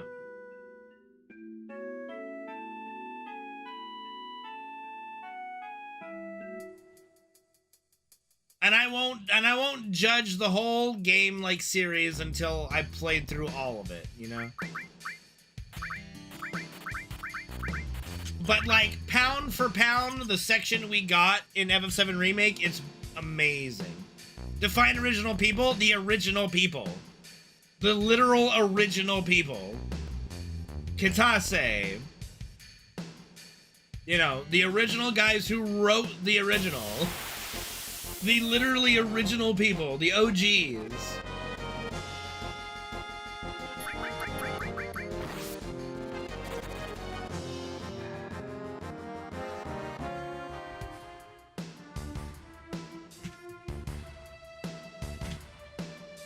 I mean, it's not me saying so, it's just what it is. It's literally the original people. It's the original writers, the creators, you know?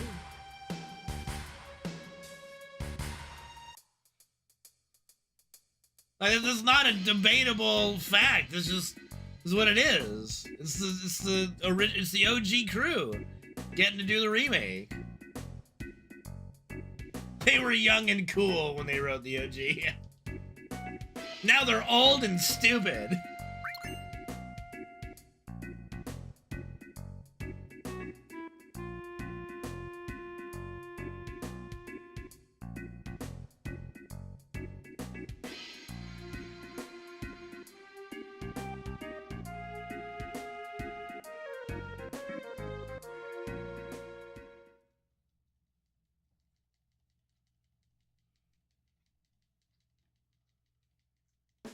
All the people that had anything to do with the story. Like, how many people do you think write a script or create the characters?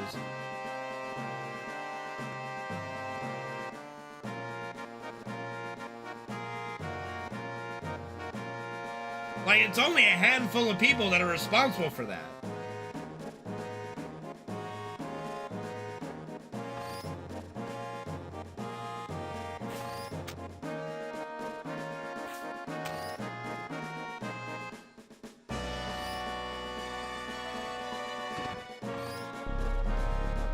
And they get to make the story that they always wanted to without limitations, so I'm all for it. You know, let's see what they come up with.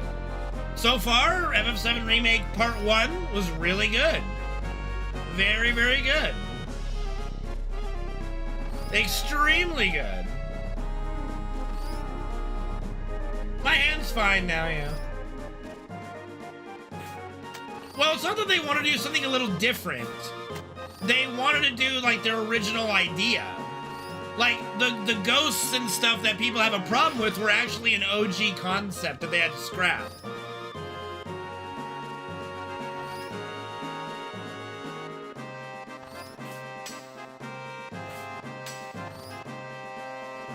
I mean, it's not me saying so, it's them saying so. Like, I don't know, I think, Mooman, you seem a little misinformed on the situation. Like, this is literally just what they say.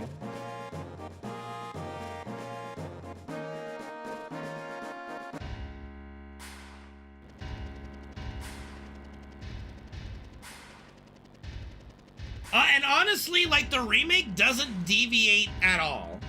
The remake, pound for pound, on all the story beats, and, like, all they did was add, but they didn't deviate at all.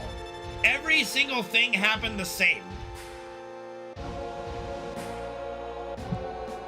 But it's not an after the fact. It's the OG guys going, yeah, we had to cut a lot of stuff out due to budgets and having to go from working on the N64 to PlayStation very quickly.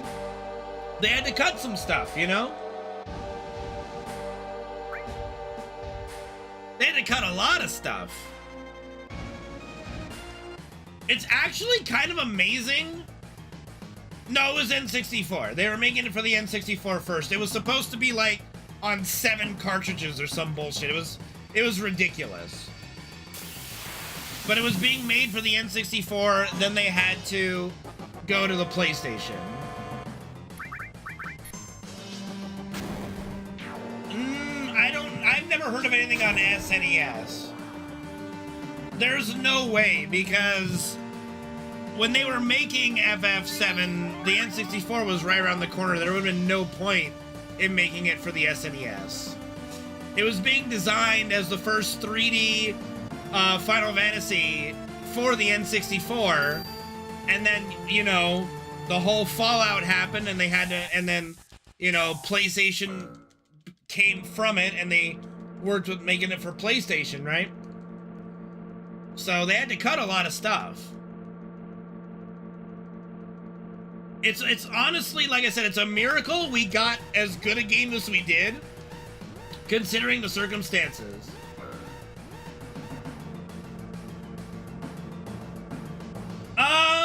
No, because FF6 came out in '94, right? For the Famicom, the Super Famicom, and the SNES. There's no way it was being designed for the N64. I could buy that maybe there was some early development of FF7 for the SNES, and they went, well, wait, the N64 is right around the corner, so we might as well do it for that. Merry Christmas, Mick Spielberg. Thank you, buddy. Merry Christmas and happy holidays, dude. So yeah, but I mean, a lot of people complain about FF7 Remake for some reason and claim that they changed too much. They didn't change anything. Literally nothing different happened in the core story at all. Beat for beat, it's the exact same. They just added stuff like we get to fight Rude. Awesome. We get to fight Hell House as a boss. Awesome. Ghost is a boss. Elazor is a boss. Awesome. Like, they added but not subtracted, you know? But nothing actually changed in the remake. Everything happened the same.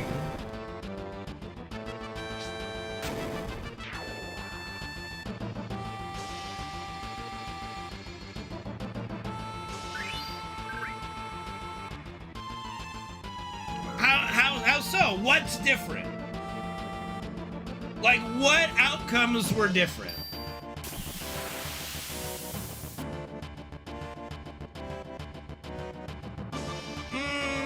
No, so adding is not taken away.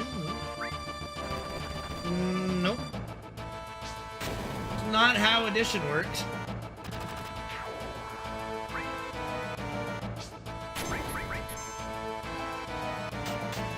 Because that's how story works. We fought, what do you mean, a fucking ghost god boss? Yeah, I mean, yeah, but it didn't change where we go. It didn't change, nobody died from it. It didn't stop us from leaving Midgar. The journey's important, but the story beats are the same. The outcomes are the same. Nothing has changed. It didn't change anything. Nothing was changed. It's not farcical. It's the fact. Nothing from the OG to the remake was different. As far as what happened and the outcomes of it. The journey's a little different. It's a remake. It's gonna be a little different. There's some added things, but the core story beats that matter didn't change. They stayed the same.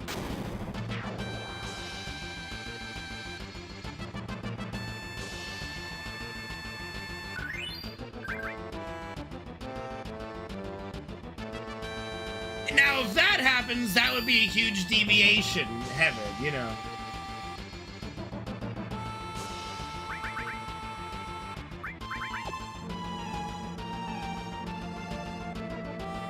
No, I did a, yeah, because that part is so stupid. Because it makes no sense.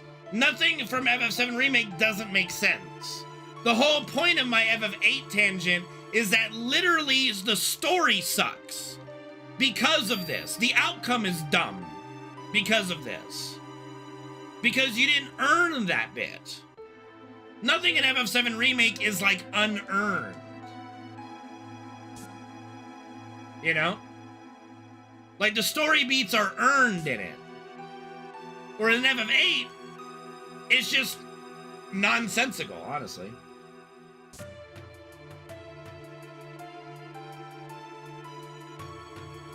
The outcome might be the same, but it's bad to begin with. Right? If something's bad to begin with, then you change it. If nothing's bad to begin with, it's fine.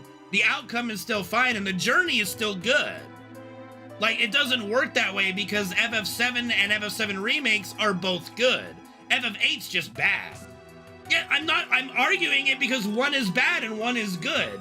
That's exactly how it works. One is good storytelling, the other is bad storytelling. Like, what are you talking about? I can argue for good storytelling against bad, yes, absolutely.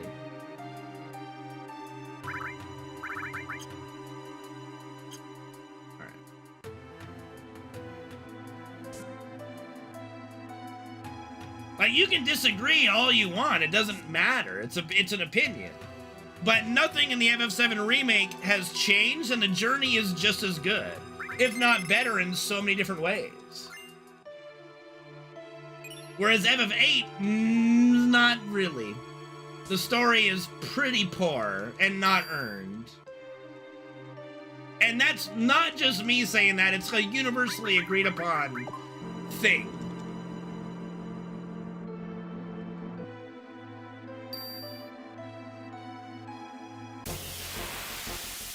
For the most part. I mean, there are defenders of FF8's story, but they're few and far between.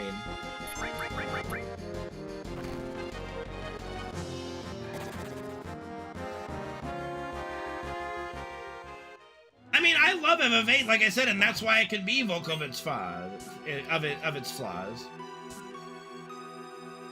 I'm not discounting the complaints of the journey. You can complain about the journey all you want. If you don't like the additions that they made, okay, great. But it also, you can't bitch because about the outcomes, because the outcomes are the same. It didn't change the story. The journey's different, but it didn't change the story. Nothing was reversed or changed about the story. The journey could be different. It doesn't mean the story overall, the beats that you have to hit, have changed. The outcomes have changed. They have not.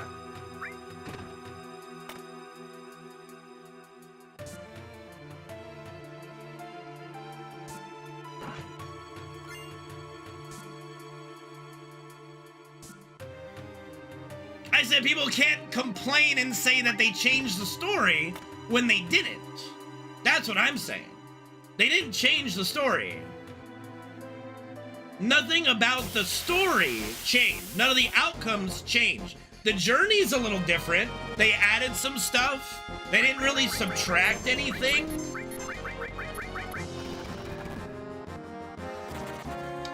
There was one thing I was pissed about, yes. So the one thing I was pissed about is we couldn't go down the basement of 7th Heaven. So that made me angry. But that's not a huge deal, that's just kind of nitpicking, so whatever. No, what did they change? What story beats did they change? What outcomes were changed? Please educate me. Merry Christmas, Lego, how you doing, man? No one's rewrote the second act. What are you talking about? Nothing's been rewritten. The Ghost Gods, we don't even know anything about them at this stage, or even if they're gonna be a part of the rebirth. Yeah, but what did that do? What did that change? Nothing. It was just an additional boss fight where we're not letting them stay on the path they want. The ghosts want us to go on this path, we say fuck it, and we kill them. What did it change? Nothing. The fight with Sephiroth makes sense. We never got to fight a, like, kind of, let's say a mid or just an OG version of Sephiroth, you know? So that's perfectly fine to fight, like, having an ending of fighting, like, how would you want it to end? The motorball chase fight? No. No way. It's not a difference in story, it's a difference in journey. It's a difference on that.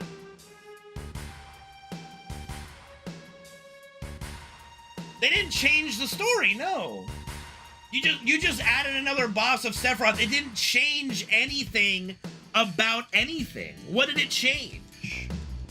The journey is part of it, but you have to fucking understand, when you are writing a story, you have core beats that you hit, right? Like, there are core outcomes that you have to achieve.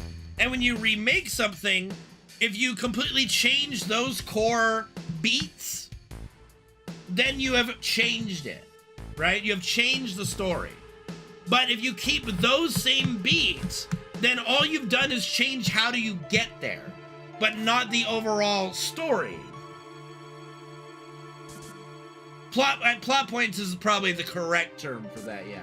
How? Show me what they changed. What do you mean there's no fear of Sephiroth? Of course there is. There's nothing about that.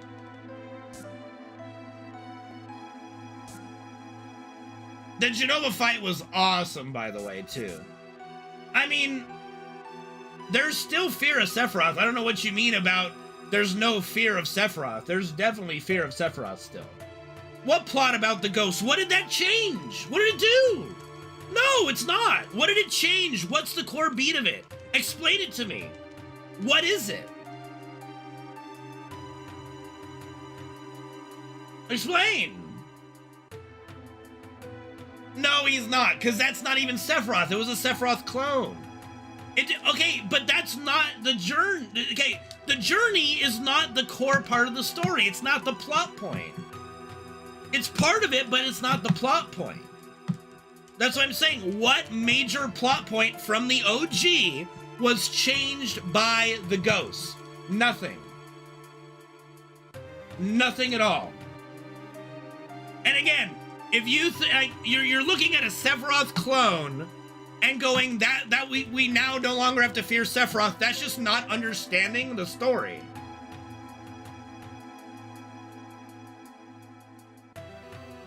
But because you're removing plot points.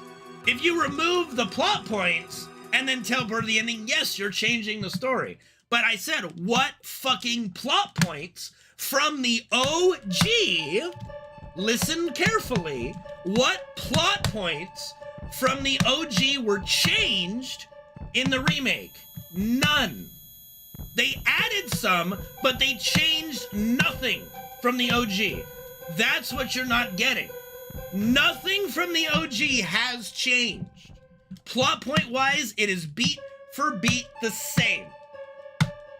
The outcomes are the same. It went the same. Adding is not no, adding is not changing. Adding is adding. Changing is taking something that already fucking exists and making it different. You're not understanding English. No, it's not semantics. That's how storytelling works. It's a basic premise of storytelling. Nothing from the OG was changed. They added stuff. They added more fights. They added more bosses. They added more characters, as you do in a remake. Did they change anything from the OG? No. It depends how much you change the events. If you change the core events in the OG, like if they change that Tifa dies instead of Aerith, then yes, they have changed a major plot point from the OG. But just adding a new one that wasn't in the OG is not changing the story. It's adding to it.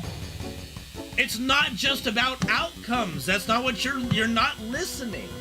You're so fixated on hating the game that you don't understand what it's doing or how storytelling works.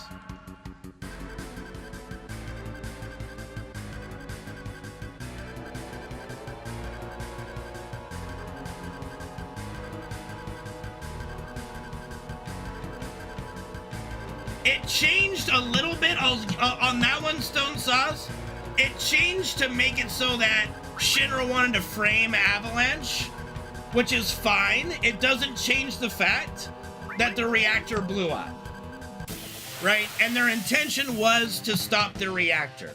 They did not intend to blow up and like harm a lot of people. That is a story change to an extent, but the outcome of the reactor blowing up is still the same. That's the only like minor change they made from the OG that deviates a little bit, but it's not really that big of a deal. It's not like whether it was Shinra that made the reactor blow up or it was just Avalanche blowing it up. It's not that major of a plot point.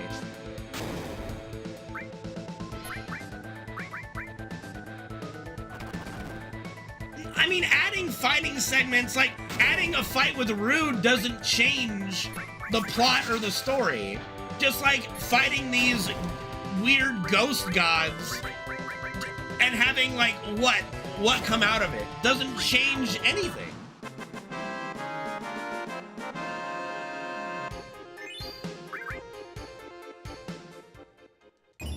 Well, Zack is not technically like alive. It's a different timeline. That's what they gave away. Now, we can argue about whether we like alternate realities. I'm not a big fan, but I will judge it when I play it. But they made it very clear at the end of Remake that the Zack and Cloud that was walking by us are not from our time. So it was a time where Zack actually succeeded and defeated all the soldiers. So, I mean, to me, Rebirth is gonna be the one that really changes the story. That's what I can see happen.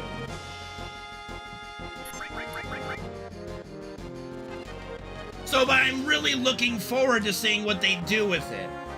And I might hate it, I might like it, I don't know. But I'll just say, I'm not a huge fan of alternate realities. I'm just not, like, in general, I'm not a big fan of that whole premise.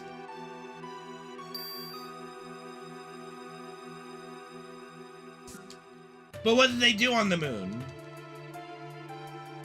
What did going to the moon do for the plot? You're not listening.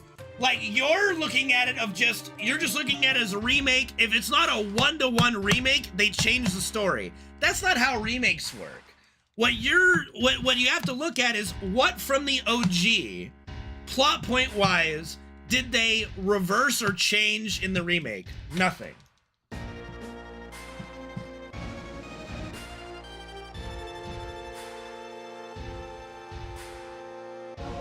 They went to the moon to do what, though? What does it do? But you can't look at it from a strictly story standpoint. You are comparing the OG to the remake. It's like looking at the remake they did of Psycho, where they did it shot for shot, beat for beat, and it sucked. It bombed so hard because they didn't add anything to the story. They didn't improve upon it. They just had worse actors doing the same lines, you know?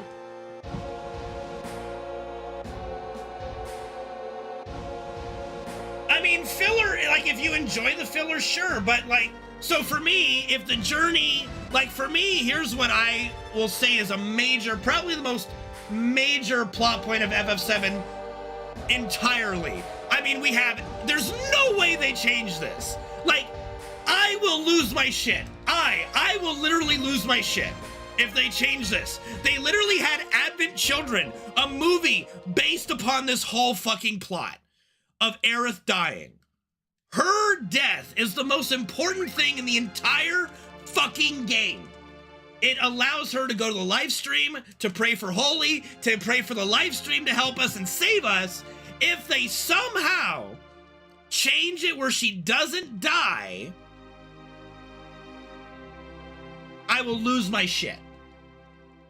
Now, if they do something where they kind of just monkey around a bit and she doesn't die in Rebirth, but then dies in the third game and the same thing happens, it's fine. If they do it right anyway. But it doesn't change, but that would keep the same plot that Aerith dies so she can go to the heart of the planet, pray for Holy, pray for the live stream, and save us. You're stuck on arguing the semantics. I'm talking purely what is and isn't changing. If you take the OG and line it up with the remake, nothing from the OG is different in the remake. Everything happens the same way. There's just maybe the dialogue is a little different. The enemies we fight can be a little different. But if the fucking outcome is the same, it's the same story. Like, unless you want a beat-for-beat remaster, you're not going to be satisfied. But that's not what we're getting, and it doesn't make it that they've changed the remake, they've added and improved to it, but they've kept the core plot the same. That is how stories work. That's literally how stories work. That's literally what a remake is. Like I said, Heaven, I will lose my shit, but I will reserve judgment until the third game. If they somehow keep Aerith alive through all of Rebirth and we go past the point where she dies in the OG, I'm gonna be paying very close attention. You know what I mean? Like, that's gonna be one where they're gonna have a really hard sell with me. Very hard sell with me. If she dies in space, that'd be interesting. It'd be dumb. Now, if she dies in space, I don't think she could reach the live stream. So no, I don't think that that's gonna happen. They didn't. Yeah, I've been asking you to tell me what they've changed, and all you've done is show me what they've added, but not what they've changed from the original. What did they change? Nothing. Nothing from the original was changed. And that's what I'm saying, McSpilberg. If she doesn't die there, she better fucking die somewhere else. So, no, they don't. They're not gods. They're fucking... The ghosts are not gods. What the fuck are you talking about? What is this nonsensical argument? Where is it shown that they're gods or deities? They're not. They're just some fucking ghosts that are trying to keep a timeline together. If you don't like the plot point, sure, but it doesn't change anything. We kill them and we move on. What happened? Nothing. What did it change? Nothing. We're still going to calm.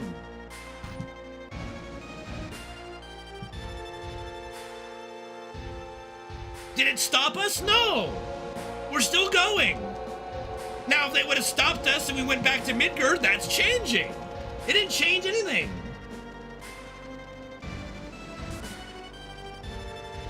I'm not dodging the point. I'm literally taking your nonsensical argument of something that was added that doesn't change any of the outcomes or the journey. It's just a boss fight against these ghosts that we don't want. Hey, we don't want you controlling our fate. Whoop-de-doo.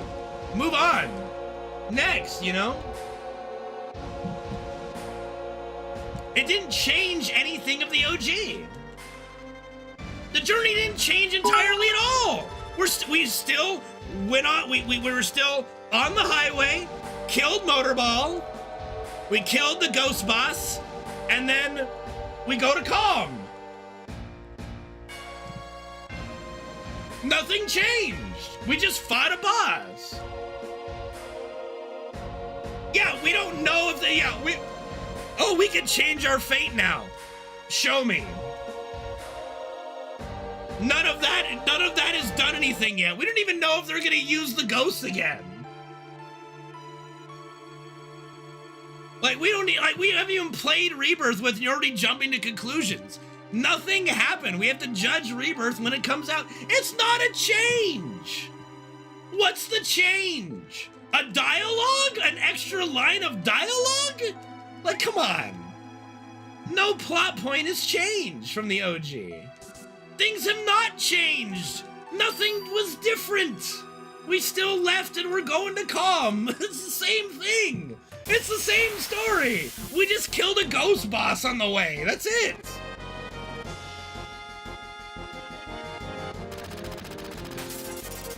It's an entire fight. So do you consider adding a ghost fight in the train graveyard? Oh, they changed the story because the train graveyard is no longer one screen that we just walk by. Now we have 2 boss fights. It's all changed. What the fuck are you talking about? The fuck are you talking about? No, it's not a change. It's an addition. A fucking change is taking something that happened in the OG and then making it different. Just adding something that's not in the OG is not a change. Change.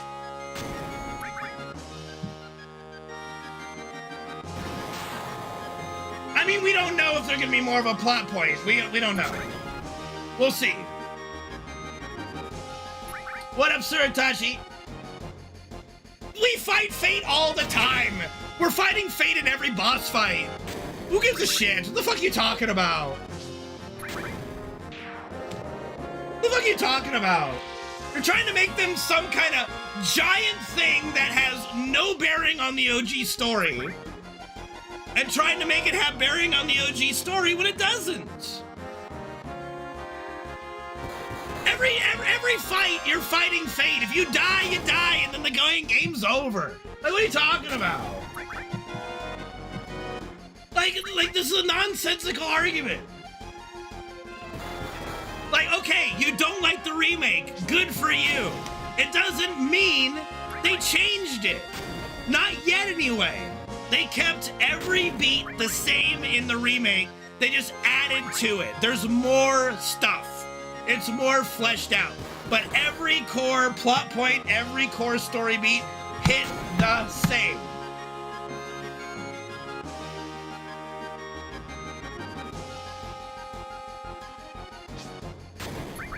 Now, Rebirth is the game that I think that we could see some actual fucking change, and that's what I'm scared of. No, I don't think he loved it. That's the thing. He's arguing from the standpoint of not loving it. I'm not saying everybody has to love the remake, but you can't like legitimately believe that anything from the original was changed in the remake part 1. Nothing was changed. Everything from OG stayed the same. The only things that were added were new things. Nothing from the OG was different. So what? That's an addition.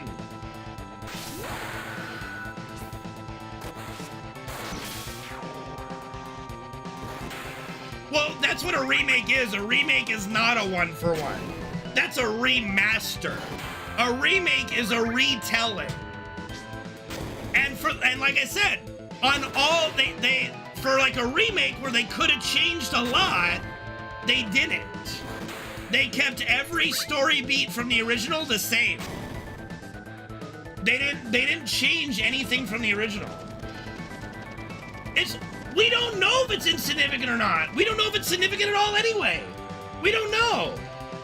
It didn't happen in the OG. We don't no idea if it's even gonna be brought up again.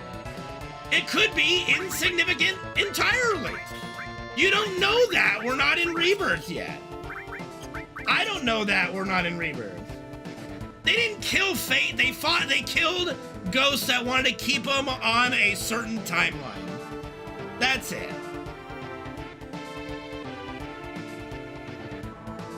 Like, you're again, everybody in the chat is asking for a change from the OG, and you just keep harping on this addition of ghosts as if that matters at all.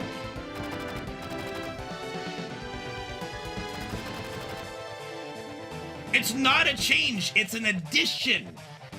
Do you not understand what the definition of change is? You know what? Let's do this. All right, we're gonna go to Google. Change definition. All right. Make someone or something different, alter or modify. Replace something with something else, especially something of the same kind that is newer or better. Substitute one thing for another. None of that happened in the remake. They didn't change or make something different from the OG to the remake. All the same things happened. Okay? But you don't have to keep adding me, bro. You're in my fucking channel. Like, stop. Nothing was altered or modified from the OG. All the stuff remained the same. The only things that are different are additions. That's the point. We added a rude boss fight. That's a great addition. I love the Rude boss fight. We also got a boss fight with Reno and Rude together. And a solo fight with Reno in the church. That was a great addition. but you're adding it to the same cake. That's different. If you bake a cake and then alter that same cake, which is a plot point, then yes, you've changed the cake. But if you just bake one cake and then you bake another that's different and put it next to the cake you baked, then you have only added to the baking. You've added another cake. He survived to then be yeeted off the Shinra building. What do you mean? I'm using your stupid metaphor. If you take a cake that you baked, all right? Let's say you baked this cake 20 years ago and you preserved it. And then you melted it down and then rebaked it with the same ingredients, and then you added more ingredients and changed that same cake, then yes, you made it different. But if you just take that same cake and then add a cake to it and present it to somebody like, here's two cakes, you didn't change this cake at all. And that's what happened in the remake. They didn't change the cake. They added another cake.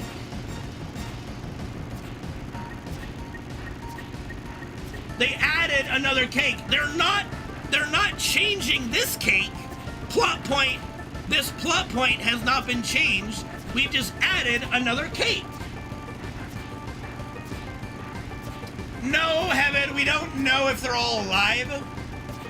It could be in another timeline that they're alive, or that at least Jesse and Biggs might be alive. Wedge, for all intents and purposes, we think are dead, and Jesse and Biggs in our timeline are also dead. No, I'm stuck on actually making sense.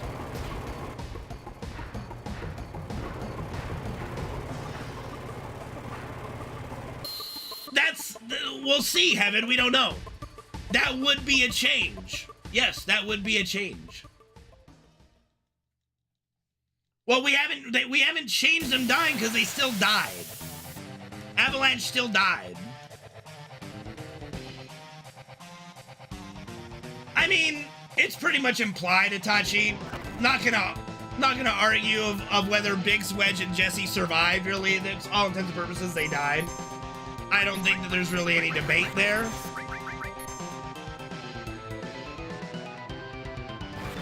Yes, Arnold Palmer, and that's the thing, they introduced the alternate timeline at the very end of the game. So we have to see what Rebirth does, that's all. Like I said, the real change is gonna come with Rebirth, I think, and we'll see. Uh-oh. That's a crit on Tifa.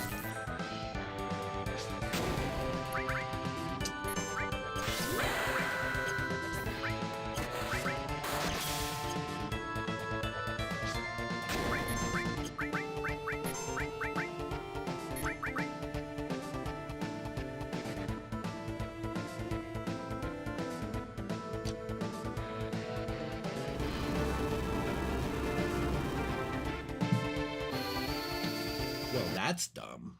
Yeah, she did, and we along with it. Okay, again, Heaven, what changes did they make? That's all I've been asking. What from the OG did they change in the remake? No one has still said that. Ghost is not a change, it's an addition. Let's get over it, dude. Like, get over it. It's not everything that's added to a story is a change. It's called an addition. It's called a remake. Like, you want a fucking one-to-one remaster? Go download a mod on PC. And go away. Like, that's it. Like, stop trying to make things that are not changes, changes. They're not changes from the OG when you add something.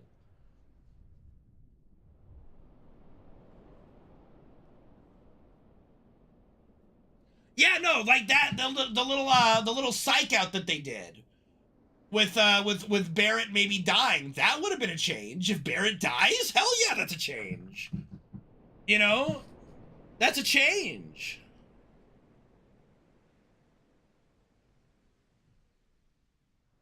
Mooman, you're not getting it. I don't think you ever will.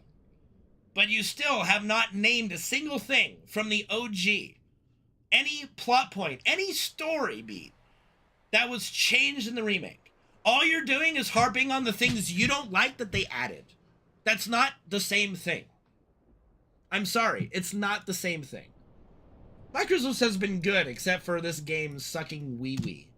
Alright, we'll give it one more good try tonight. One more good try. It's not a change. It's an addition. It's not a change.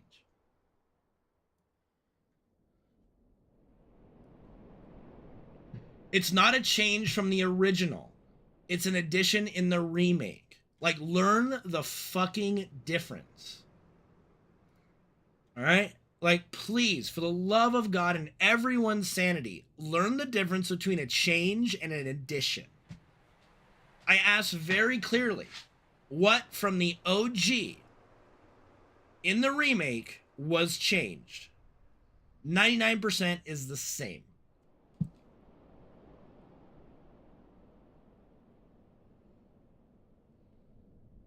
Yeah, but what does that have to do with anything, Arnold Palmer? Nothing, none of that is even relevant.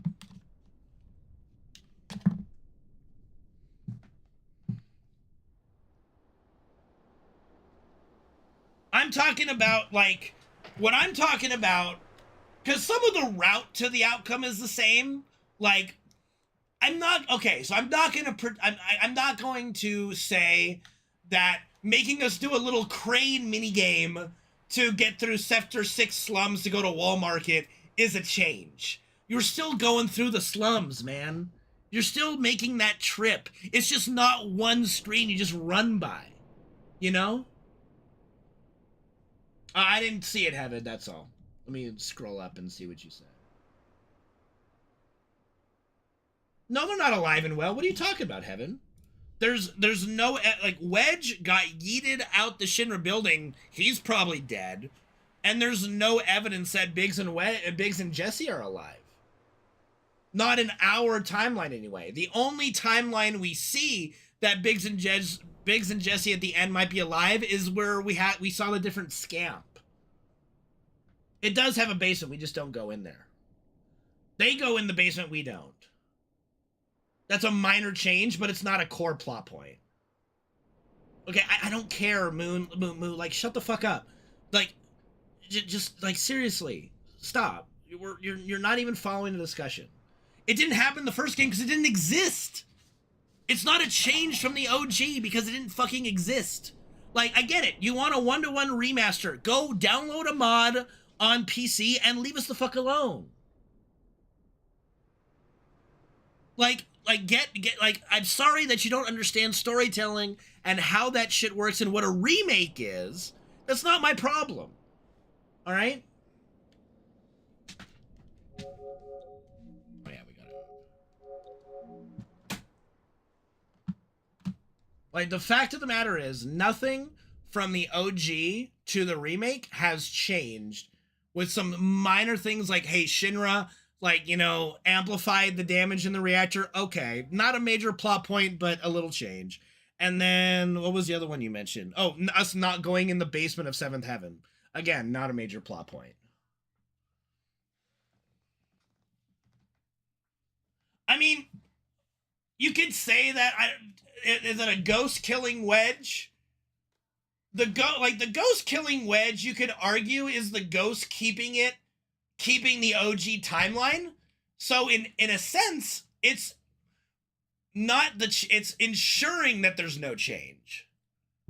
It's kind of a weird way you do it. Like, by the ghost ensuring that Wedge dies, it ensures that the OG didn't change. And that plot point of Wedge dies stays the same. How he died is not as big of a deal, the fact that he did die.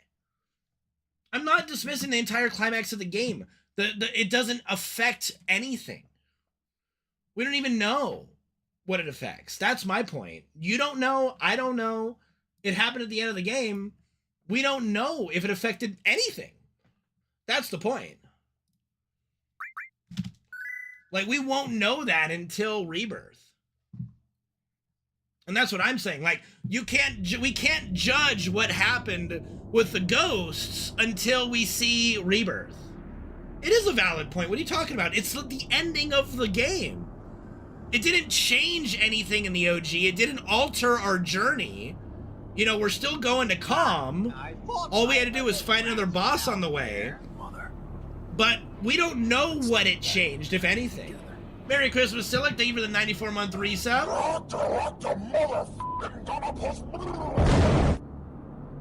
But we don't know what's retconned yet. We won't know until Rebirth. That's my point.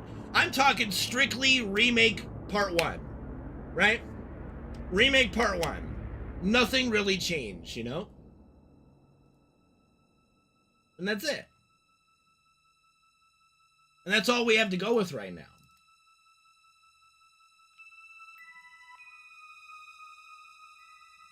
We will know more once Rebirth comes out. Like I said, Rebirth is where you have the real potential for change from the OG.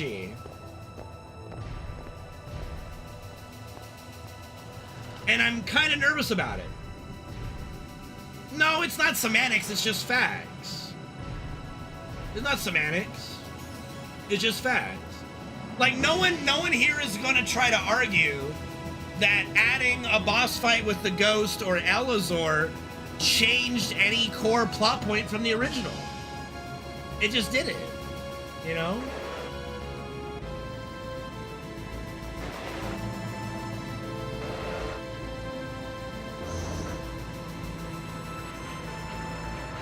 Plot-wise, the remake kept to the original very, very, let's see, what's the right word for it? Not religiously. You know, like when they do an adaptation from like the Lord of the Rings books, it did it, you know, very something. Oh, yeah. We don't know what they killed, Moo Man, that's my point. You don't know, I don't know. Like, stop pretending you know. No, not shittily. The Lord of the Rings was good, alright, fuck off. Like, now are we gonna get into a debate on whether the Lord of the Rings trilogy was good? Fuck out. Jesus. Okay, I could claim I'm God. It doesn't make it true. Like, what are we talking about? Well, we'll see if they're in Rebirth. We'll see. We'll have to see. Like I said, we won't know more about the ghosts and what their importance until Rebirth. And then we can revisit that topic of them. Whoops, wrong button. Hobbit, you know, I'm guilty pleasure like The Hobbit, but the movies were not that great, I'll admit. I mean, but you don't know what it's changed, if anything, yet. We don't have a complete game, so it's irrelevant to the discussion right now. When the discussion is purely about what from the OG was changed in the remake. And the answer is, plot-wise, nothing. Only added, didn't really change the plot of the game, and the plot that you're so hung up on, we won't know about until Rebirth. You know? That's just how it goes.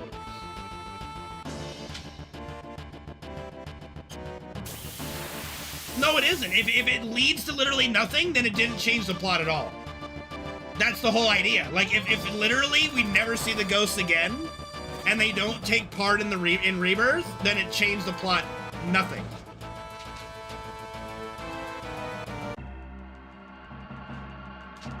Well, because people don't like the journey, Nova. People aren't liking the journey. They don't like the ghosts that we don't know their significance yet. I don't like the ghosts either. I didn't care, but they didn't affect the overall story, so I don't care. You know? I do too.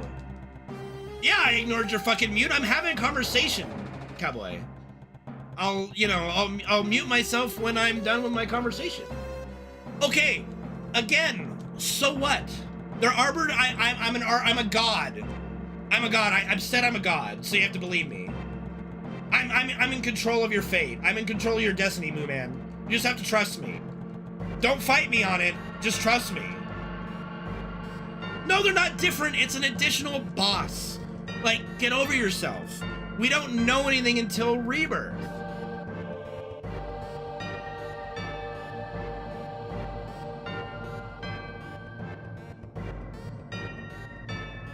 No, Joe Gruff, you gotta be poor the rest of your life.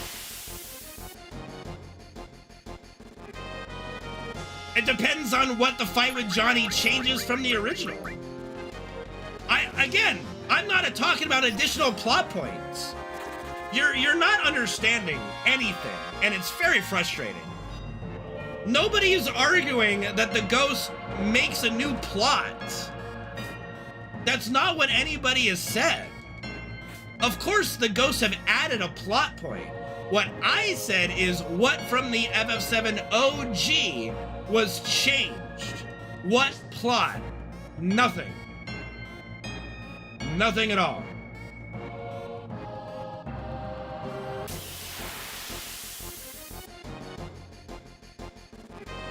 Genuinely nothing. Yes! Yes, they do! Additional plot affects the outcome, but we don't know how it will affect. That is very true. All I'm talking about is the OG story has not changed yet. Right? Nothing about it has changed. President Shinra still died. We still blew up the first reactor. Cloud still fell and met Aerith. Let me think. We still went to Wall Market. Tifa went to go be a slut for Don Corneo. We saved her. We fought Apps. Not really a plot point, but you know. 2 boss fights, cool. We went to the pillar, it still fell, the sector was destroyed. We went to the Shinra building. Genova was released. Yeah, those are like the major plot points, and none of that changed. Oh, you're right. We fought Scorpion somewhere.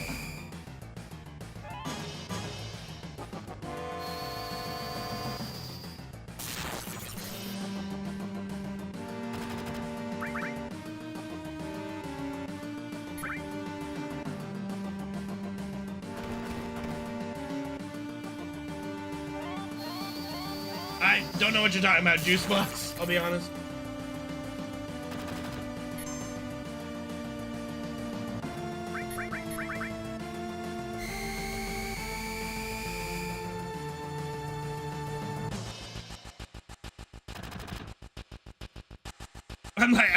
I've like lost premise.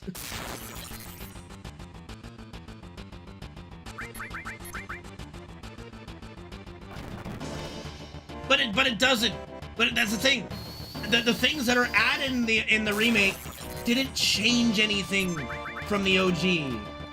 That's the fucking point. Nothing changed.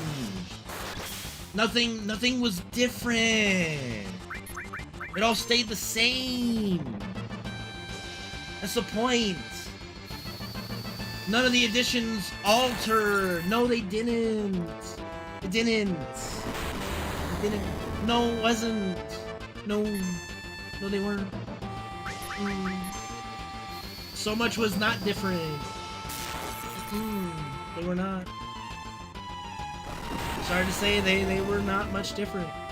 I don't think I'm gonna get a limit break. Jesus! This game sucks. No, you're trying to create a different definition for change. Right? Right? When you take something that already exists, right? Like FF7 OG. Right? So like, if it made it so that we never went into the Sector 1 reactor at all, that's a change. Right?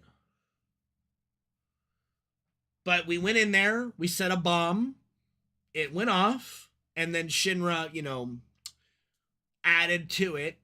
But what was the outcome in the OG? We blew up the reactor.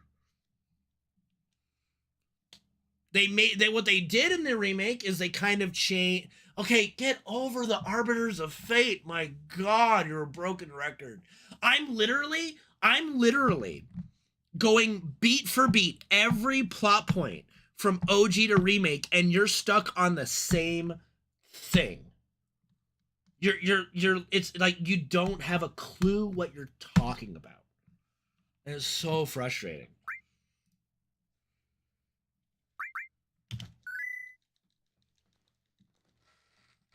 Yes, yes, they added plot points. Yes, they did. Yes, they did. Absolutely. I haven't ignored that. I literally said that. They added. Yes. Yes, they added. Correct.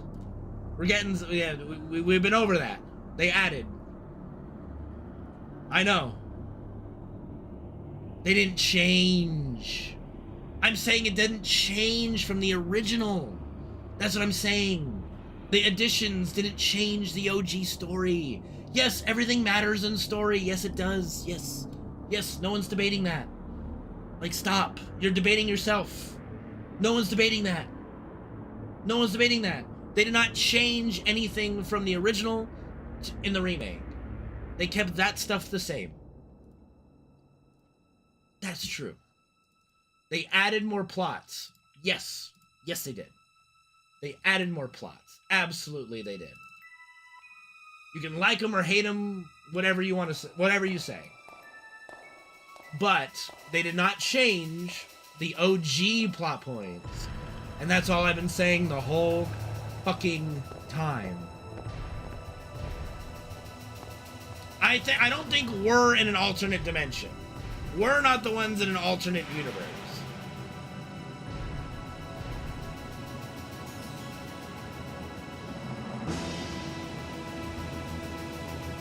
Correct. Correct. We won't know until Rebirth. Correct. But if you just look at the remake part 1, it's the same. They've added plots, but the OG plots are all the same. Well, apparently it is to you, man, because you can't get this basic idea. Yeah, they're gonna add new plot points, but the real question is how much do they actually change from OG to Rebirth, right?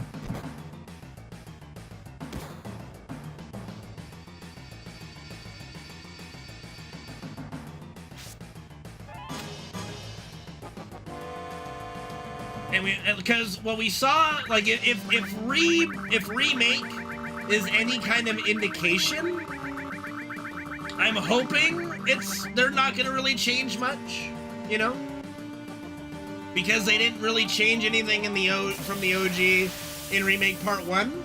So I'm hoping sincerely it's the same, but I don't think it's gonna be.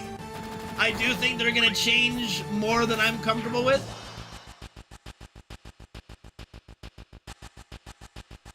No, I've never played Warhammer. Never played Warhammer.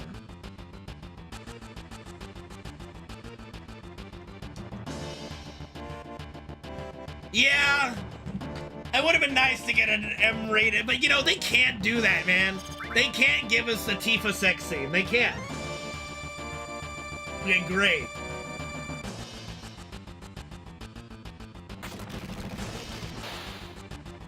Can't wait to see where this goes.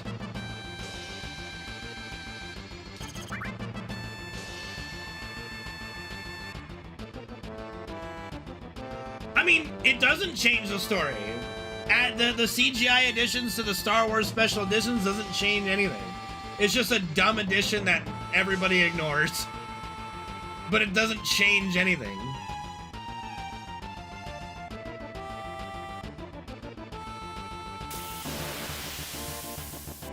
I don't know. I don't know Warhammer. Someone changes someone's name.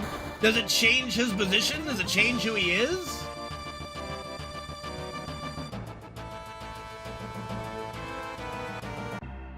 Does it just add another plot? Does it change anything from the OG that he was in?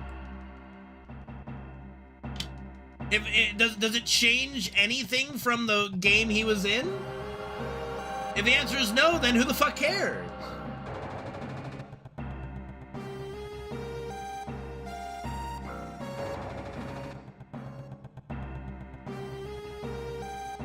Right. Just as in Remake, none of their additions had an impact on the current plot of the OG. Nothing was different. Thank you for proving my point. I appreciate it. It took a while, but we got there. That's great. I'm glad we finally got there. It only took a Warhammer idea. It's great. I love that example. That's good.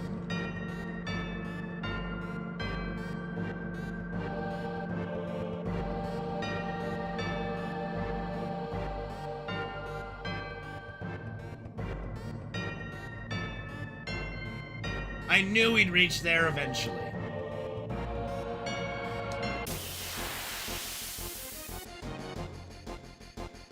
Just as in the remake, there was nothing that happened that changed the current plot of that story, of that section. Correct, yes. Like I said, I knew we'd get there.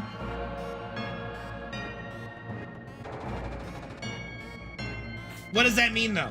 What did that change? You don't know. Because it's gonna be in Rebirth! Stop pretending you know what happens in Rebirth. I didn't ignore your post. You're just harping on something we don't know the significance of. You're trying to make the ghosts more important to remake when they're a plot point for Rebirth. And that's the crux of your argument. So the argument is done.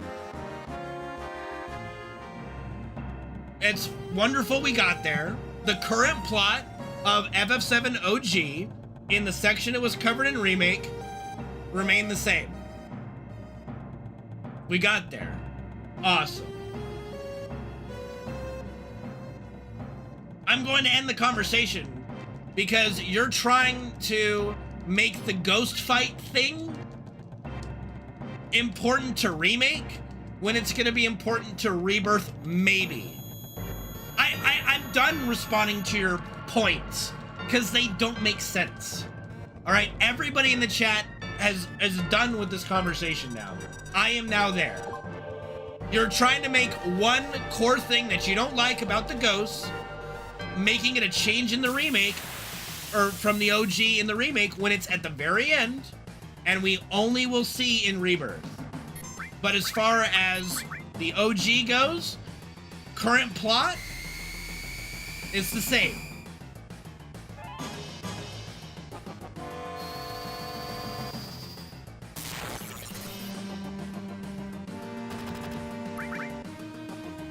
And that's what we currently have to work with.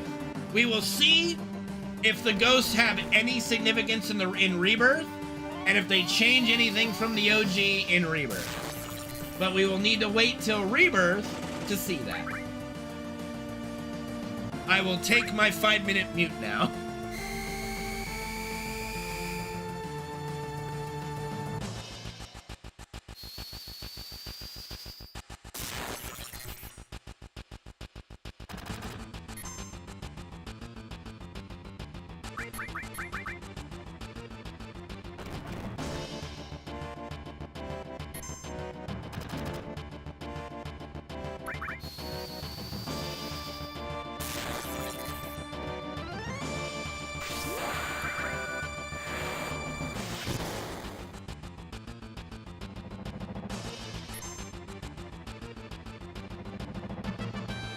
Merry Christmas, One Trick Wolf. Good to see you, buddy. Sorry, taking my 5-minute.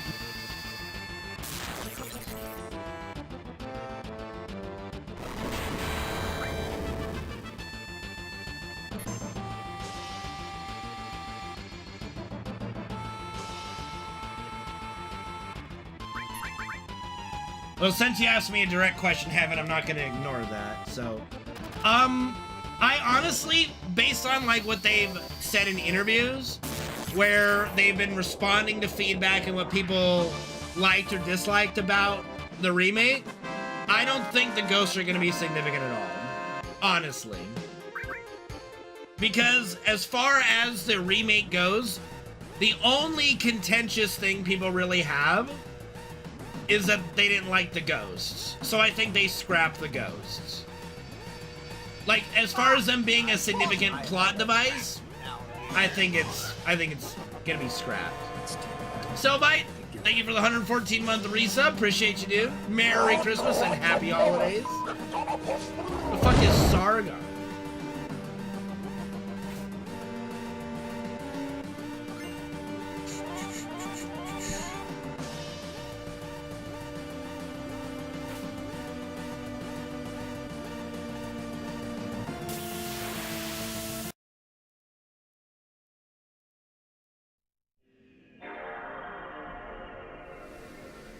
Yeah, I said, who is Sargon? I don't know what you mean. I don't know what Sargon is. He just wouldn't grab the fucking ladder, dude. I'm sitting there spamming circle. He won't grab the ladder. It's crazy. This game sucks sometimes, dude.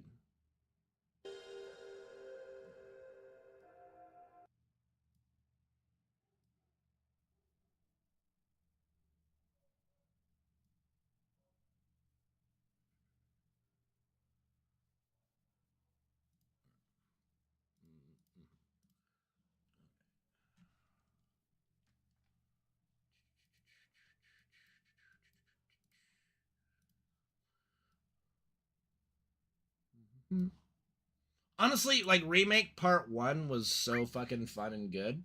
I don't see Rebirth being bad. And again, I don't see them changing a lot of the plot. The journey's gonna for sure be different. They even said we might visit places in a different order. So that'll be interesting if that does happen. But I don't think they're gonna change that much, honestly. Here's a change I think they're gonna make. I think they're gonna change how we do CPR to Priscilla. I don't think it's gonna be mouth to mouth. Thanks, Lord. We definitely need it. They have not been going well today. You know, that wouldn't be too bad, honestly. Going to Rocket Town before Nibelheim, it would change the geography a little bit, but story-wise, it does. Like, Nibelheim was always a little weird to me in the OG. What, the mouth-to-mouth change? There's no way that they do mouth-to-mouth. No way.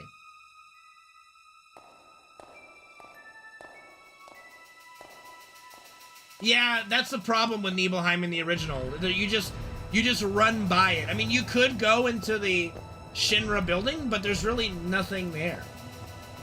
So they're gonna add a lot to that section, because you have to remember, in the OG, we barely like are in a lot of places. So we're gonna get a lot of additional stuff. That's not gonna happen either. They're definitely not gonna have like Cloud punching Aerith. There's definitely gonna be like a struggle, like a grabbing of shoulders, like a jostle, but there's no way he's sitting there like haymakering her like he did in the OG, just on the ground, just bam, bam, bam, like no fucking way. No way.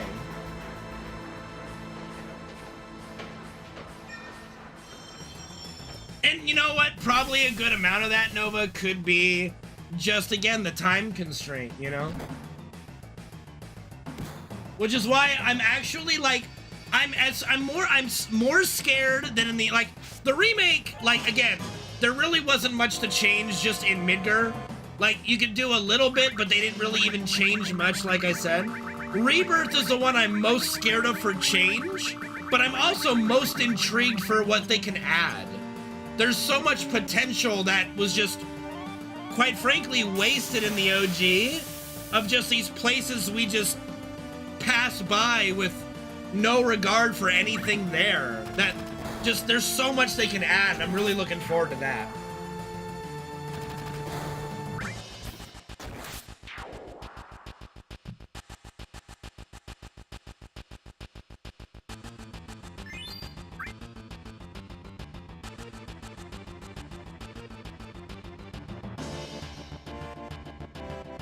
Like, and there might be some mistranslation there too with Tifa, because like Tifa's in your party and everybody say, Cloud, didn't you say this place burned down? You were there!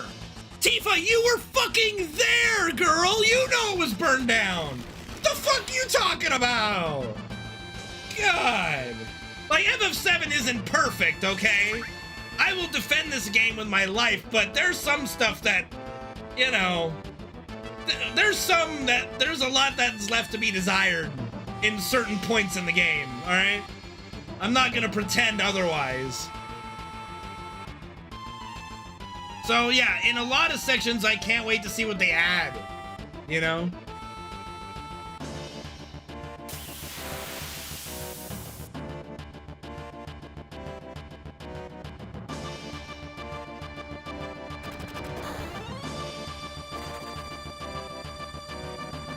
No, I don't think it was a technical limitation.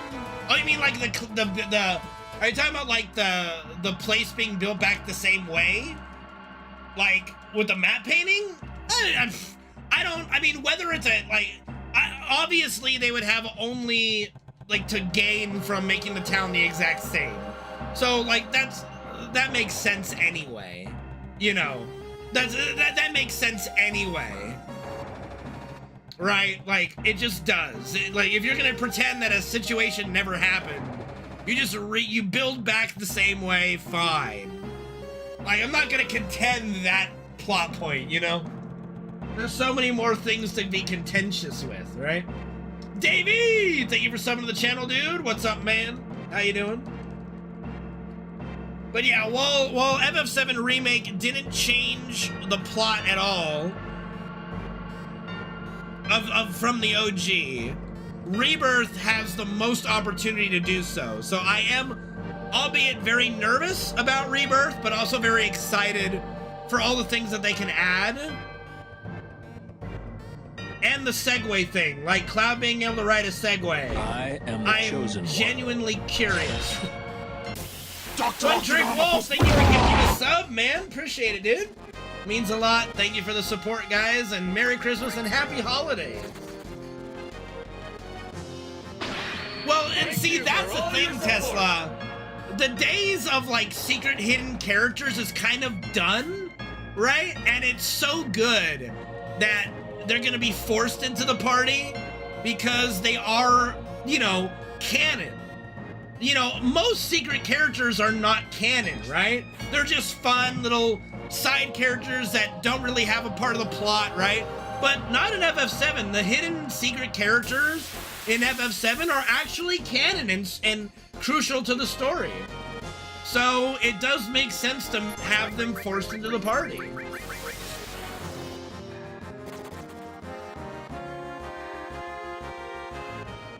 Oh, I guarantee Lost Number is going to be a 4. The secret bosses, shoot. I think Ruby, Emerald, and Ultima Weapon continue to be secret bosses. I think we actually fight Sapphire Weapon once. I'm hoping and praying we do, please. That's an addition I would really enjoy. A change, I would even argue that that would be a change. Well, not really. Like, if we kill Sapphire Weapon, that's a change. If we fight him and hold him in position, like we're the reason why he like rears back and then gets his head blown off by a cannon, and the plot basically stayed the same, right? Oh God, no problem. I'll refund it, One Trick Wolf. Sorry, but I would love to fight Sapphire Weapon. He's the only weapon we never get to fight. That would be a great addition.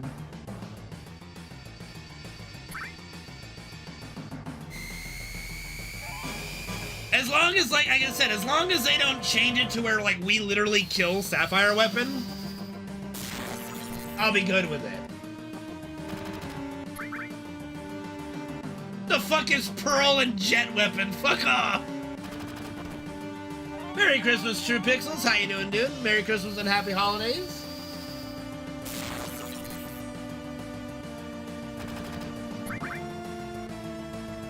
Change.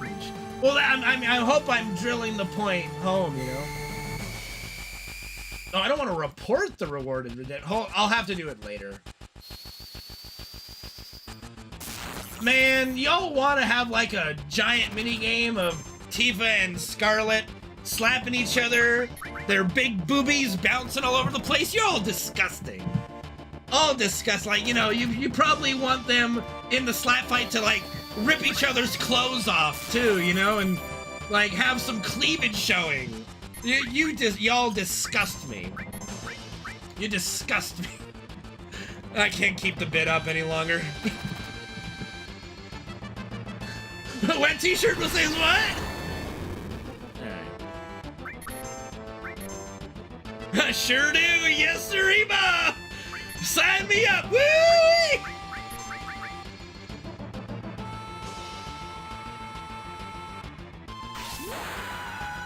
Boobies, G. Dalton, boobies! Scarlet and Tifa in the slap fight, ripping each other's clothes off, exposing their boobies!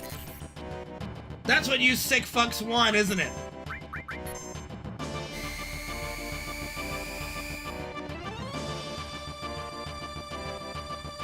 You disgust me.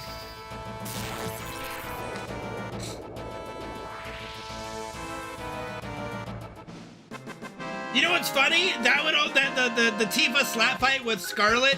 If we are to believe what they said of where Rebirth's gonna about end, that'll be in part 3. No, she's not a bad girl in the OG. She's extremely wholesome in the OG. Like, Tifa is like a carbon copy in the remake.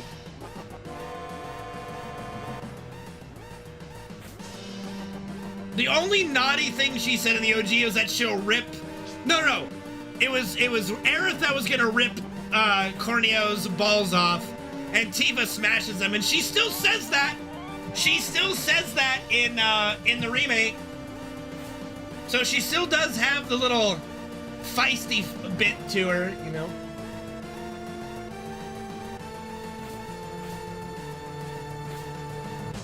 She doesn't have a vampire. All of a sudden, she just sprouts wings and bites, you know, Cloud's neck. Haha, you're mine now forever. Then the game really gets started. It becomes a Twilight sequel. Cloud starts glowing like diamond in the sun after being bit by Tifa. You're so sparkly!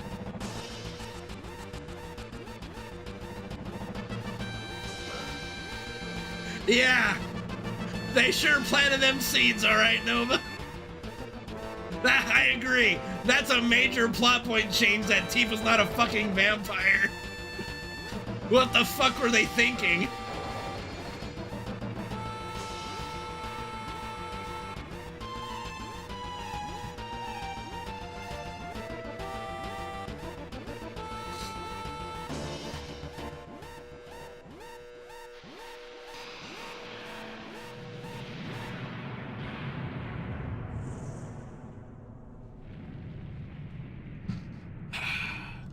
You say that, and I'm inclined to believe it, because part 3 is always rough. But, you know, I'm hopeful. I really enjoyed Remake. I enjoyed how true Remake was to the original while adding its own stuff. The only thing that I'm on the fence about is I don't like the addition of the ghosts, personally. But again, they didn't really change the plot of that section of Remake. Now, we'll see what happens in Rebirth, but, you know, for Remake, like, it's literally, you know, you fight some of the bosses in a different order. Like, we fight the helicopter boss, not in the elevator, but, like, on our way to Shinra HQ. That's fine. We still fought it. Not a big deal.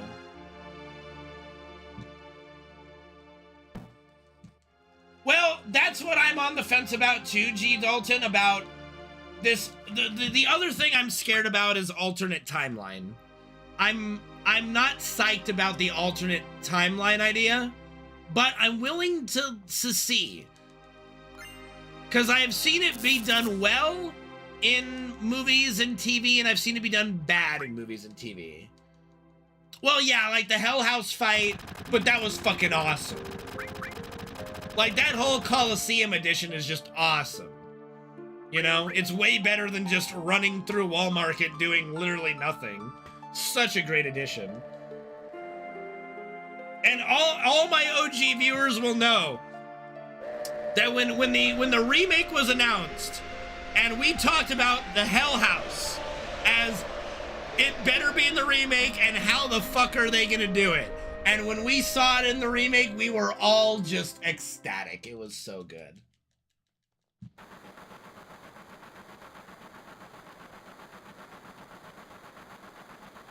I don't know. I thought it was fine. I think fighting Motorball on the bike was good because we had other fights to do, right? So in that scenario, I was okay with Motorball being a vehicle fight. I'm okay with that. It felt more like it felt like it should have been in a vehicle fight in the original, to be honest. If like the original had a little bit more like mechanics to the minigame, it really did feel like something that was more appropriate in that minigame setting, you know?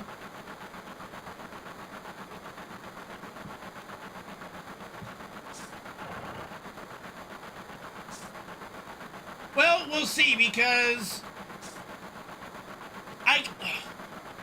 this is what I think they're doing, and I'm kind of okay with this happening. It seems to me they're creating a second timeline where Zack doesn't die, then Aerith doesn't die, and we can avoid all the things that happen and everybody lives. But our timeline where everybody dies or a few people die is still the same. But this alternate reality is created where everybody lives and lives happily ever after. I'd be okay with it if done well. That's what I think is happening. Oh, the added Jenova fight was amazing, yeah. Yeah, that's what I'm on the fence about, Joe Gruff, is alternate timelines in general make me scared. You know what I mean? Like, they're hard to pull off well, so that's the only thing I'm legit nervous about with Rebirth is the alternate timeline. If that happens, I quit. If Sephiroth somehow becomes a good guy and joins us, I quit. That would be too much for me. I quit. You can't take the main villain, and it wouldn't work, because we still have to point out that Advent Children is still canon. So whatever's happening in Rebirth, keep in mind Advent Children is still canon.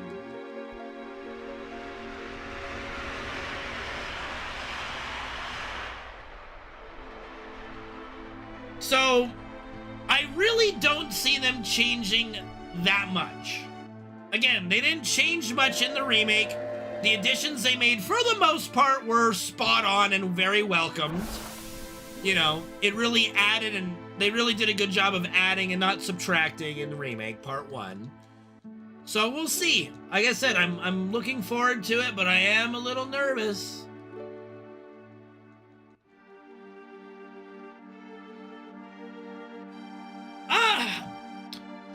There are things I dislike about Advent Children, especially the Bahamut fight.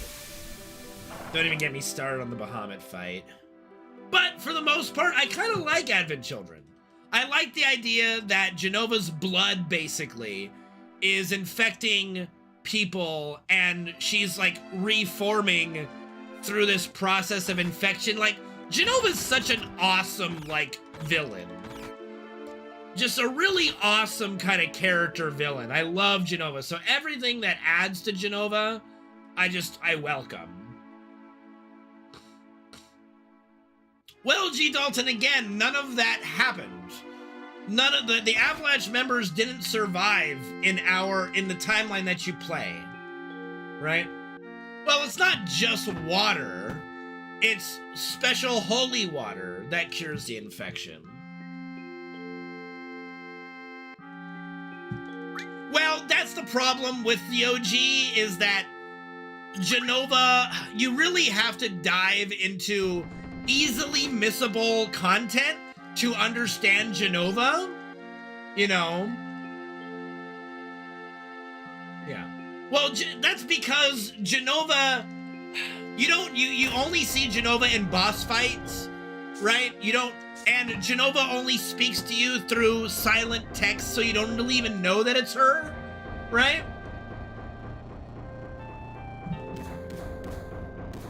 So, but what they did with Jenova already in Remake, like, just the little bit that they did with her in Remake really makes me hopeful for Rebirth and the follow-up, you know?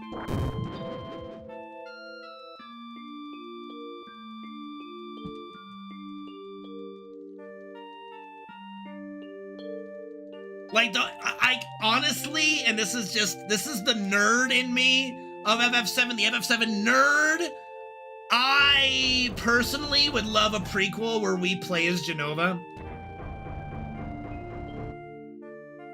Either we play as Jenova, or we're like, we play as an ancient that has to fight off Jenova when she first crash lands.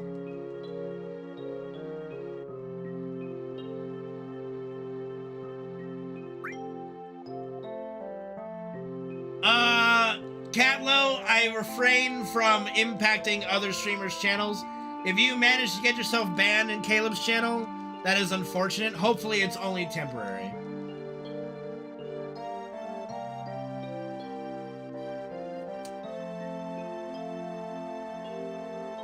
Well, no, Sephiroth is mentioned here. But again, Sephiroth's not a big plot point in the OG FF7 Midgar section until you go to Calm.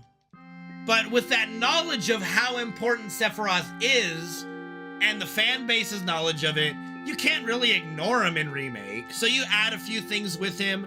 It doesn't really change anything, the additions with Sephiroth, but it does have him more involved. Like, think about it. Who's the main antagonist? If you just carve up the OG part of Midgar, is there even like a core villain like Shinra? Maybe? But he gets killed by Sephiroth, and Rufus, we have a fight and he goes away? It's not very climactic, you know? I mean, they didn't show him that many times. He was shown like 3 times, I think. Like, we saw him once. We saw him once in the streets after the first bombing mission. We saw him, like, we saw him walk in the hallway next to Palmer in the Shinra HQ, which is something that happened in the OG. We just don't see it, but he tells us it happened. And then we fight him. Like, that's about it. That's not much. It's not too much. No. No. I don't think so. I disagree. I don't think it's too much. Definitely not too much. Yeah. I mean, again, that's just your opinion. I don't think it's over the top.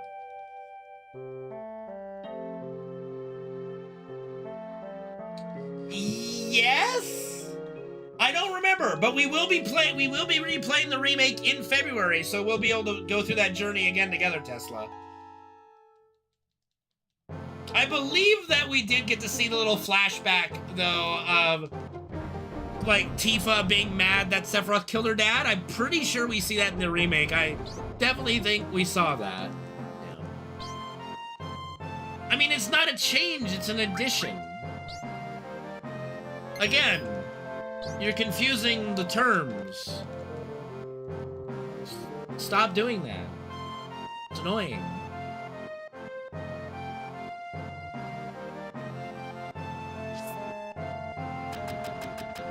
Like, nobody agrees with your definition of it, dude. Just, you know, move on from that.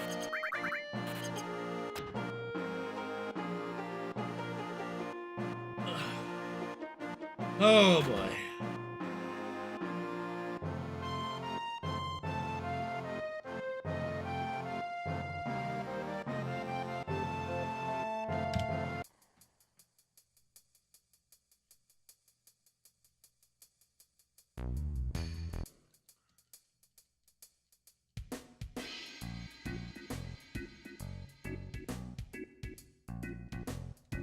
Let me see if I can. Hold on. Channel points.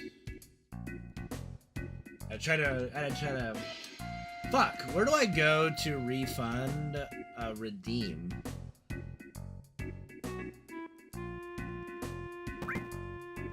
I'll figure it out later if I don't forget. Do, do, do.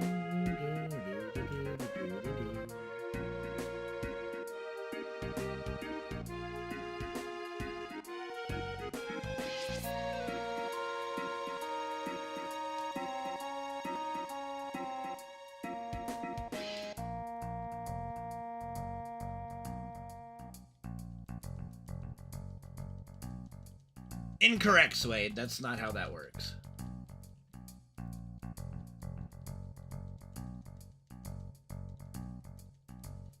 You can't say any addition is a change. No. That's just, again, not understanding the definition properly. A change is taking something that already existed and altering it. Ergo, a plot point that already existed, right? And then if you change that plot point and you change the outcome, then yes, you've changed it.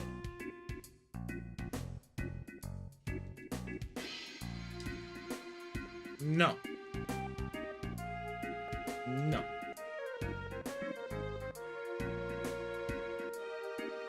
You add, but it doesn't change the plots from the OG. Again, Suede. You're not again, you're just as confused as Moo Man on what we're talking about. It's not purely semantics. When you're remaking something, okay, you're taking something that already existed, you know, and you don't change the plot from that, it's not a change. But that's what we're talking about, Suede. No, I'm not being dense, okay?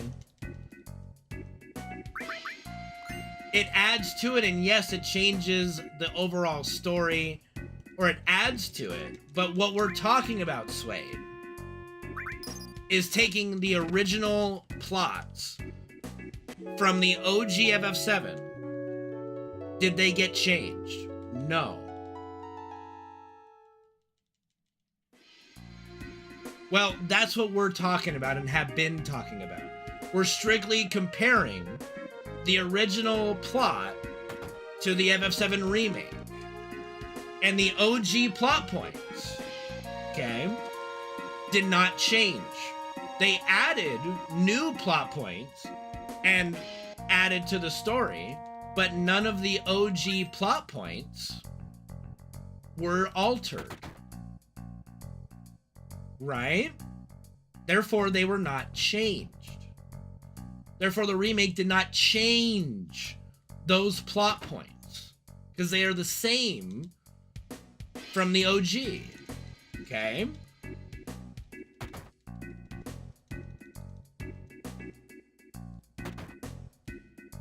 Right?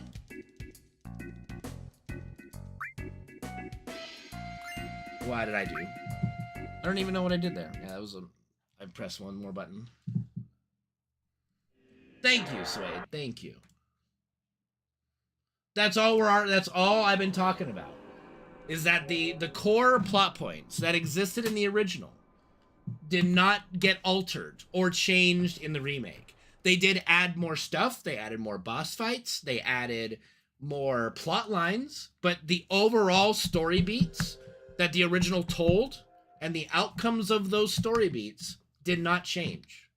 They are the same, and the story did not change, and we did not go to a different outcome in the remake. And that's what I'm saying. That's what I'm saying. And Moo Man doesn't seem to understand that. It doesn't make a different plot if you arrive at the same plot. It's the same plot.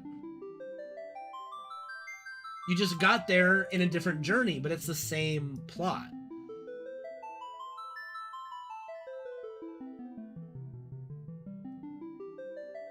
That is how that works. That's how a remake works. Dark Slash, thank you for the raid, dude. Welcome, welcome, buddy. Appreciate it. All right, this will have to be probably the last reset. Hopefully, you know, we got to get out of Midgar, so hopefully out of Midgar, but yeah. Hopefully the last reset. We've been getting shit luck today. How you doing, Dark Slash? Thank you so much for the raid, and Merry Christmas and Happy Holidays. Appreciate it, dude. At no point did I ever debate that the additions were not new plots, or they didn't add plots to the remake. All I said is that nothing from the OG was changed, and the plots from the OG remain the same, which is a true statement.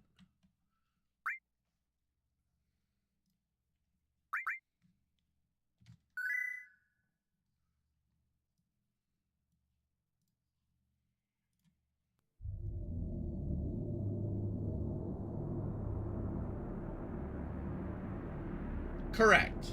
And again, you cannot like the additions. That's fine. Again, you cannot like the additions. But we don't know if the plot is different right now. Because in the remake, the only, like, plot difference is at the very end, and we have to see how Rebirth comes out. And that's what I don't understand, that you don't get that. That the whole thing that you've been harping on with these fate ghosts, we don't see that payoff or its relevancy until Rebirth, if it's relevant at all. Ghosts were scrapped from the OG. It's been, you know, discussed. The ghost plot line had to be scrapped from the OG. It was something that they did want to do. God damn it.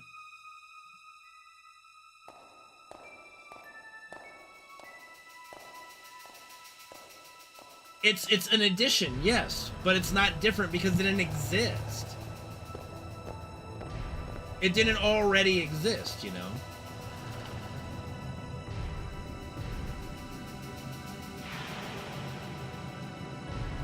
Like, again, you don't understand the argument, Moo Man. We're talking about things that existed in the original that happened in the remake. Did they change? Nothing changed. Right? No, we understand your point. It's just a bad one. And everybody agrees it's a bad one. Well, One Trick Wolf, it was a very basic, it was like an alpha concept of these ghosts. It's been so long since I read the literature about it. But there was this concept of these spirits that were kind of guiding the party to kind of save the world, sort of like what they're doing in the remake, but they just scrapped the idea because they ran out of time and they just thought it was too confusing.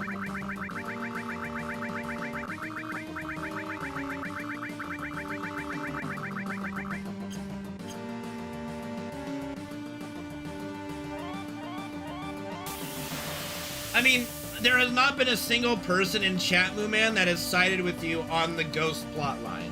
Everybody has said the same thing, that we won't know until Rebirth.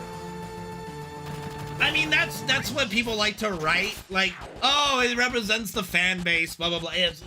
They haven't said any of that. I mean, it is an argument. It is part of, like, you want us to understand your point, but then we disagree with your point, but that's not a good argument. Well, nobody agrees with me. That's not an argument. Yeah, it kind of is. That's how debate works, you know. What's up, Heavy Meds? I mean, that makes fun literature, PB King, but there's no, not Poo King, not PP King, but there's no evidence of that, you know. I'm wrong on which one, Swade.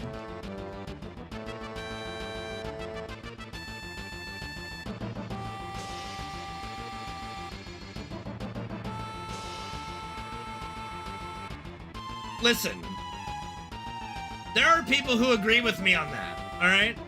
Die Hard, again, we can have this debate right now if we want. There's no way Die Hard's a Christmas movie. He's talking about a completely different thing, Moo Man. He has not agreed with you.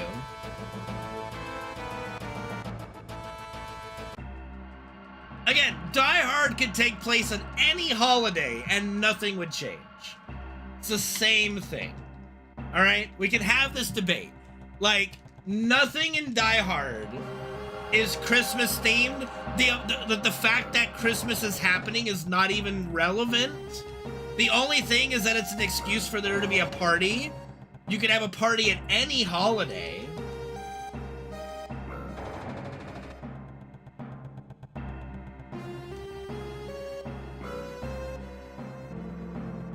I mean, at the end of the day, yes, I can have my opinion, my wrong opinion, you know.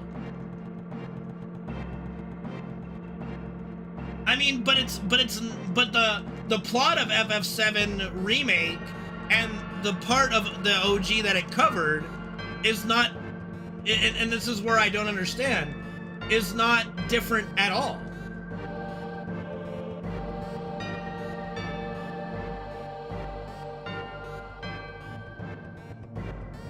Like, your grievance is just unfounded. Like, you don't like the ghost thing and the fighting the ghost at the end. Okay, name something else. That's been your only argument for 2 fucking hours. And it's just tiring.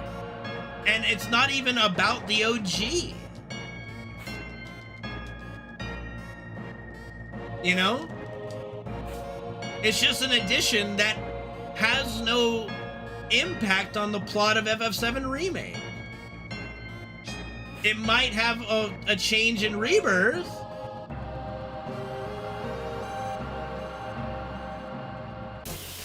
But we won't know until Rebirth.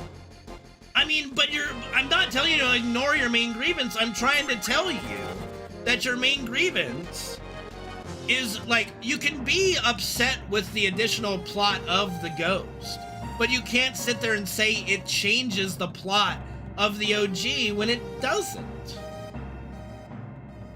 Yes, it happened within the story, but nothing changed the OG plot.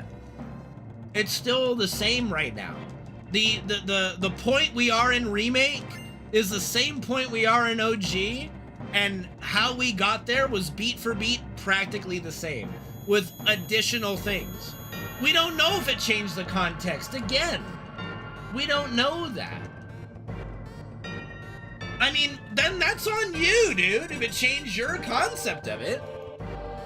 I think you're just taking it way too seriously. We won't know until Rebirth what the ghosts even matter, you know? But you can't sit here and try to make everybody else believe something that's not true, that the remake changed the original plot so much when it didn't, you know?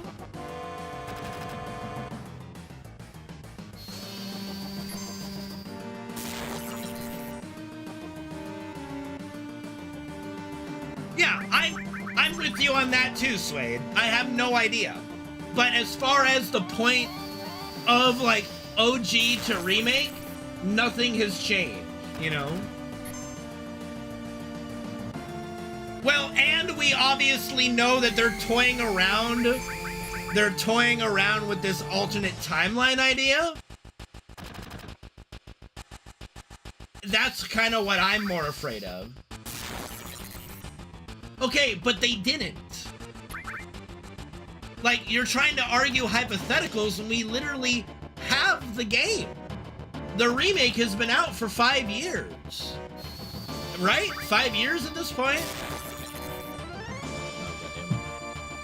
Is that correct? It's been out for that long? So, you can't make up hypotheticals about it, right? It's already been done. It's already released. It's already gone through everything, you know? I mean, they didn't. We don't know what it means yet. Again, we won't know until Rebirth, but again, the whole point that we've been fighting over, tooth and nail, is that the OG plot has not changed, when it has not changed. We had some additions that made it a better game, more fleshed out Midgar, more bosses, some fights with Rude, that's cool, but none of the plot points had a different outcome, you know?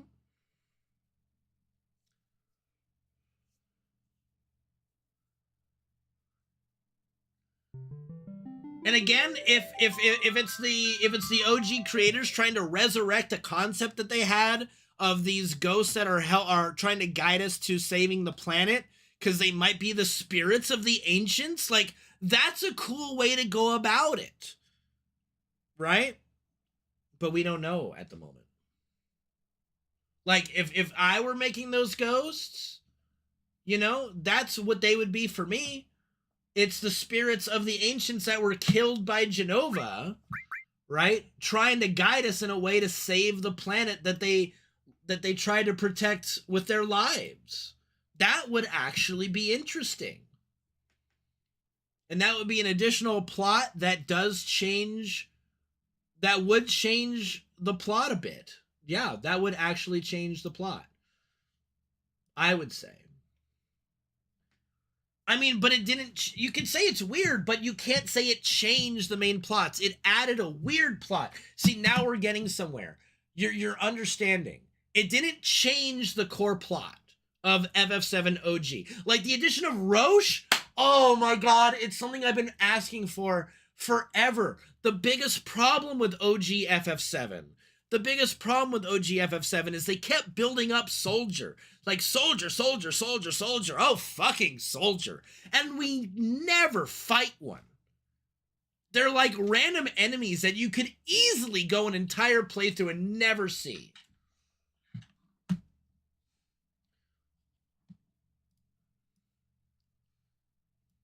I go back to bed again. All right, Thorum. Sleep well, buddy. And no, we're talking about something different, but yeah.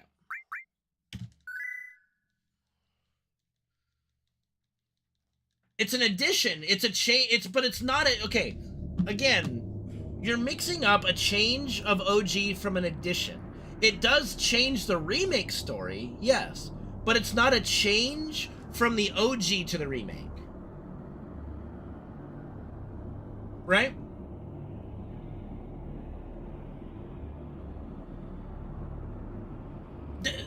Okay, different is fine. That's not what we're talking about. No. Okay, see, that's not what I'm talking about. Different is not a change. What I'm talking about is if you take OG FF7 story beats, did they change any of those story beats? No. They did not. They added more. They added stuff that does make the remake a different story. Yes, it does change the story overall, but they didn't change any stuff from the OG.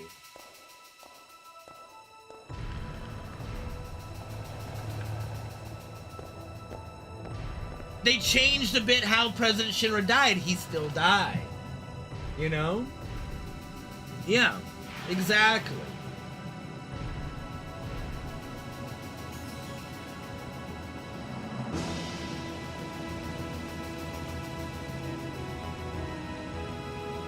Now we're getting somewhere. Finally.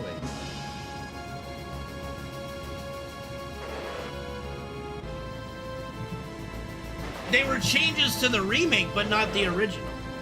Again, I'm strictly speaking, the plot points that were taken from the original and the kind of the blueprint to follow, the guidelines to follow in the remake were not changed. You know? It's an addition, yes. But it's not a plot point from the OG that was altered or changed. Yeah. I'm hoping so, Gabe. I'm hoping so.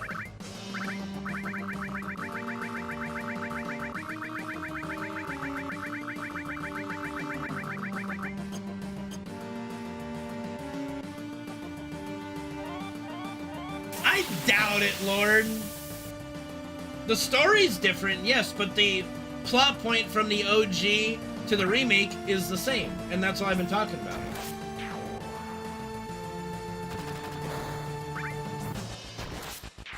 Thanks, RO8. I hope so too.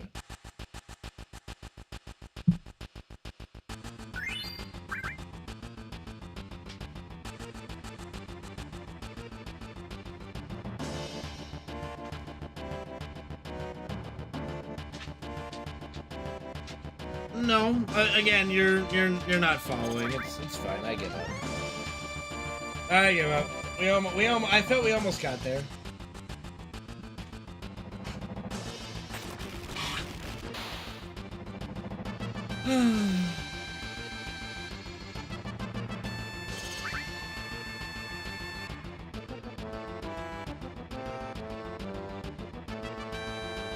Sure.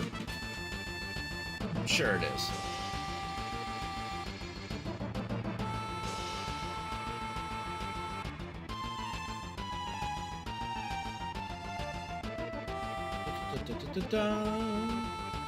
Oh, I've already done that, Swade.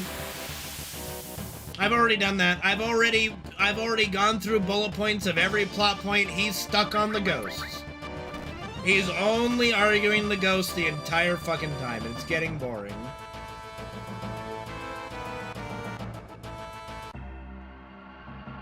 I mean, it is a long time, Gary, but that's also if you do all the side mission stuff. Like, you could very quickly, like, just rush through the MSQ, so to speak, or the main scenario quest. You know, are they a big deal? Are they? Are they? Are they a big deal? Where?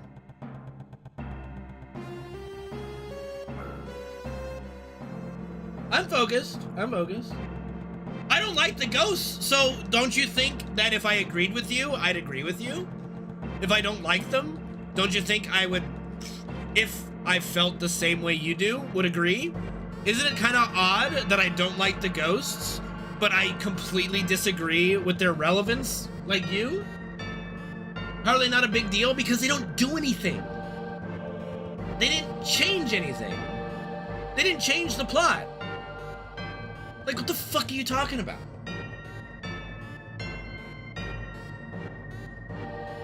It's mind-boggling.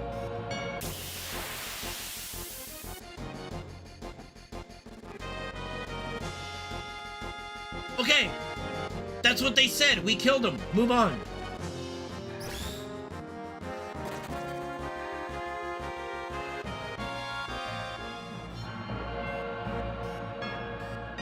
I don't think they're happening a second time, One Trick Wolf, but it's hard to say. The addition that they're kind of going with, in my opinion, of alternate timelines, I am curious to see how that goes in Rebirth, you know?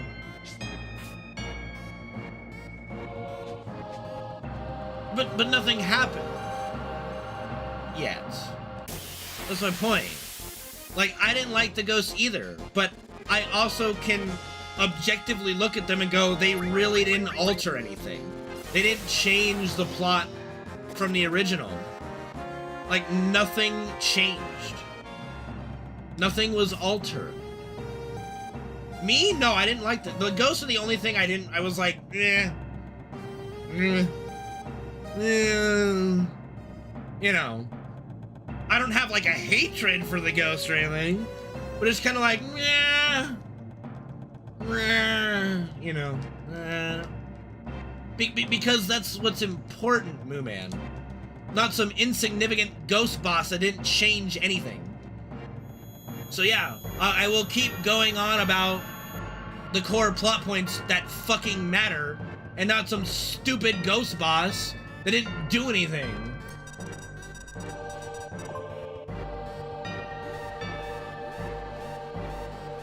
Tell me why I don't like the ghosts? I just didn't like them. I don't know. I just didn't like them. This is it. Oh, this is weird. Yeah. Why were there ghosts in the first place? Well, again, it was an OG concept for the original that they scrapped. And I think it's like, I think they were going with the ghosts are trying to guide you to saving the planet. Because I think the most logical thing is that the ghosts are the ancients. Does what impact? No, because the core plot stayed the same. Again, the ghosts had didn't change the story at all. They didn't change any plot point, so no, I didn't care. They didn't do anything. It was like, oh, it was a boss fight, whatever. How can I say that? Because it's true! It's not copium, it's the fact! Nothing they did changed events in the remake from the OG. It's just facts, dude. It's just facts. I'm just stating the facts, Your Honor.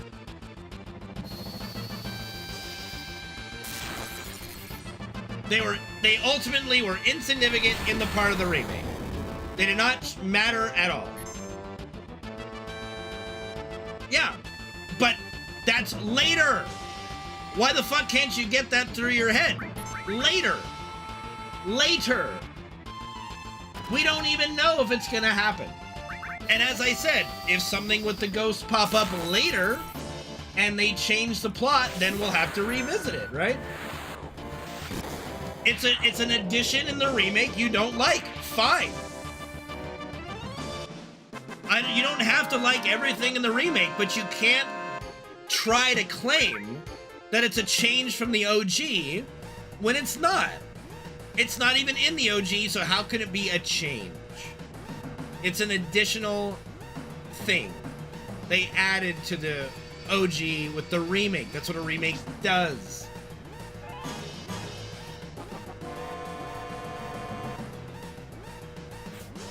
I mean, we'll have to see, One Trick Wolf. I really don't like the concept of Aerith knows the future, Sephiroth knows, like, this is somehow Aerith from the original, and we're like all different characters, and Sephiroth has like knowledge from the original. If that ends up being what they do, just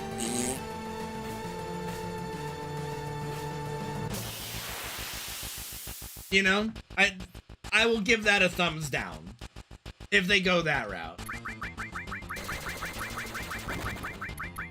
I mean, maybe.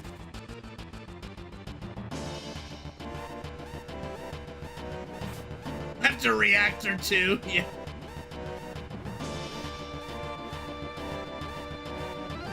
The ghosts are an addition. A remake's gonna add stuff.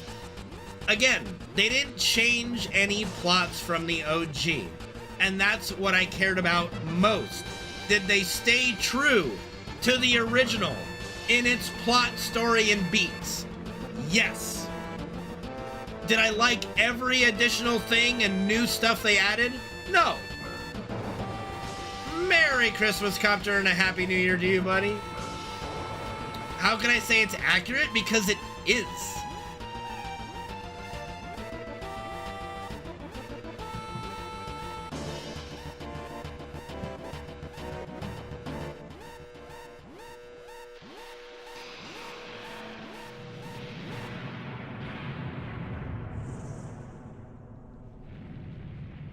I really hope not, Holy. I don't need to fight cosmic gods in FF7, please. Like, just don't do that. Please, Square, don't do that. Like, Katase, I love you, but no, dude. Just don't. I mean, they could, but that is the exact point. In the remake, they didn't. It didn't alter anything. So, the remake is a very true retelling to the original.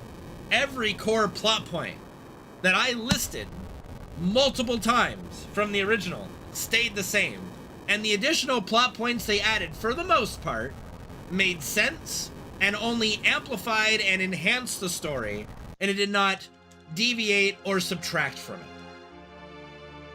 It is staying true. Like, again, motherfucker, if you want a remaster, go download the PC version, get a HD mod, and stop talking about the remake. Okay?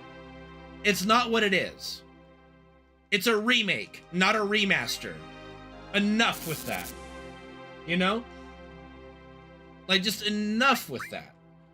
It's not a remaster. It's a remake. A retelling. Okay? There's gonna be additional stuff.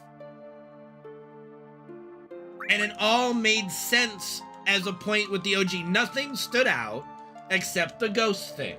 Which ultimately, we don't even know if it's significant or not. Ultimately, it wasn't in Remake Part 1. We'll see in Remake Part 2. Ultimately, the ghost didn't really matter at all in Remake Part 1.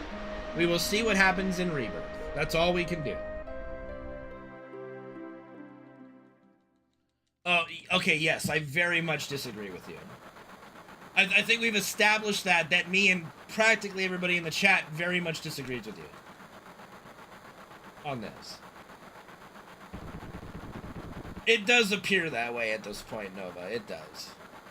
Like, trying to gaslight me that I actually agree with him. Like, let's not. Let's not gaslight, okay?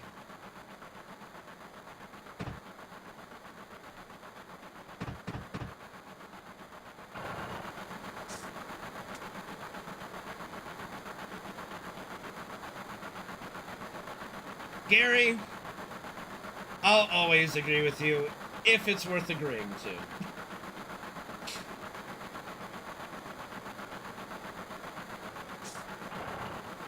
Okay, it's holier than thou, not holider. But no, I'm not. He's over there. When he comes closer, I can pet him. Over there.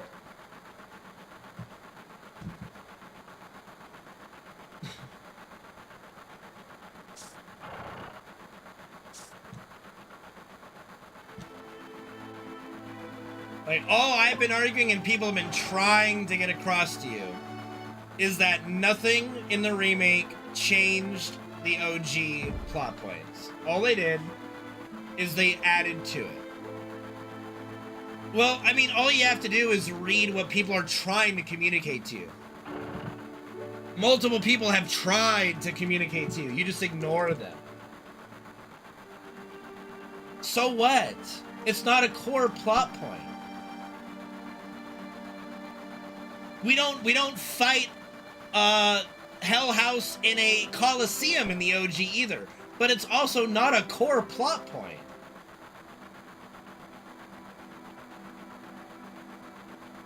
I mean, the climax doesn't have to be a core plot point if it doesn't make sense. Like, what did killing the ghost thing do? We don't know yet. So therefore, if you just look at FF7 Remake the game, we don't know.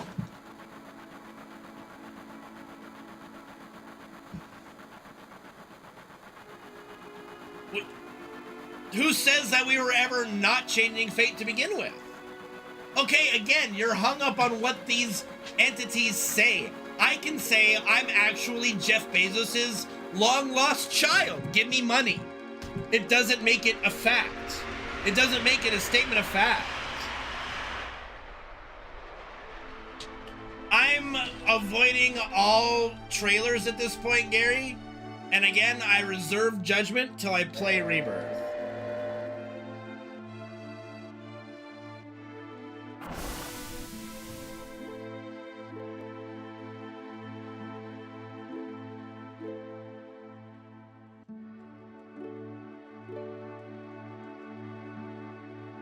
I mean, I do believe one way is wrong. Judging something on what could happen as opposed to what did happen, that's where you get nonsensical arguments. So yeah, I don't think both are correct in that sense. You can't fearmonger the possibility. Like, it's kind of like the whole immigrants. Oh my God, if we let immigrants into our country, there's this possibility they'll rape and murder our children. Fuck off. Like, no, there is a right and a wrong. You can't sit there and go based off of hypothetical situations, judge somebody. That's not how the life works, man. You can't take a hypothetical that didn't happen and judge something on it. Like, oh, Karn could have killed somebody, therefore I'm gonna charge him with attempted murder because he could kill somebody in the future. What the fuck sense does that make?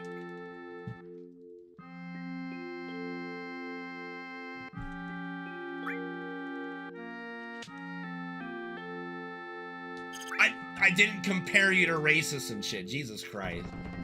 My goodness. Talk about having a one-tracked mind and not listening. Good Lord.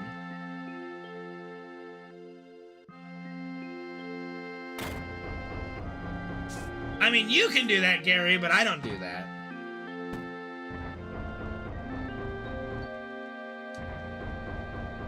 Like, I will judge something based on what is happening, not what could happen.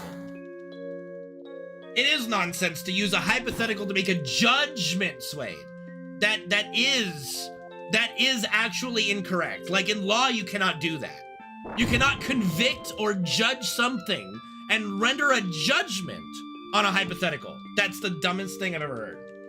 You can't do that. No. No, that's nonsense. That's absolute nonsense. That's absolute nonsense. You can only judge something on what's actually taken place.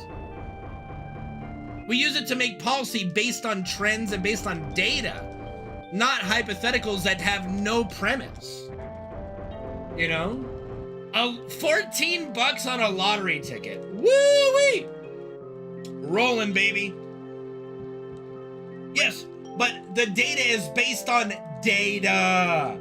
Real things. No! There's no data about the ghosts. Nothing.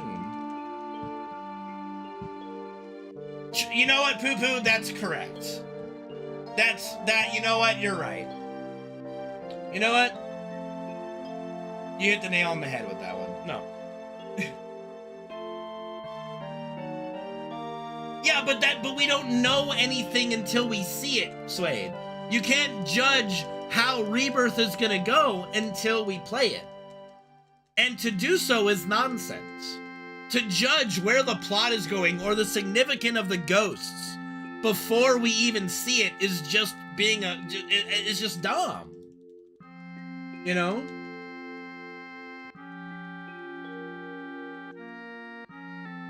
Like, it's just living in fear of hypotheticals that have no basis in anything.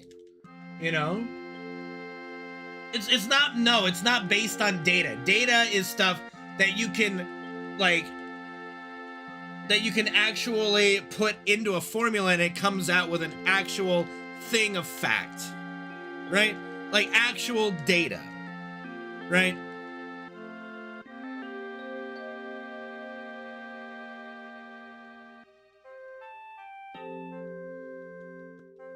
Like, making a hypothetical judgment of the significance of the goats is foolish at this point. So, One Trick Wolf, the one thing that is confusing and that I am worried about with Rebirth is that, so what they did at the end is so how they did this is, do you remember the stamp, the dog, like, graffiti?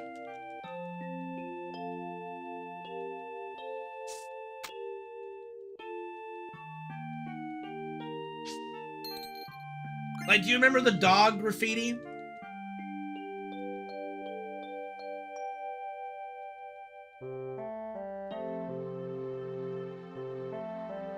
That we followed in the subway. Do you remember the dog graffiti? Okay, so there was dog graffiti. I did not play Intergrade. I have not played Intergrade yet. So the dog graffiti that we follow in the subway to get to the second reactor is like, is it a basset hound? It's got like a long nose, you know.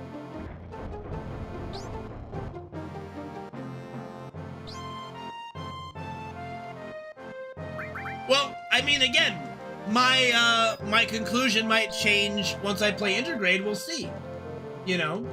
But I haven't played Intergrade, so I don't know.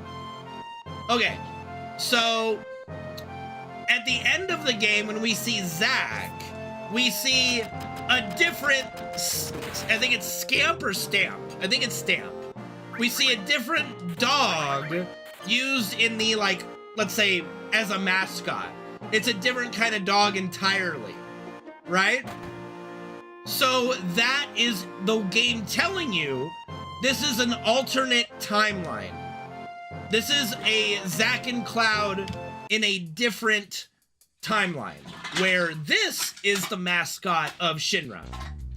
That's its subtle way of telling you it's not the same timeline. So what that is that is a timeline where, hello Freddy, here's some pets for you. That is a timeline where Zack and Cloud survive, or Zack survives the fight with all those Shinra soldiers that he died to in the original, right? And when they pass by each other, as we're leaving to go to Calm and Zack is carrying Cloud into Midgar, that's the two timelines kind of crossing paths, right? And Aerith kind of feels something. What do you mean different regions use different? No, it's literally the same. Like, what? What are you talking about? No, it's not. I was busy not being born yet, Syndicraw.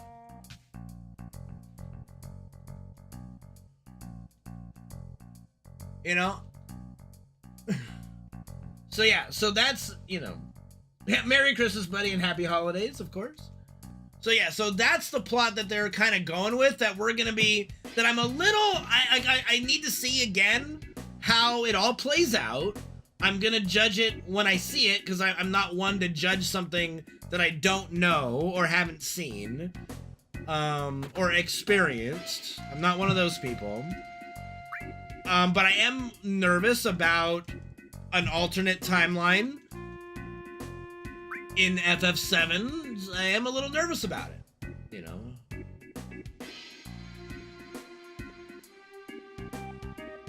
Nobody who's nice ever says they're a nice person, so I'm just kidding.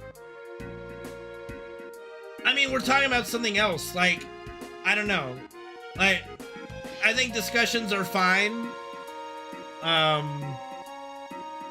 I think, like I said, I think trying to make nonsensical arguments, it is what it is, but, you know, what have you. I mean, though, yeah, I mean, I hope they'll explain it. I'm just very nervous on how it's all gonna get explained, you know? Like, Rebirth, like I said, all I said was the OG, like, the plot points in the OG that they did in the remake. You know, all the key plot points, the reactor missions, Wall Market, the boss battles, like a lot of key boss battles, places we visit, the plate, the Shinra HQ, all those things still did the same beats, right? They didn't change that aspect. All they did was add to it, right? What improvement and changes would I make to the story? That's a good question. I don't want to talk about any spoilers if possible, you know? Yeah, I don't agree with Holy on that. But that might just be my hopeful, wishful thinking about Aerith. There is evidence in Remake that she is aware of things she shouldn't be aware of. I'm very curious how they go about that. But I honestly, what they did in the remake was basically everything I wanted and more. The only thing, like I said, the only thing that I was a little like meh about was the ghosts.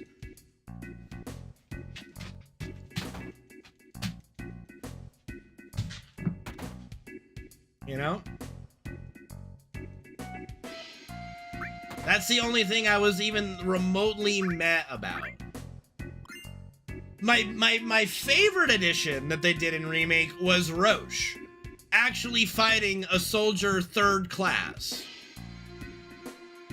It's something that was always missing from the original. is the buildup of Soldier. Soldier this, Soldier that. Cloud's a soldier. Oh, if we fought anybody from Soldier, we wouldn't be standing here. And we never fight anyone from Soldier. Shinra never sends a soldier to go after us. They're random encounters that you could literally play the entire game and never run into them.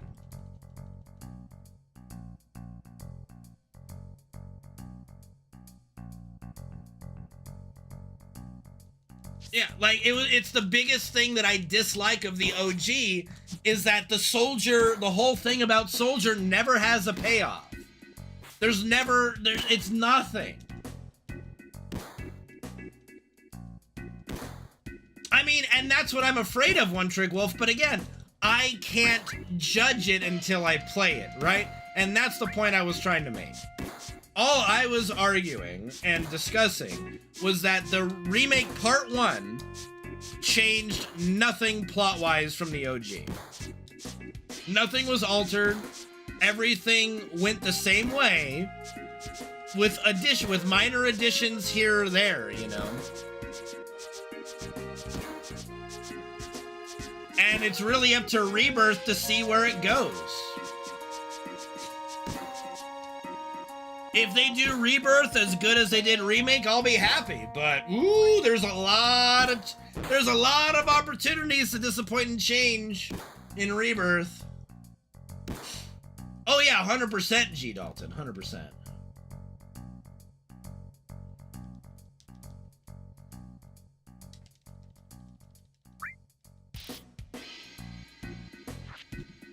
Will hit what?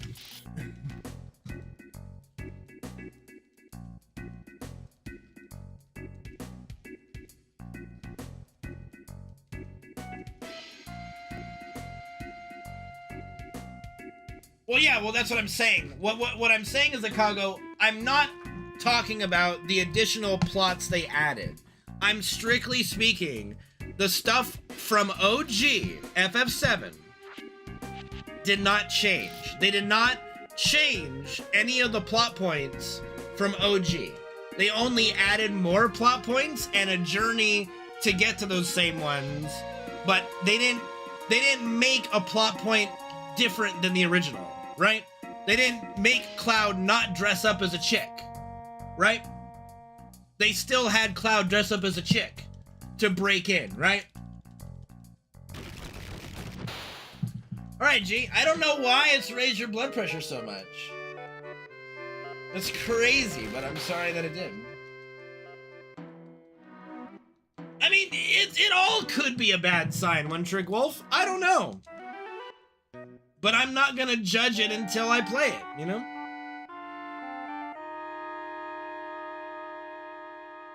I mean, I think the change was okay because, you know, the original were literally terrorists.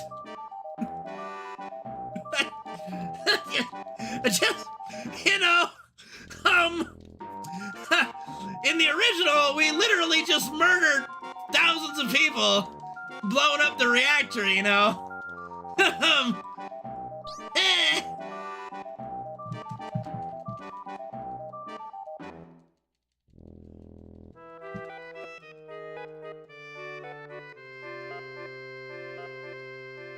Yeah, I understand, and that is like the only like kind of small change they made, but it doesn't really change the major plots. The reactor still blew up, Avalanche is still blamed, we still go through with the next mission, yada yada yada. Like nothing really changes, you know?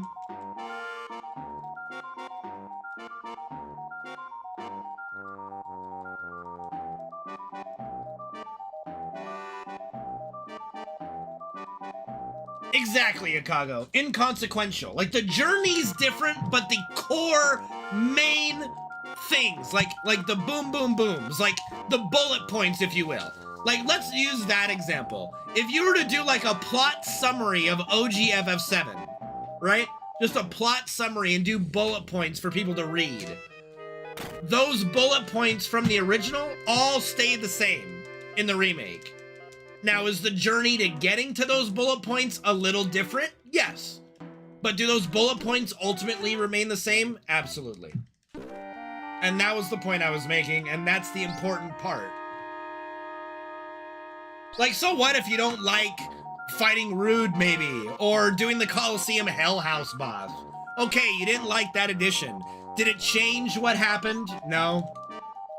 Did it change the fact that we still dressed up as a chick and snuck into Don Corneo's mansion? No. Still the same. Right?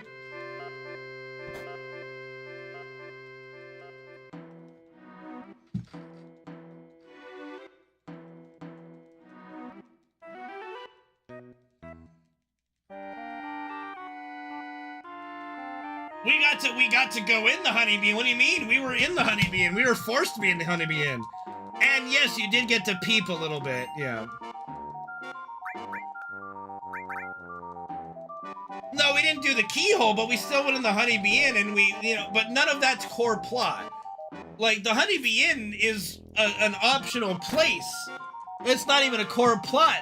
They actually forced us to go in the Honeybee Inn, adding it as a plot point. Is it core still? No. You know. But it's a welcome addition, right? No, we didn't get that. Unfortunately, they didn't give us that. But again, not a core plot point, so it's whatever. Teehee. Teehee, those polygons. Teehee. Those sexy polygons in the bathtub. Teehee.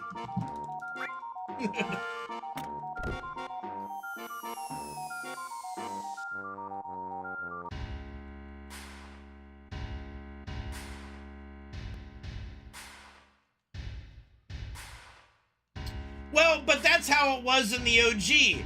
The slums were the slums, but then the Honeybee Inn was like the only, like, look at the Honeybee Inn in the OG. It's luxurious.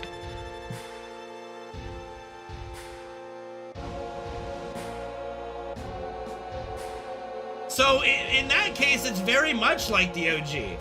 Like the entire place. Well, yeah, and Wall Market does look like poverty, except for like the Coliseum, Corneo's mansion, and the Honeybee Inn. Everything else looks pretty poor.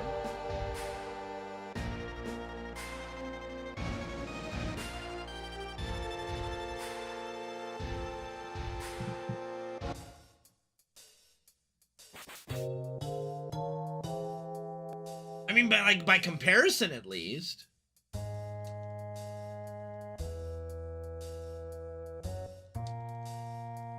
Yeah, like the parts that the mob boss owns are ritzy. Everything else looks like shit. Makes a lot of sense, you know?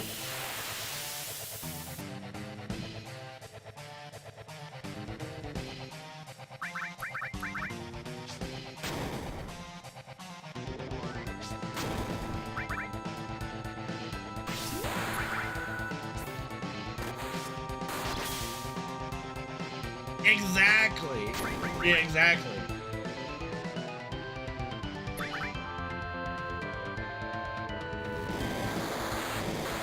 Yeah, I thought the Wall Market editions were good. I liked them.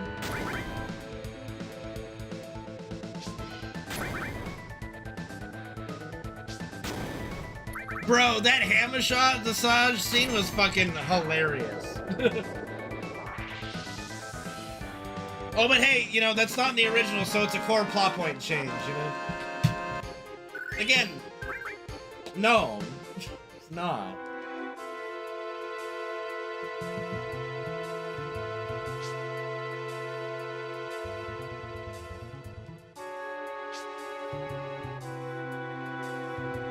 Well, my favorite edition was Aerith saying shit.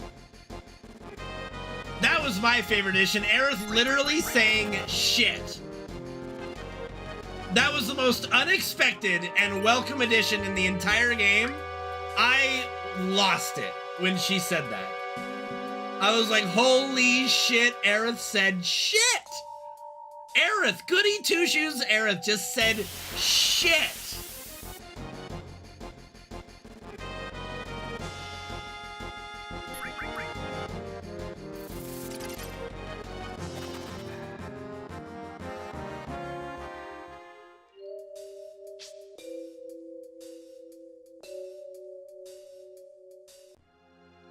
Yeah, Aerith's kind of bland in the OG. I do think she's better. I think all the characters, to be honest, are better in the remake. Now, I will say, and I've said this before, so forgive me if you've heard this. The most redeemed character for me in remake is Marlene. OG Marlene, I could give a literal flying fuck about. Do not care. Go away, you annoying child. Like, I do not care. Shut the fuck up, Barrett. Nobody cares about Marlene. Go away. And then the remake, it's like, oh my god. I've never been so invested in a fake child in my life of her well-being and happiness. You know?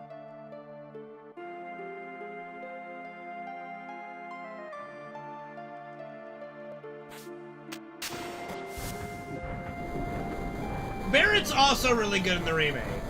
Some of his lines are a little clumsy, but he's still really good.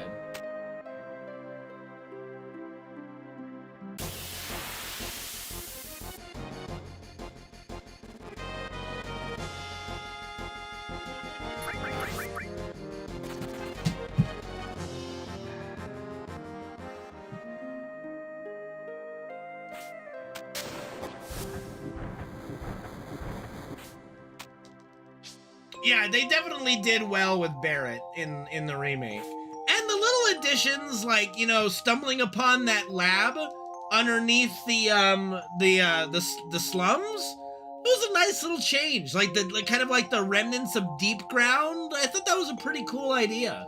Or not the remnants, I guess like the beginnings of deep ground. I thought that was kind of a cool idea.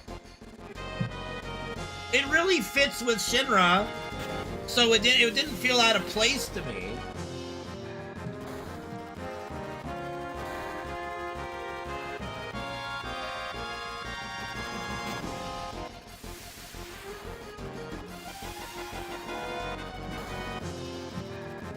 You know, I really do hope that Barrett gets the Cloud and Rufus treatment with Dyne and does get a 1v1.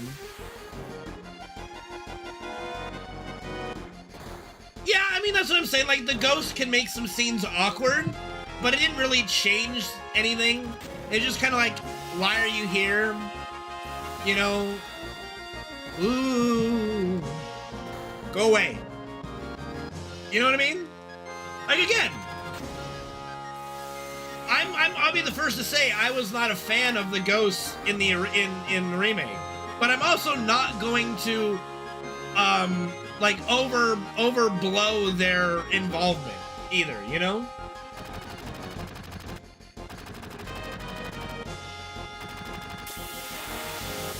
I mean, what else are you gonna say, you know? Well, there's no confirmation that Wedge is alive. The last time we see Wedge, he gets yeeted out of the Shinra building. And again, the only confirmation that we have is that is happening in an alternate timeline. So, for all we know, our Biggs, Wedge, and Jesse are still dead. But in this alternate timeline, maybe they live.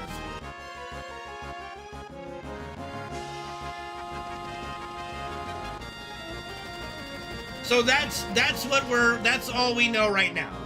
Is that we see Biggs in a bed in the alternate timeline, and that's all you can go with. It's a teaser for the next game. What does it mean? I don't know, and I'm not gonna pretend I do. You know? That's not what I do. I don't pretend I know something when I don't.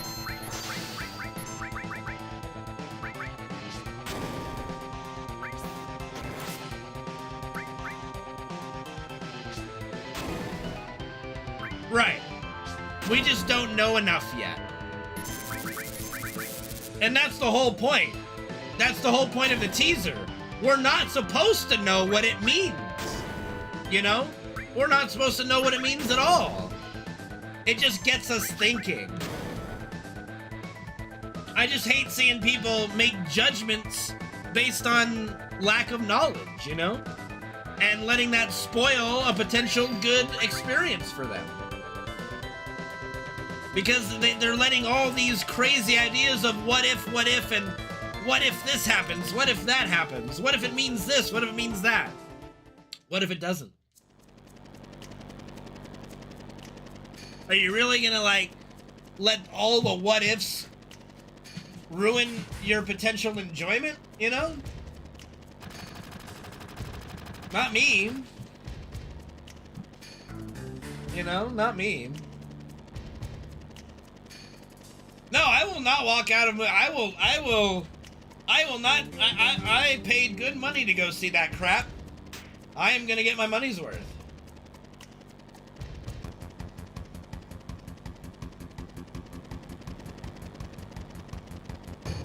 If Genesis is involved in any of the remake, I'm gonna be so upset.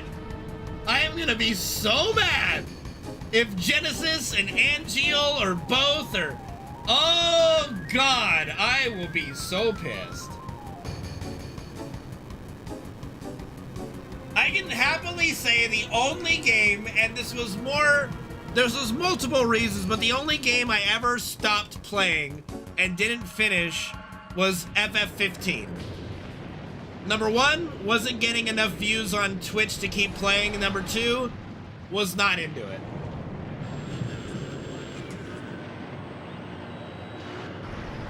Rek, I can have wishful thinking, okay? We'll see, Akago, we'll see.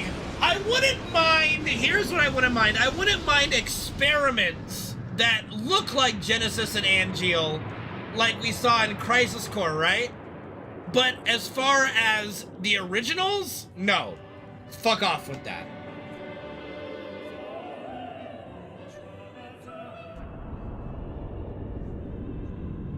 It just doesn't, like, it just, FF15 just didn't feel complete to me. The battle system was bare bones. The plot, if I even remember any of the plot, was not enjoyable for me. It was just meh. Just meh.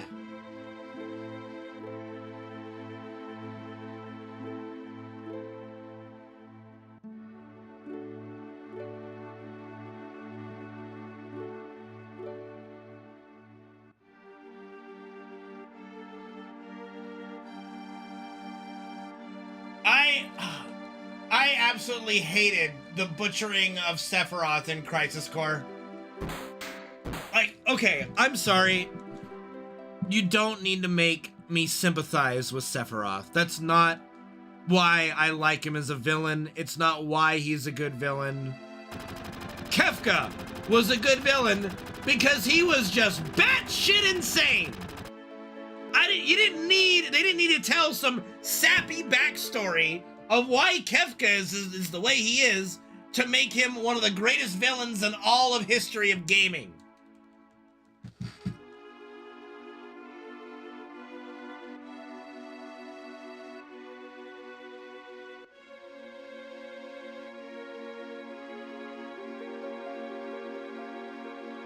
Trying to turn Sephiroth into some sympathetic villain is just cringe to me. It's absolute cringe to me. I mean, and yeah, that's the only sympathy he needs. Oh, dude finds out he's kind of an alien, so to speak. Well, not really, actually. He thinks he's something else. And then he goes a little power crazy. It doesn't actually make you sympathize with him, really, but it's good enough. You know, it's good enough. I don't look at him as sympathetic, because he literally learns of his origin and thinks he's superior to everybody else. It's like some dude that grew up in poverty that learns that he's actually the bastard son of Elon Musk, and now he just thinks he's all high and mighty and above everybody else. Right? Like, you wouldn't sympathize with someone like that. I don't sympathize with Sephiroth. The guy's an asshole.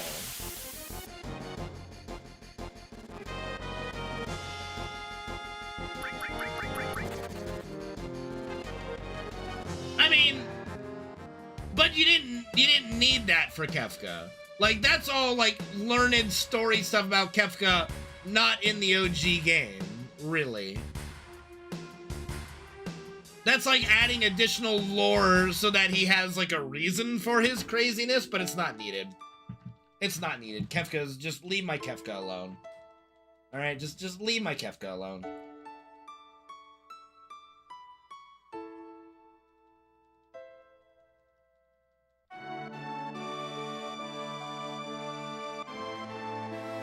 I do hope they expand more on Genova, you know?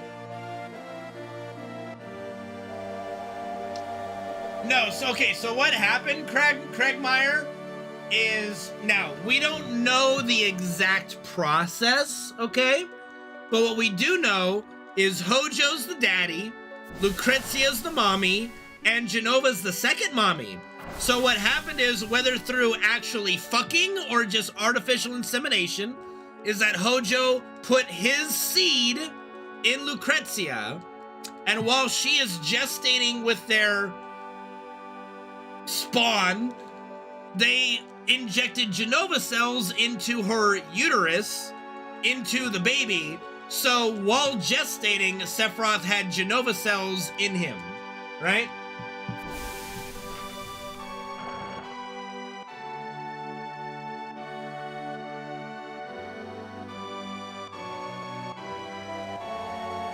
So that's what Sephiroth is. And just think of Hojo as like a Genova witness, okay? He literally worships this alien. Like, if Hojo wants the alien to take over the planet and for them all to ride it to greener pastures, he has fully embraced his alien overlord.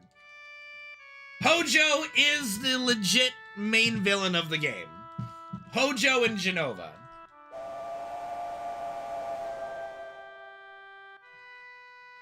They're just Sephiroth playing hockey. I'm just playing hockey, boys.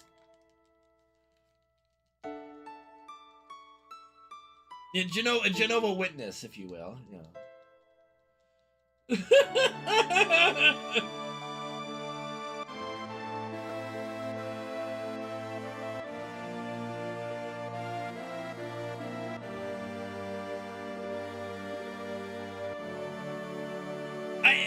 Well, see, but the thing is, FF7 is so multi-layered that in a first, second, and even third playthrough, it's apparent that Sephiroth is the main villain. Only when you really dive deep and, like, find a lot of hidden stuff do you actually learn of the significance of Genova, right? So I don't really blame people. Like, to me, there's, like, tiers of FF7 nerds. Like, and FF7 fans. There's, like, people who played the game one time, they think Sephiroth's the greatest villain ever, and that Tifa is the bee's knees, which she is, but they don't really understand the story very well. Then there's people who played it a couple times and think that Sephiroth is in control of everything, right? And they understand the story a little bit better, but in my opinion, they are missing a crucial component, which is Sephiroth doesn't need to control anything because they're all working together to achieve Genova's plan. That's why you see in Advent Children, you see in the OG, Sephiroth is constantly going on about his mother, Genova, my mother, my mother, my mother. They're all mama's boys because they're all trying to achieve Genova's goal. I really do hope, like, because some of the some of the black screen text we get is Zack, and some of it is Genova. I really hope we get voice acted Genova in Rebirth. I'm getting goosebumps already. I am telling you right now, I am shaking. I got chills just went up my spine thinking about it. Like, that's what I want. Give it to me. Give me Genova, please. Genova speaks, yes. Yes, there are, you know, some of those scenes when the Genova theme is going off and the screen is black and you see, like, gray text? Sometimes that's Zack talking to you and sometimes that's Genova talking to you.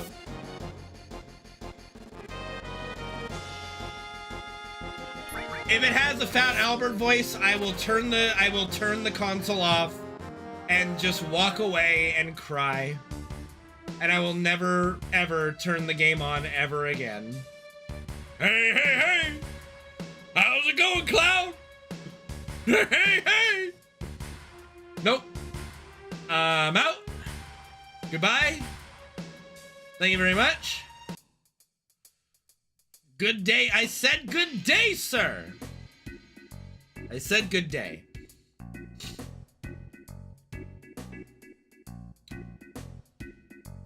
So yeah, that is what I'm looking forward to the most in Rebirth, is hopefully Jenova.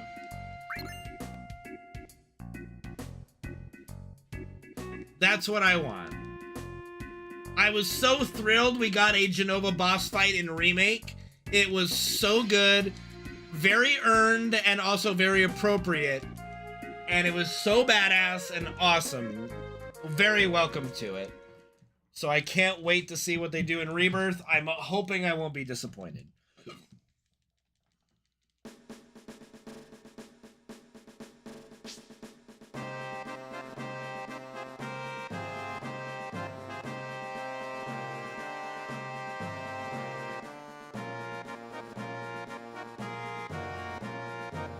Correct, Chicago, and that's basically how it goes. And again, like, Hojo is trying to fulfill Jenova's desires, but I don't think it's through any kind of manipulation.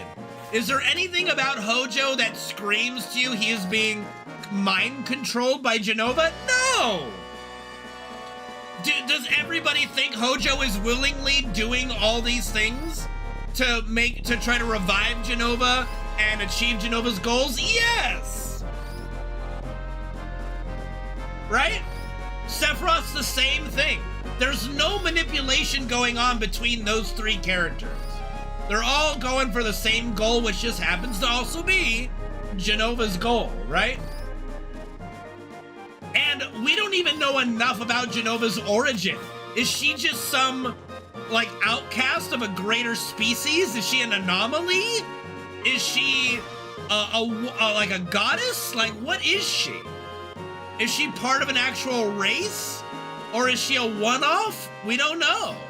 Oh, you've got to be kidding me. Oops.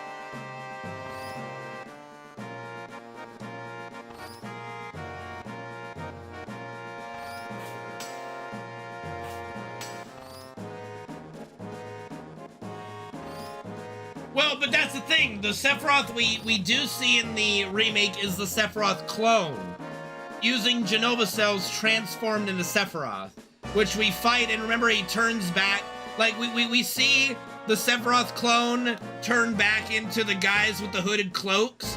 So something they also kind of ignored and didn't really pay off in the OG is all these hooded figures.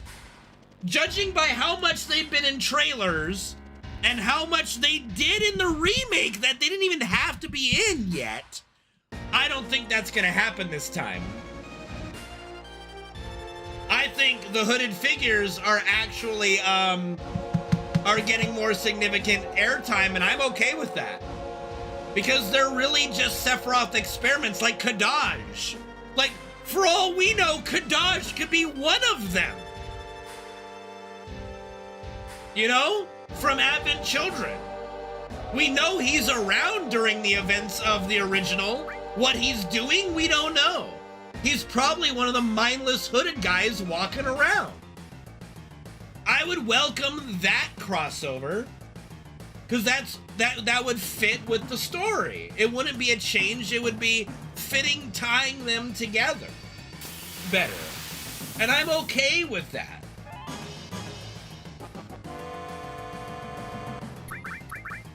So in my opinion, they did a really good job in the remake of, number one, introducing the hooded figures, and number two, actually giving them a little bit of airtime, you know? Yeah, like I said, Nova, that was also part of my argument during the whole discussion earlier, is that we already know that Advent Children is still canon.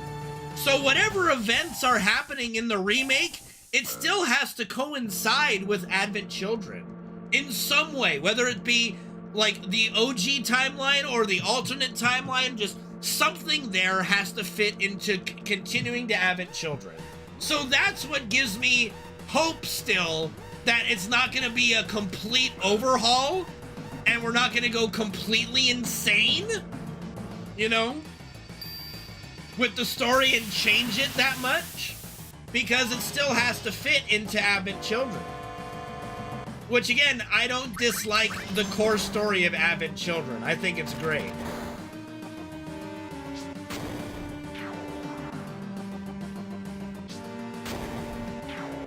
Oh yeah, no, without a doubt. We know that. Without a doubt. Like, because that's where the Jenova Sephiroth clone experiment was happening, was Nibelheim. That was, because that's why Jenova was there. She was housed there to try to replicate the Sephiroth experiment. You know? And ultimately, Hojo was trying to wake her up. He was hoping that through the use and the expansion of her cells, she would finally awaken, you know? And for whatever reason, and again, not really explained, but I'm hoping we get some kind of an explanation, Jenova only awakens when Cloud looks at her.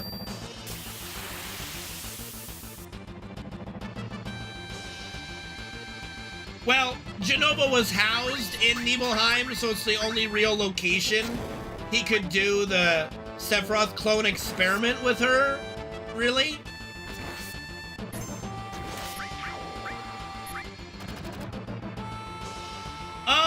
I probably will.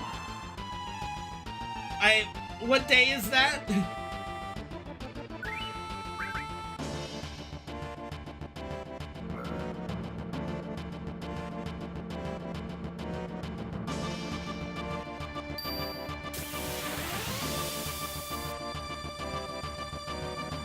Sunday, Monday? Yeah, probably will. Probably will do at least one stream. Maybe two. It's always hard to say on holidays. Like, I planned to stream yesterday, but, you know, Mom was like, you know, she wanted to have dinner and such, and it was just kind of like, all right, you know, I'll just stream tomorrow on Christmas Day, and I was, yeah, it is okay. Well, but that's what we do know, is that they've used Jenova cells on all the soldiers, but I'm saying specifically the Sephiroth clones are in Nibelheim. Just specifically the Sephiroth clones. But it is confirmed that all members of Soldier are injected with Jenova cells. Well, I'm just saying that the Sephiroth clone experiment is Nibelheim. Not just Jenova as a whole, like not just Jenova experiments, but the whole Sephiroth clone experiment is Nibelheim. Jenova experiments are happening everywhere. Correct. We don't know enough about the hooded figures, not from the original, and obviously not from the remake, that they're all Sephiroth clones? But it's very likely they're all failed Sephiroth clone experiments. Likely. Doesn't mean it's true, but it's very likely all the hooded figures are Sephiroth experiments.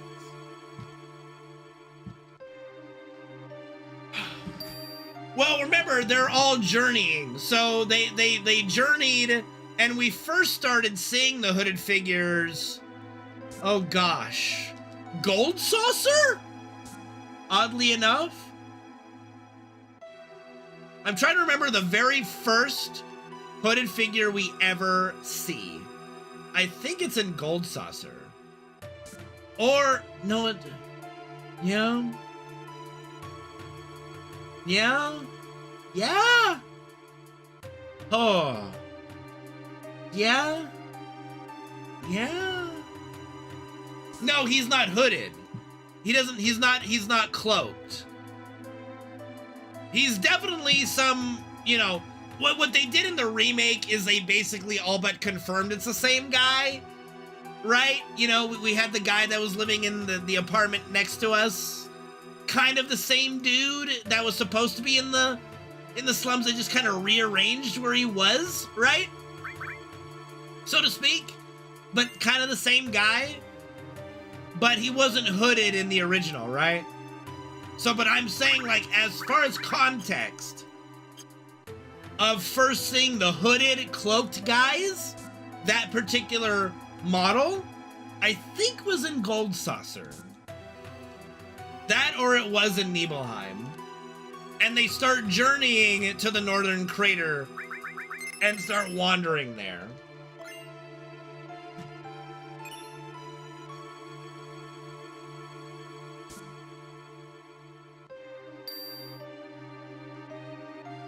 It might be.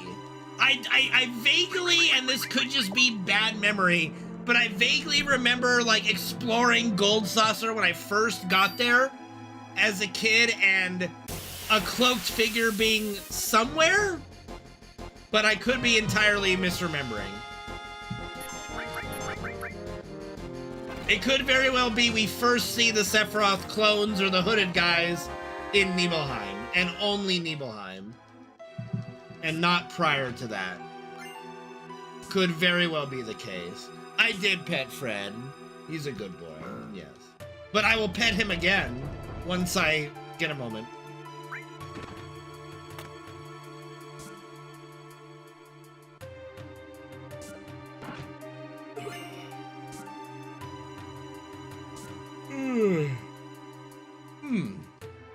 Fun discussions today, guys. I appreciate it.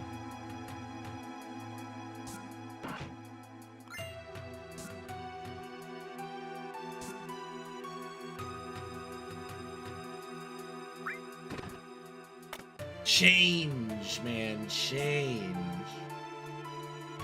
I mean, it's okay. Like, you don't like, if people don't like the remake, it's fine. You don't have to like it. I just don't like people trying to claim something that's not true. You know.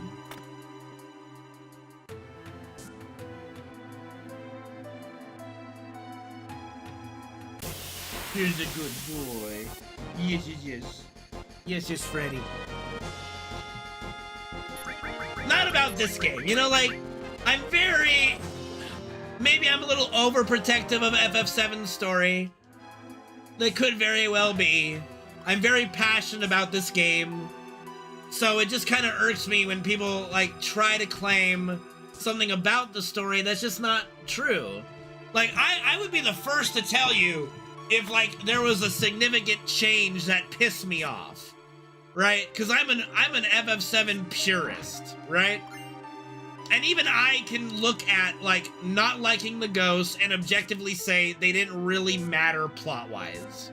Yet, right? But I can look at something, dislike it vehemently, and still objectively argue that they didn't really matter. You know, and that's with my burning passion for this fucking game. So, all in all, the remake was, it really stuck to the original very well. And it added so many things that made sense. It was just so good. It amplified the original beyond. Like, it really did what it had to do, which was take a small section of the original, blow it up, and make it better, and they did it. Overall, they did. We'll have to see how Rebirth goes. I remember the comment, yes. Like, that's not what I was thinking of.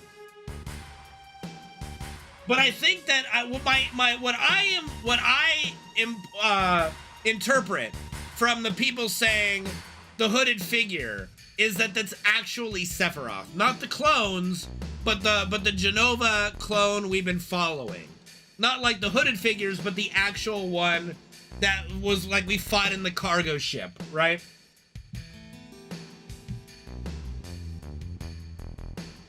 I mean, yeah, some people don't like the whole cinematic boss fight thing.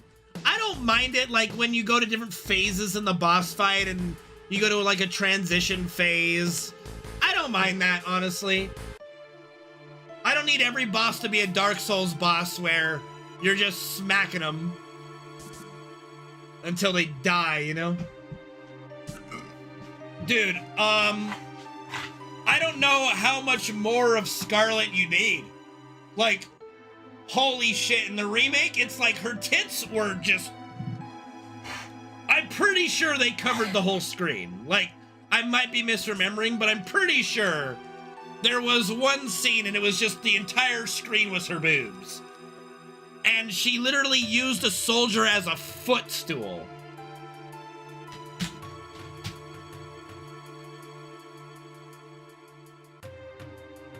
I'm just saying.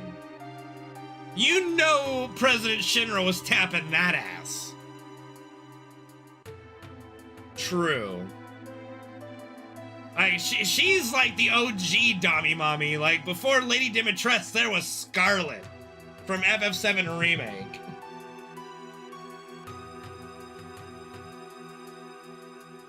Oh, you can use me as a footrest anytime. You know what I mean? Know what I mean? Know what I mean? Nudge, nudge.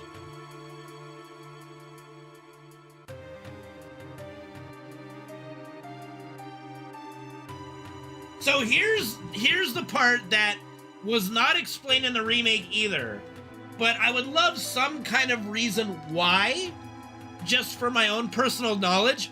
Why is Cloud's interaction? Now you have to remember, at this time, Cloud has Jenova cells in his body, but why him?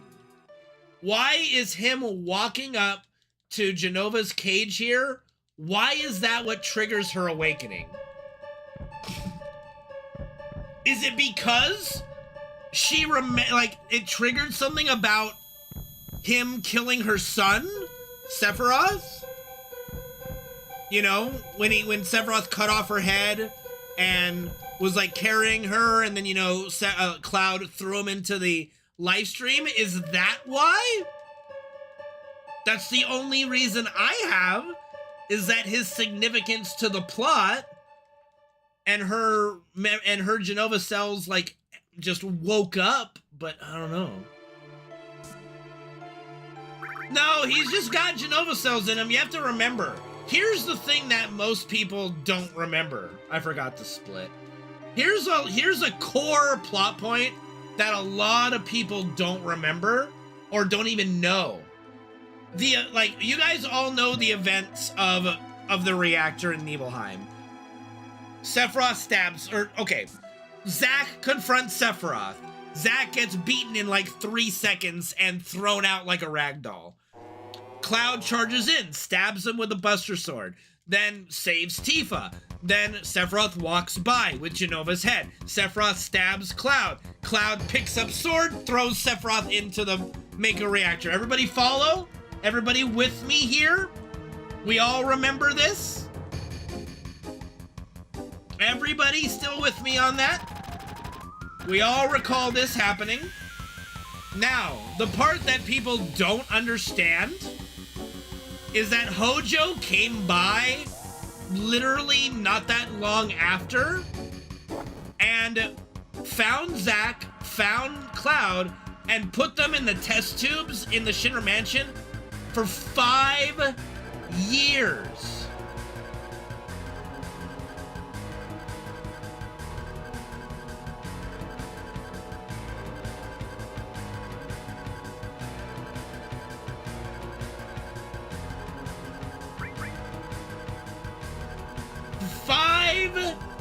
Years in the test tube, being experimented on by Hojo, Jenova cells, Mako, everything. 5 long years in that test tube before Zack was able to make a plan to break out, and they try to go to Midgar. And the beginning of FF7 starts, where Cloud meets Tifa at the train station, and she recruits him. 5 long years. We have no idea the extent of experimentation that went on between Cloud and Zack. But just think, what do you think Hojo did for 5 years to the two of them? And I just cringe at the thought. Quest time, guys. Quest time. Take a moment. Enter the quest. So, if that adds some more context to you guys of why Cloud is kind of messed up, there you go. 5 years with Hojo just using him as an experiment. He's lucky to be alive, let alone sane.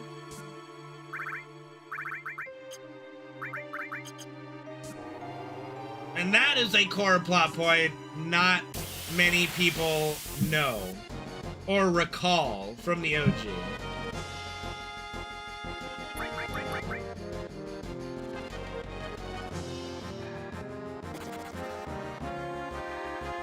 It's not unexplained. The cutscene that explains it is hidden.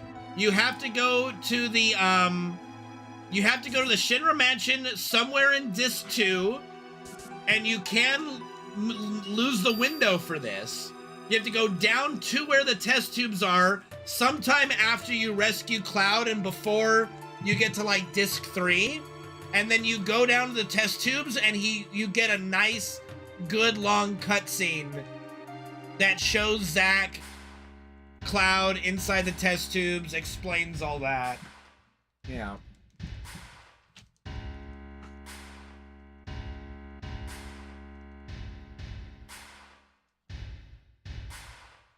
Oh, thank you, user one, for the hydrate. I've been needing it. My throat's dry as fuck. I just noticed it.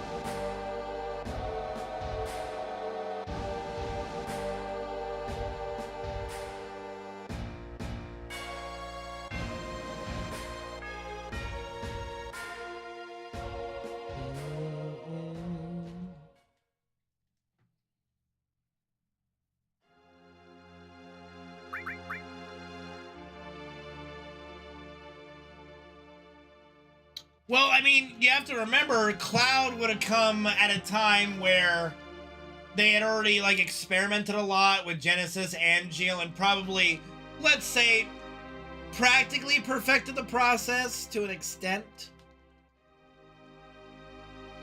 At least compared to Genesis and Angeal. But not entirely.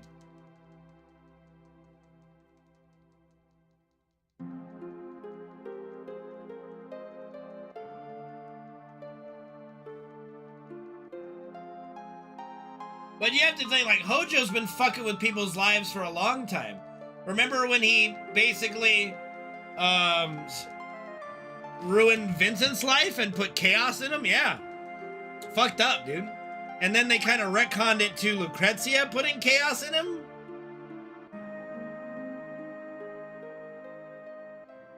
Which is okay, I guess? You know, it's fine, I suppose.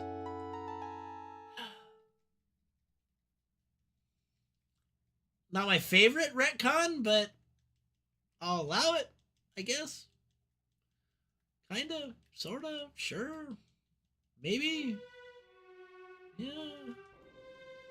Alright, get some sleep, Akago. Appreciate it.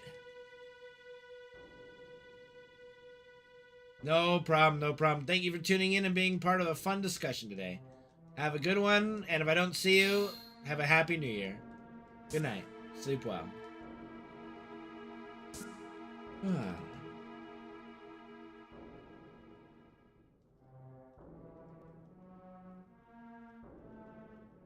See, that would be an example of a change. Because in the OG, it's Hojo that puts chaos in Vincent, and in Crisis Core, or not Crisis Core, Dirge of Cerberus, they retcon it and change it to Lucrezia. That's a change. It all comes back. That is a change.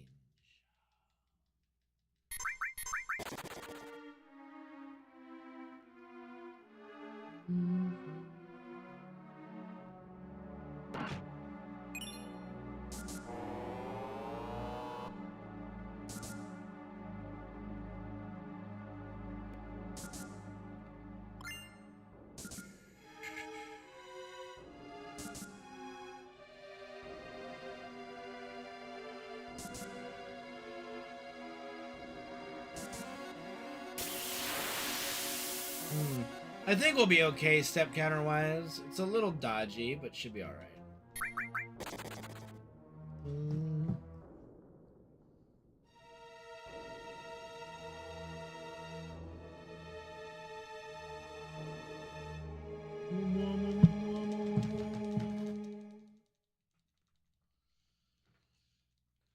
Well, they couldn't do, they said in an interview they couldn't do Red Blood because it would have been rated M and they didn't want it to be rated M, so they had to go with Purple Goo.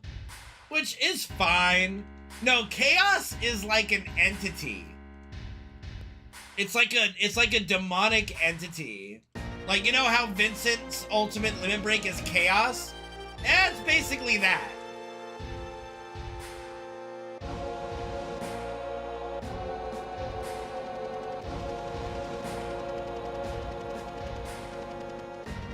It's like, if you ever watched Fairy Tail, it's like a takeover spell.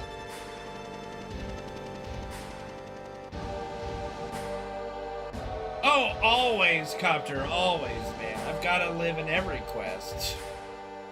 Of course. Wouldn't be much of a streamer if I didn't survive my own quests, am I right?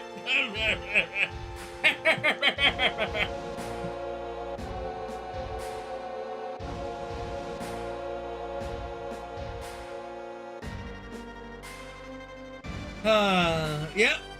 There we go. Or just all part of the plan. I don't know. Looks good to me, or Josh. Looks about right to me.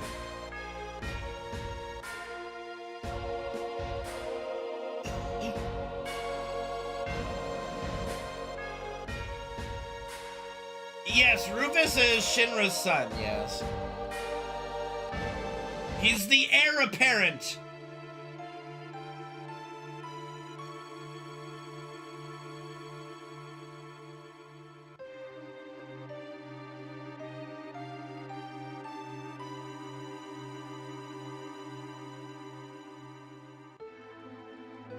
The heir is very apparent indeed.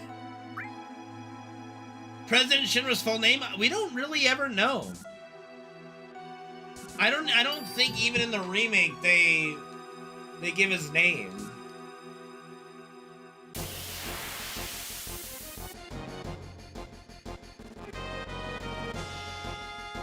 His first name is President, last name Shinra. He was just born that way. God, if his name was fucking John. Christ.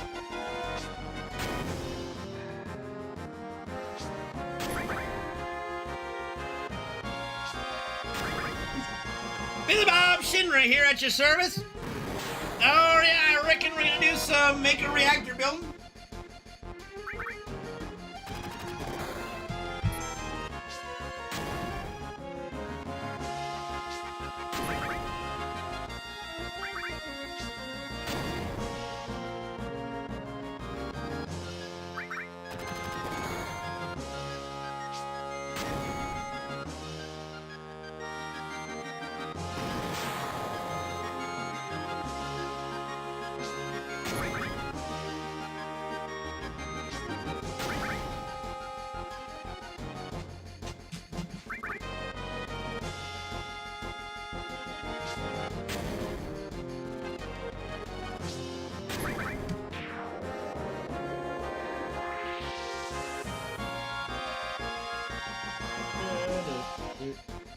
Alright, shoot Red and don't put him to sleep, and I'll be a happy camper.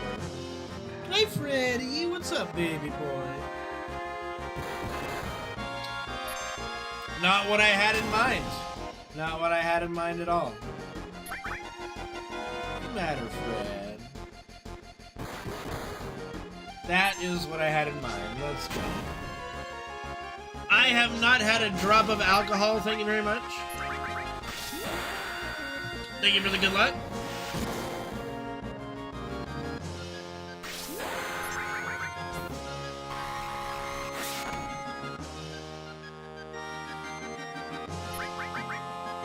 It's okay, Freddy.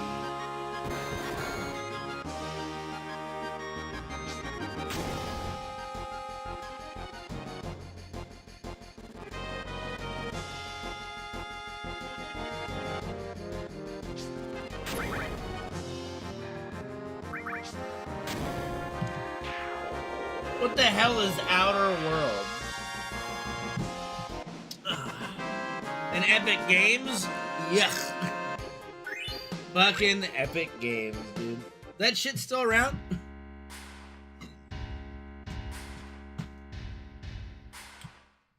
Who's a good boy?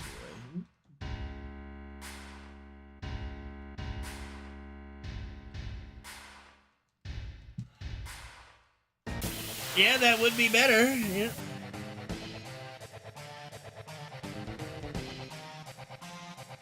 Well, I'm shocked if they're giving away a $79 game for free. I am color me surprised that they might be losing money.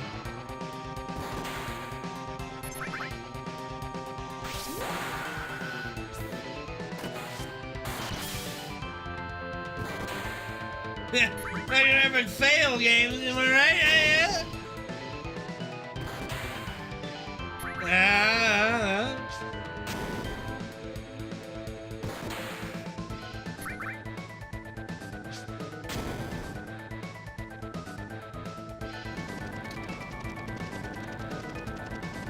Alright, let's hope for no motorball shenanigans this time.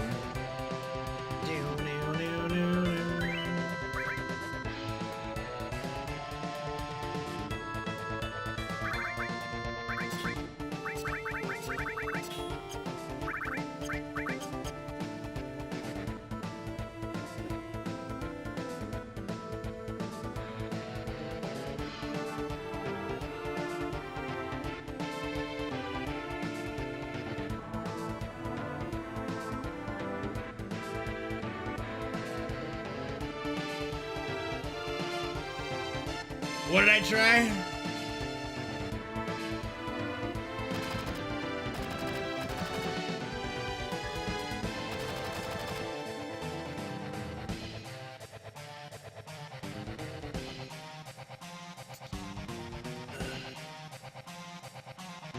Epic game. Oh, pardon me. Oh, okay, kind of reaching on that yeah, a little bit. I mean, I don't dislike the concept of competition with Steam. I just hate all these different launchers. I just really do. Like, I get it, but I just don't like it.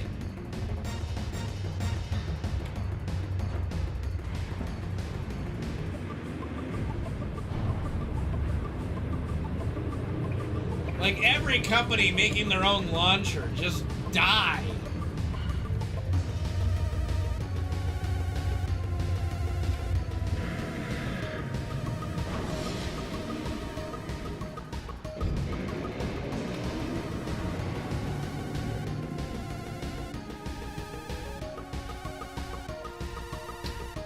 And, you know, not surprising, I'm okay with exclusives, it's fine.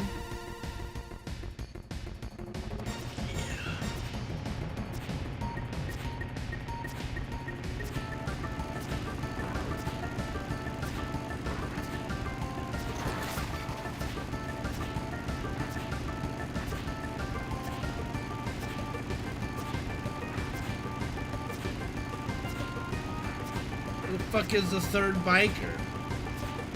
Is There you are. Jesus, it took him forever to show up.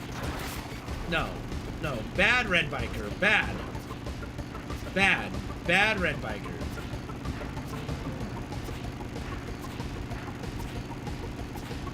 I mean, I don't own Remake on PC anyway.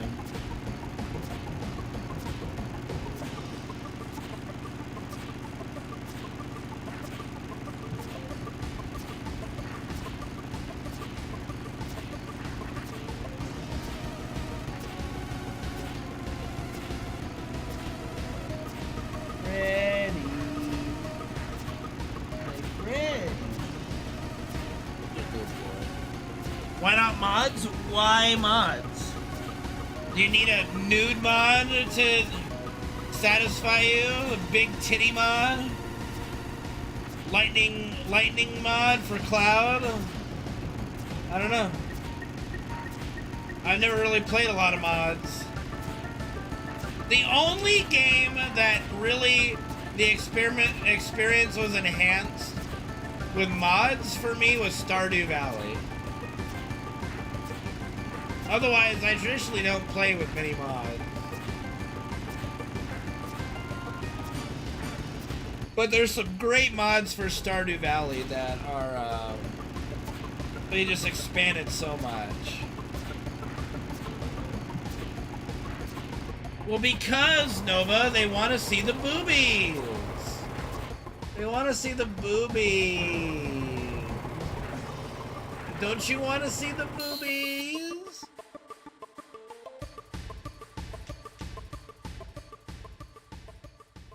Ugh.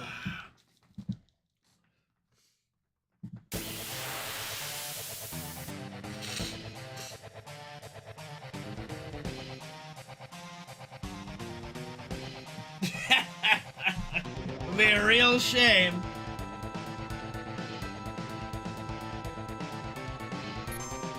Push what graphics?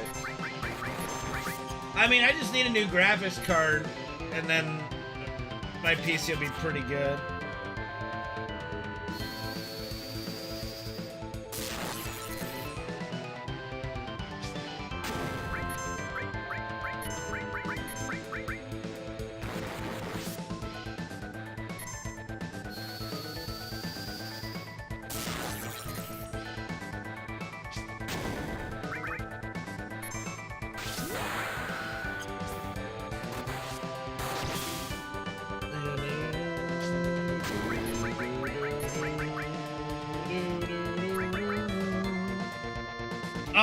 Well, shoot, that's a good question.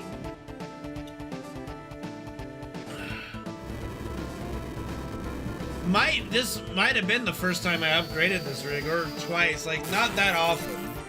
And I still haven't gotten an upgraded graphics card, so it's incomplete.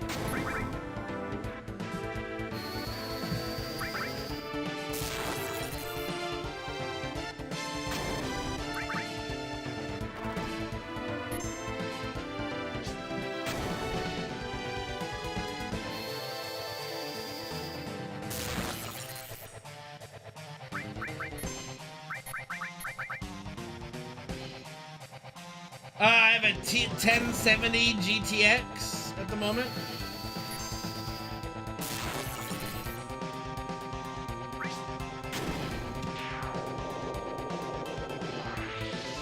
Yeah, no, it's old, dude. It's fucking old.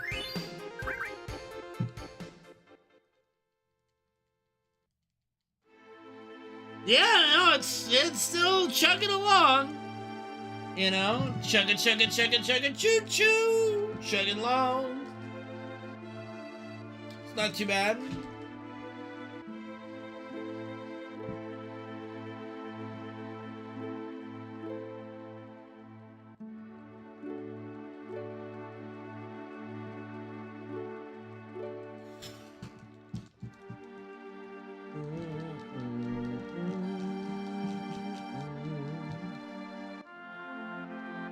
Yeah, not a bad card, but you know, just it would be nice to have a better one.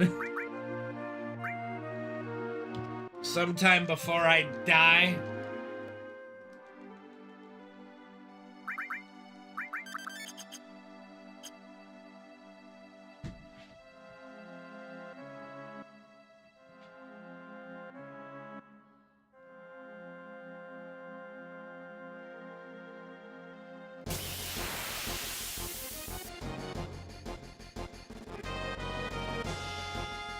Nice, nice. Man, I gotta pee again. Shit.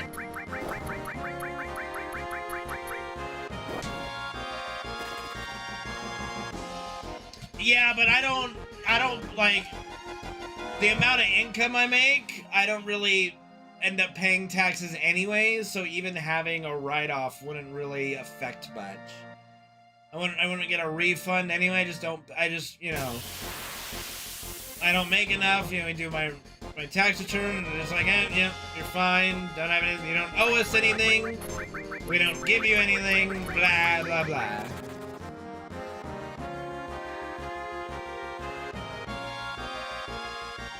So even though it might be a write-off, it's kind of not. I'm not big enough to take advantage of it. Mr. Bucket, balls pop out of my mouth, Mr. Bucket. Ba, ba, ba, ba, ba, ba.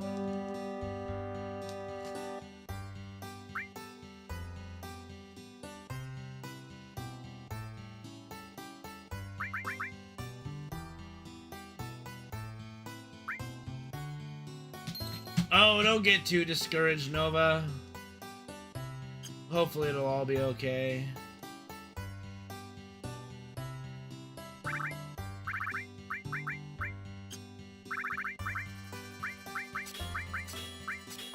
$134, looks like we're going for 55 again.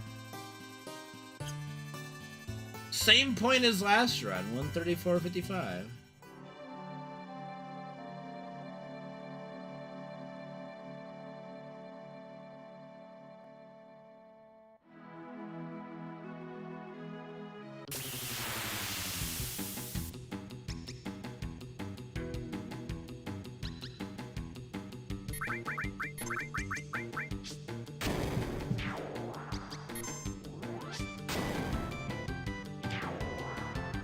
Yeah, but I would like to be able to make more so that he actually has to take something. Because that means I'm actually making more.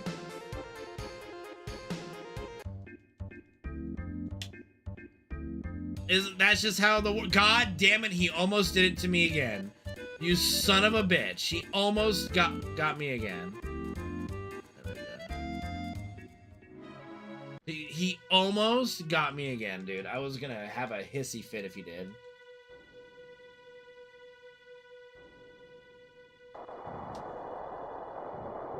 Sounds interesting, Super Gran Turismo. I wish you luck on that venture. More money, more problems.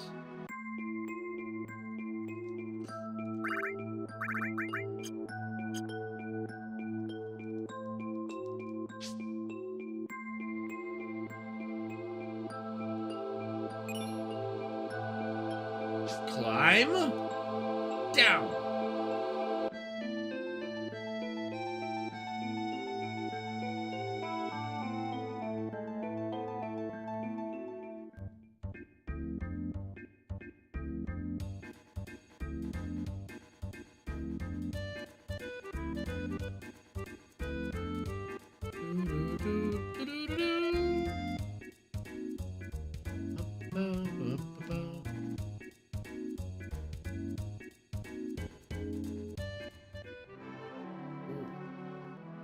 Why didn't you? Okay.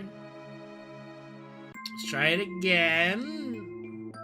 That kind of little fishy there. Little fish, little sus. That didn't do it.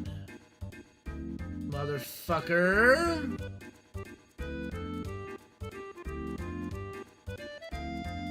Have I ever thought about selling gamer bathwater? No, I'm not a chick. I won't make any money off that. What up, Dash? How you doing, buddy? It's good to see you, dude. Merry Christmas and happy holidays. Hopefully you're doing well. Oops, Alright. Come on, Cloud. Let's not be fucky here, dude. Don't you fuck me, Cloud. Why did I go so low? Oh, cause yeah, the fucking Zalem. Hopefully it doesn't screw me up. He got right in my way and I just kind of reacted. Ugh. I might have fucked up here. We'll find out. Get the fuck in. Get in there. All right, we're okay. All right, but I don't know. The Zolom was legit fucky today. We had one run ruined because he just ran into me. And then he was all over my ass in that one. This would be called, a glitch. Bro, like, I was going diagonally down and left on my first run of the day, and he just came out of nowhere and just BAM! Instantly got me. Uh-oh. Uh-oh. Uh-oh. Alright. I actually never got an encounter in that forest before. That could have gone really bad.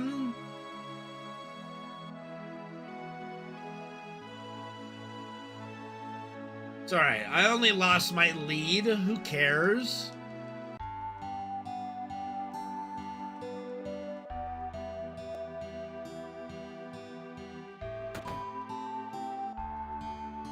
Alright.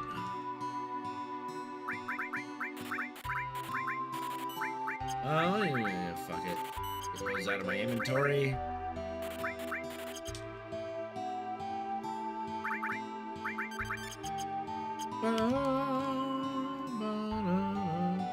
Correct, Epion. That is 100% accurate. Very well put, my friend. Very well put. Alright, Bottomsville. You ready to get fucked, my man?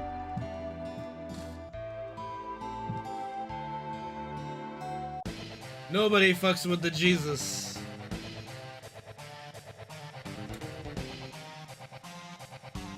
I'm gonna fuck you Saturday. I fuck you in the ass next Wednesday instead. Woo! We got a date Wednesday, baby!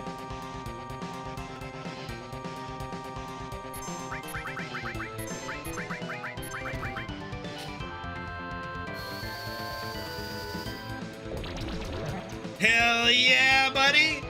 Let's fucking go.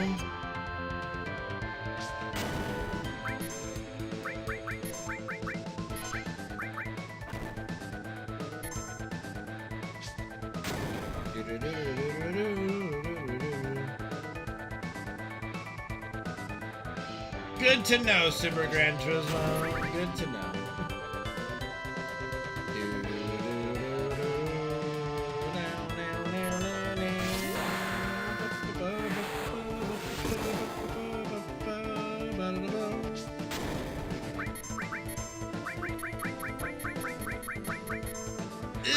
Not the best. Okay, we should be perfectly fine, though. But there's always chance for some tomfoolery.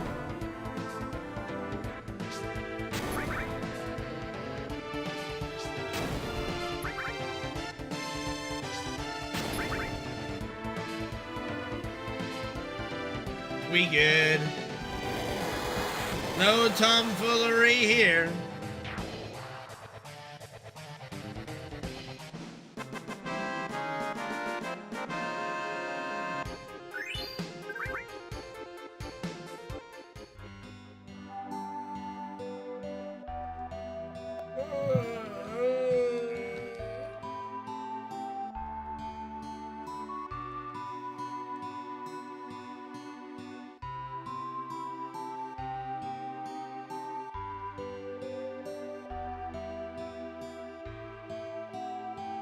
All right.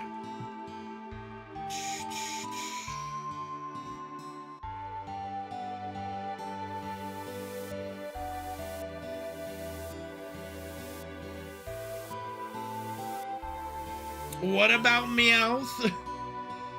Meowth, that's right.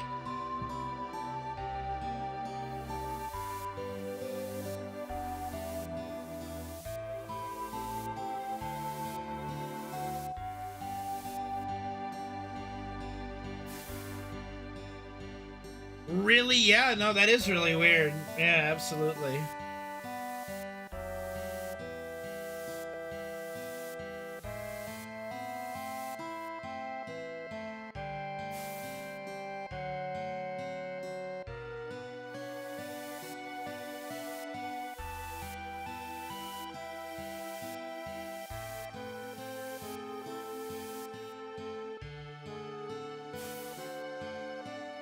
I don't think just a random thinking about Meowth is enough to throw you in the clink, okay? Random thoughts enter our mind all the time. Did you know? I guess there's a statistic that there is actually a good portion of the population that has no inner thoughts. Their mind is just blank. They don't think about anything. That is unfathomable to me.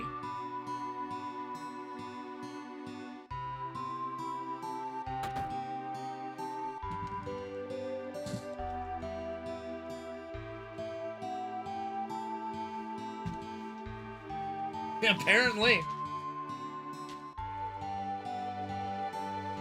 It's by no means, I think, like, a big portion, but...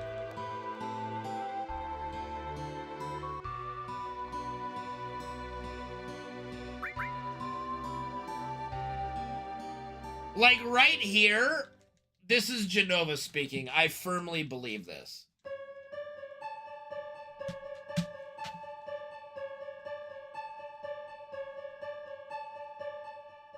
To me, this is Genova. Not only because of the music, but because of the questions.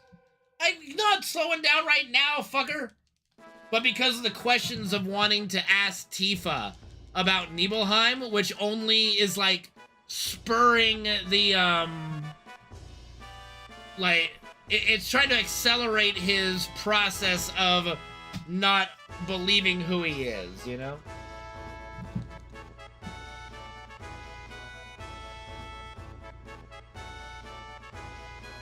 I mean, I'm sorry, Joe Gruff.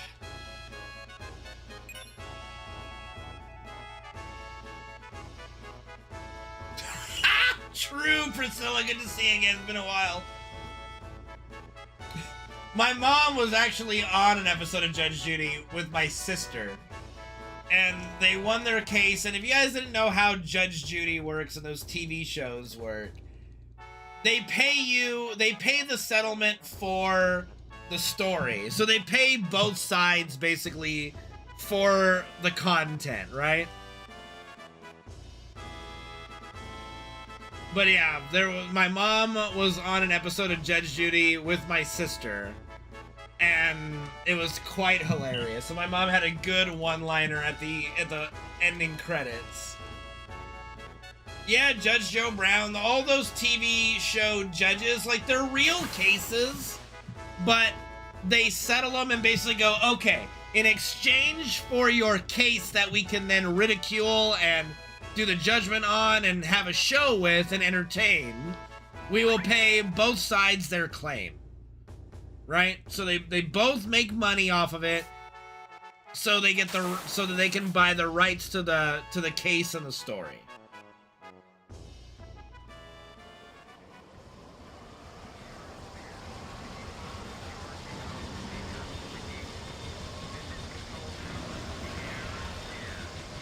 I'm not sure if I was supposed to reveal that information. I thought it was common knowledge. But yeah, hopefully no one kicks down my door and throws me in jail for exposing the courtroom TV show gimmick.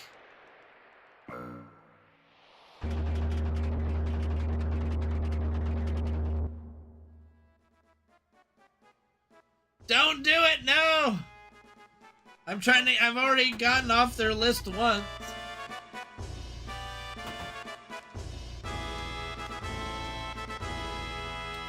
I mean, yeah, they're not actors, right? They're not gonna, like, act like they just lost a ton of money. They still got paid. You know what I mean? Like, they're like just going, yeah, I lost the case, but I'm making money, so cool. You know?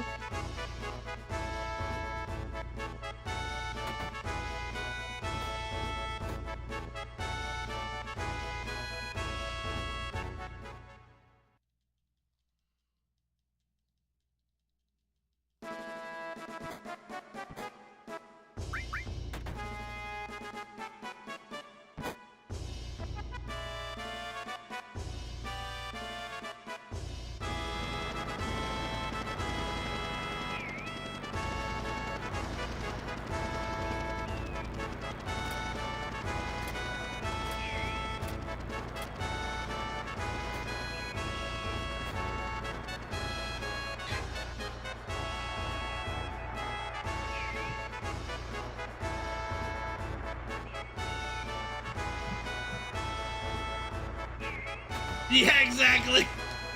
I mean, but not, they only really take the entertaining cases. You can't go fender bender somebody and all of a sudden wind up on Judge Judy every time, you know? Like, they've got to be kind of interesting and fun.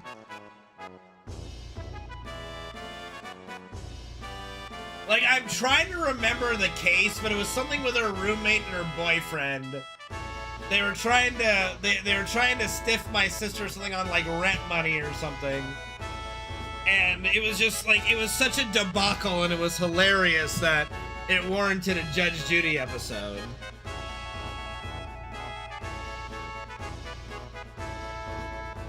Like, I think, like, the roommates were making some unreasonable demands, and it was just very funny. It's been, like, over, like, almost 20 years at least since then, so I don't remember the details of the case. I'm sure if there's, like, an archive of Judge Judy episodes, it can be found somewhere. I know we have a tape of it here at home. Somewhere. Somewhere in this house.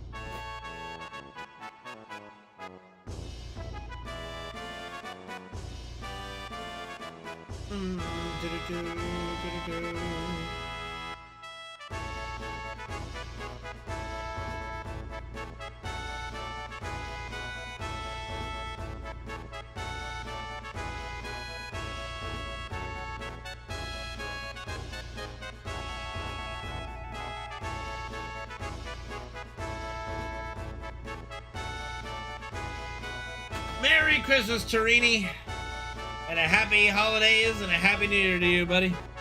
Hopefully you're doing good. Quest time, guys. Quest time only for the Twitch chat, but if you'd like to enter the quest, exclamation point quest in the chat.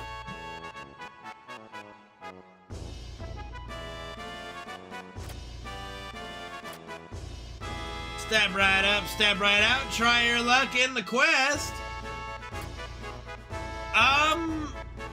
We probably do in the basement somewhere, but as far as one hooked up to a TV, no.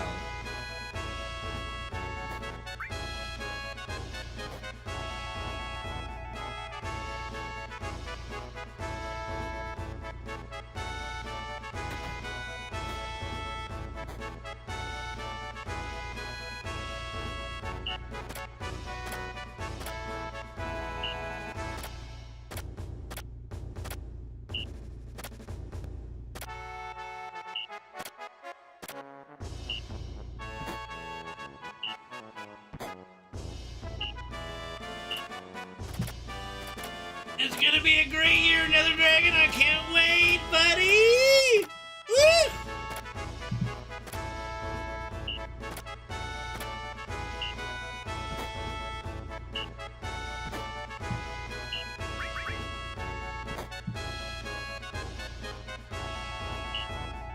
We'll be pulling an all-nighter on that one. I don't know, like, I'm not going to raid that Thursday. Like, just be that.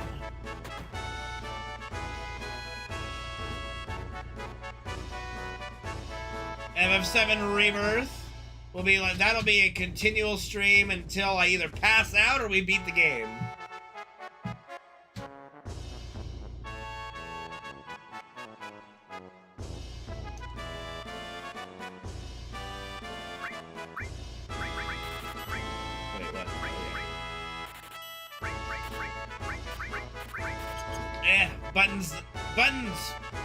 Button's not working in the menu right now. Stop it.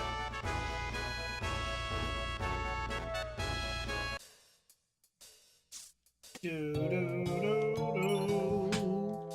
Alright. Ba-da-ba-ba-ba-ba-ba. Ba-ba-da-ba-ba-ba-ba-ba.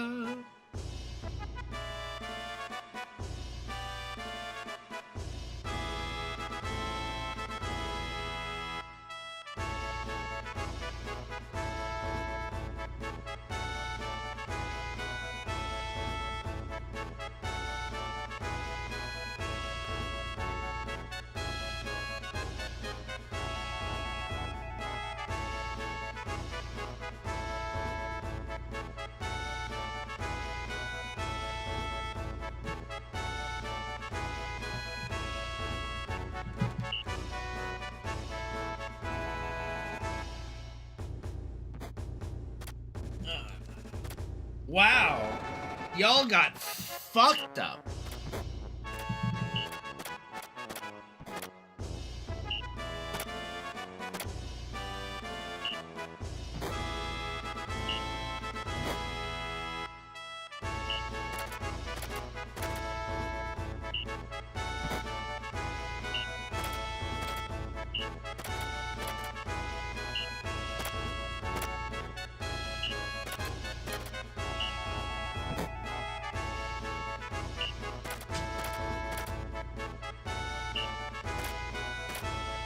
You did indeed. This guy's a troll.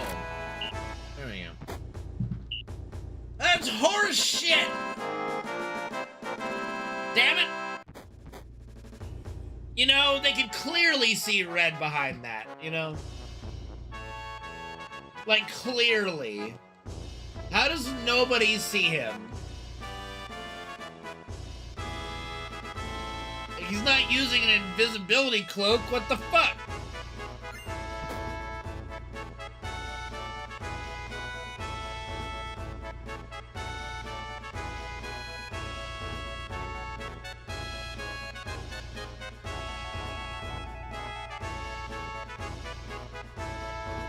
That's just a dog. Just a doggy. No problems. Woof woof.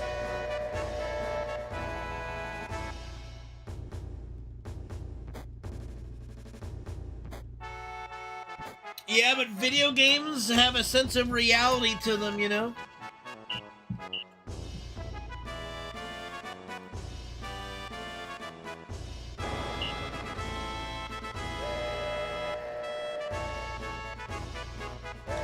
Alright.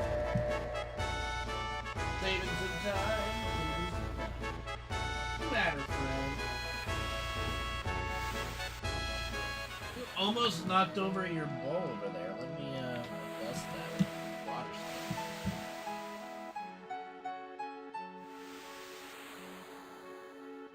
I proceed to spill water while I moved it back into position. That's called karma. Or foreshadowing, or just whatever.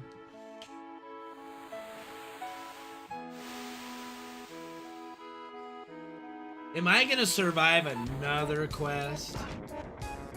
Have I ever smashed my keyboard? No. I have more self-control than that, okay? I only smash my hand. Oh my goodness.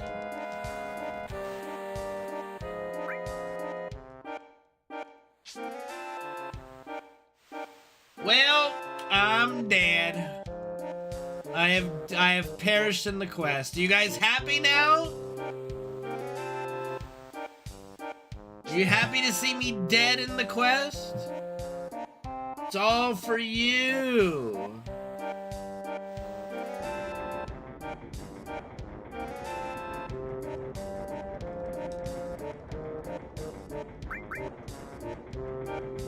Ba-da-da, ba-da-da.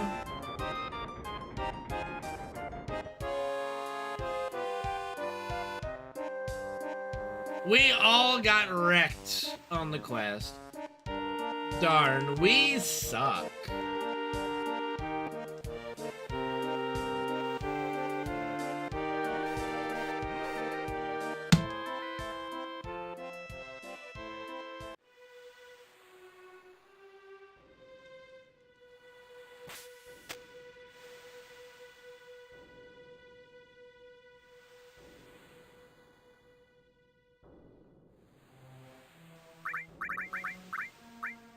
I've been hitting X. Come on.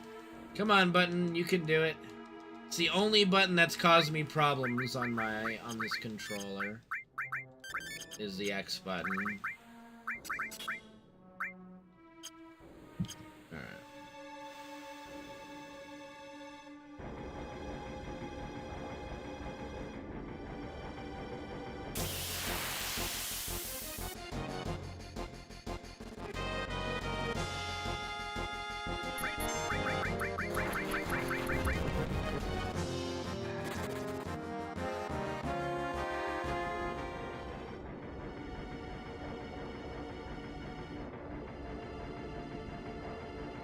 Go.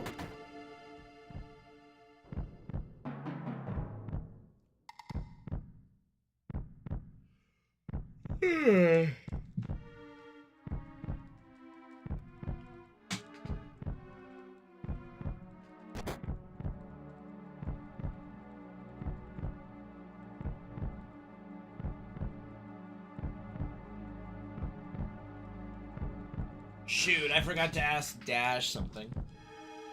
That's okay. I'll try to remember next time I see him.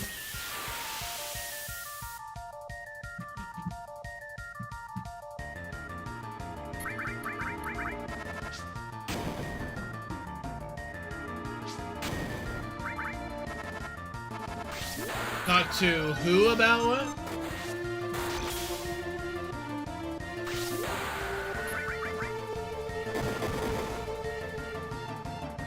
Who the fuck is Doc?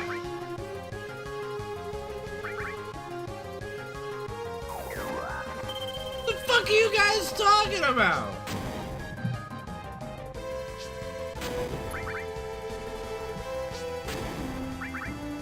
The fuck is Dot Dash? You think I know Morse code? Yes!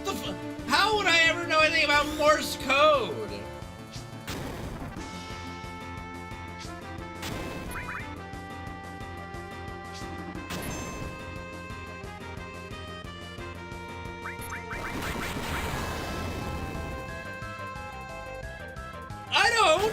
I don't know Morse code.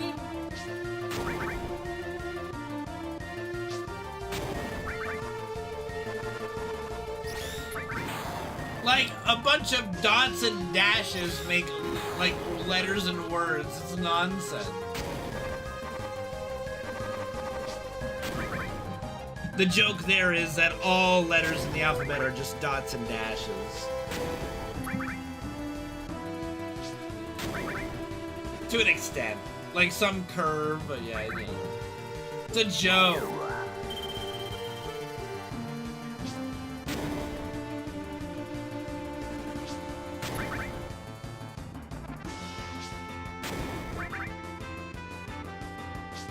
You have some curvy dashes, you know, not a big deal.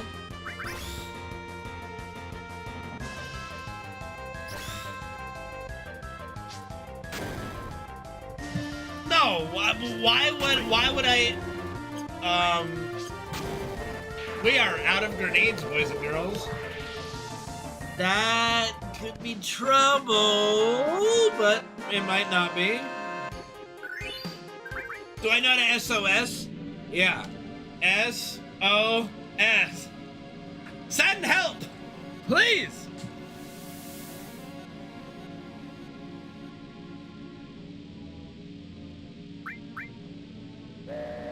Sending out an SOS. I just gotta talk to the police.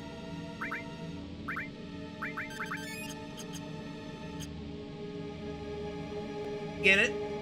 Just gotta talk to the police? Get it? Get it? Anyone? Anyone? Anybody? No? The police? No? Okay. I thought it was pretty clever.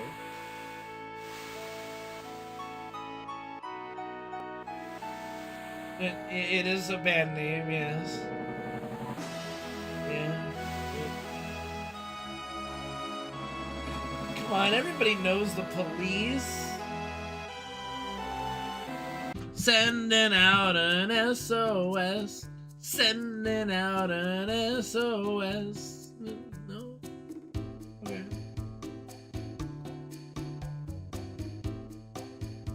Alright guys, especially if it's your first time watching my stream, please pay close attention to the top right corner on the helipad.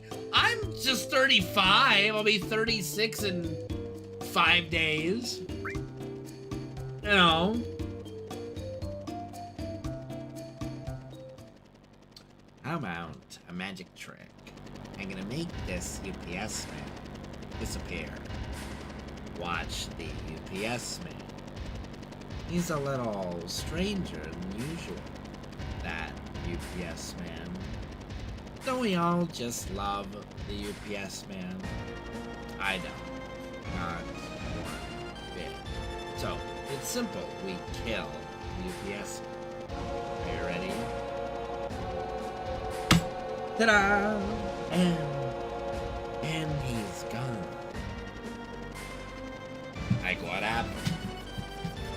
Balls drop off or something? Looking brown, good for you. It is a very good movie. One could even say it's top. What's the right age for being a boomer? Well, are you a baby boomer? Were you born in the baby boomer generation? That would actually be kind of insane, Mark. Like, going through every clip and making like 1 second or not even like a millisecond be different from a different clip? Oh, that would be nuts.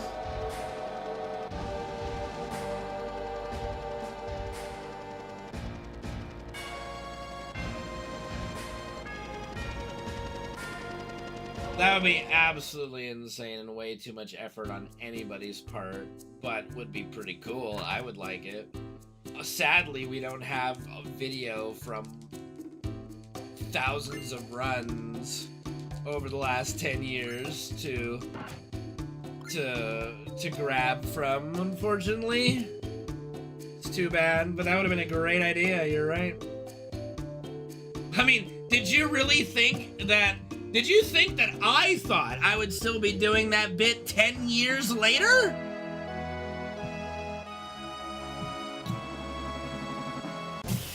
Wow, what a shitty spot for an encounter. Hopefully it's the only one, though. Fucking egg. Man, I gotta pee again. Gold saucer cutscene, we can go pee. I gotta stop drinking so much water.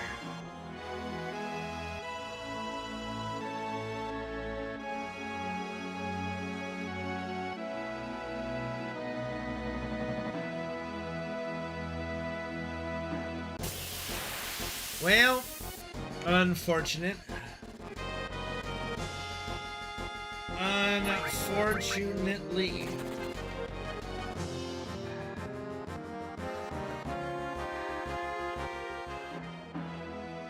Losing time. Losing time.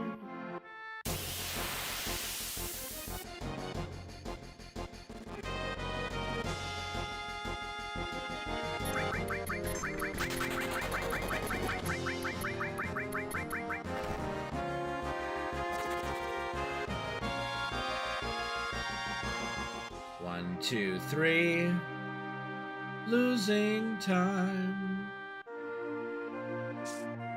Getting fucked in the ass by the stupid RNG. Losing time. I wish I didn't, but this fucking game sucks ass.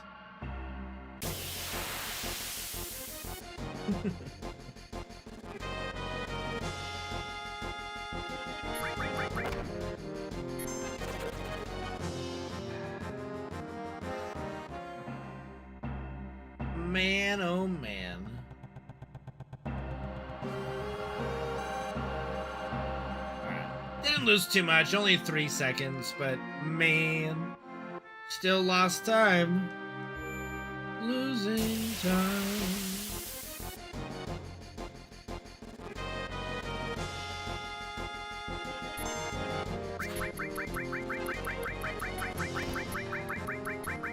Can we go? Thank you. Jesus. Why was he walking? I was holding the X button, but the only thing, this controller is, the X button's a little busted. So, but the other controllers I have aren't really very good, so I'm kind of having to roll with this still. Hopefully it doesn't affect me too badly. That extra walk there.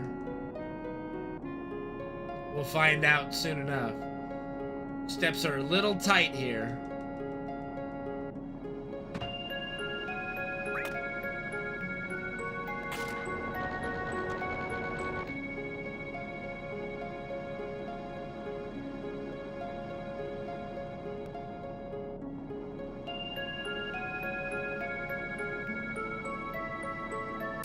That is pretty far back. That's all right. We'll see. We'll see what happens. We'll never give up. Never surrender. What did I get for Christmas? I don't get things for Christmas. I get to spend time with you guys. That's my Christmas joy. Merry Christmas to all and to all. Oh, wow, we are really far behind. That sucks, dude. That really sucks. I really don't want to have to buy a new PS4 controller. So let me try doing like 10 steps here and see if that catches me back up. Nope. It was worth a shot. It was worth the shot. Step counter got fucked because of the X button. Devil's Christmas? Really? Why? It's just short for Christmas. Just Xmas. It's just you don't want to write out the whole thing. Yeah, no. Yeah, so like, for some reason, let me see if I can show this on the controller cam. So, like, see, I'm holding the X button right now. It doesn't... Do you guys, like, see that? I'm holding down the X button.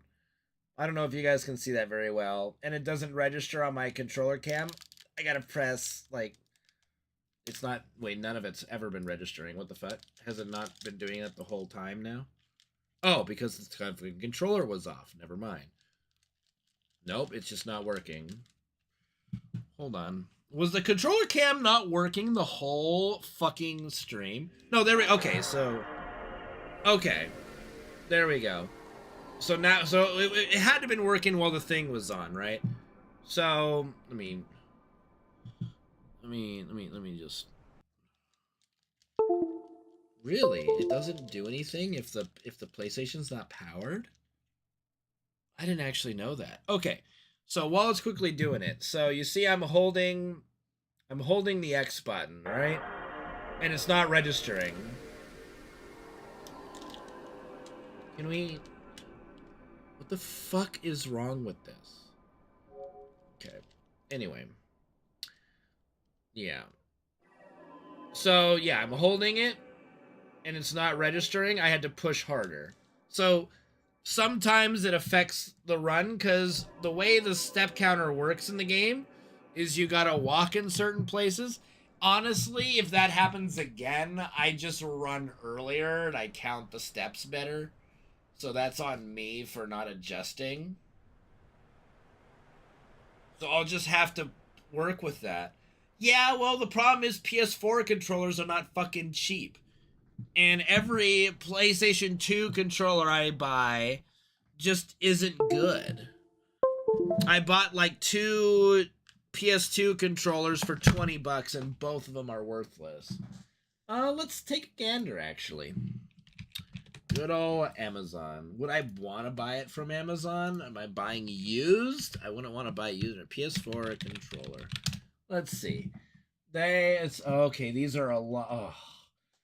All these are not official controllers. And I would probably be running into the same fucking problem, wouldn't I? God damn it. I don't, see, that's the thing. I don't know. It looks like there's some like 2 for $20. Looks like $20 for some of them.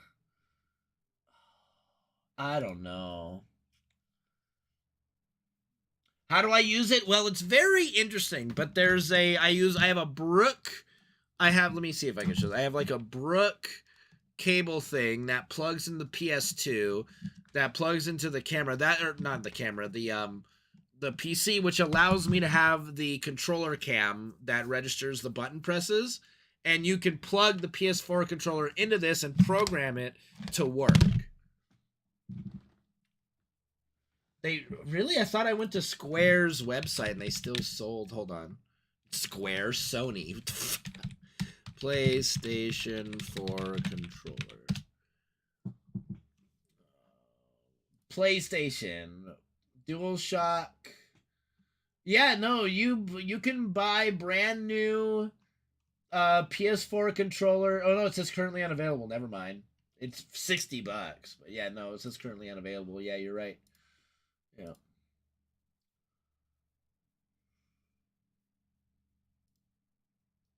What all damn? No, they're actually not, because it was not. It didn't happen until you start wearing out the buttons while speedrunning.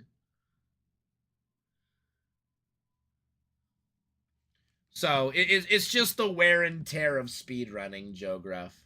Yeah. Well, I can't. I bought the cable and I tried to get the PS5 controller to work, and I wasn't able to successfully do it yet. But I'll keep trying. Can I fix it? I have no idea. I'm not an expert on that. The only issue, like, it wouldn't be an issue, like, if, like, oh, so X just sometimes doesn't register. It wouldn't be an issue in any other game except for speedrunning FF7.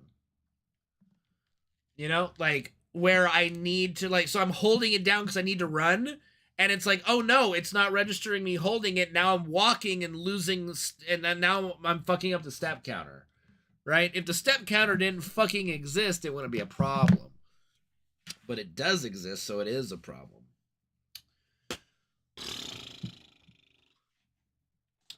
Anyway, those are just my gripes.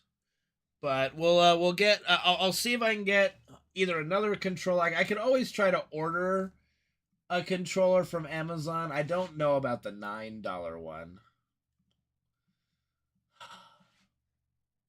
I'm just so scared because the D-pad is so crucial.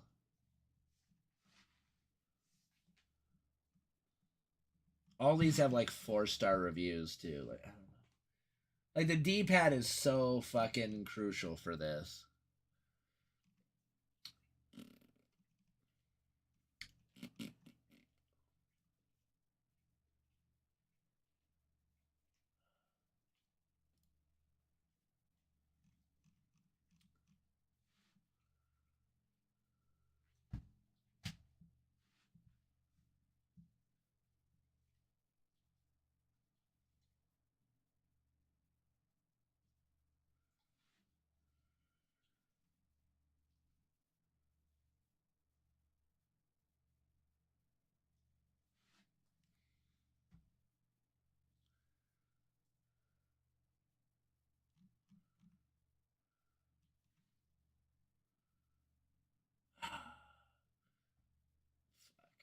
Do I just go for it?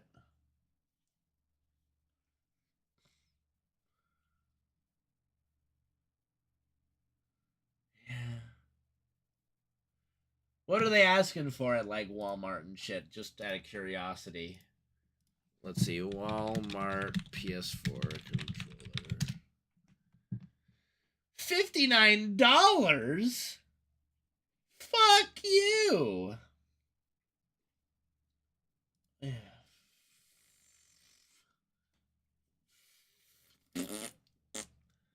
Well, okay.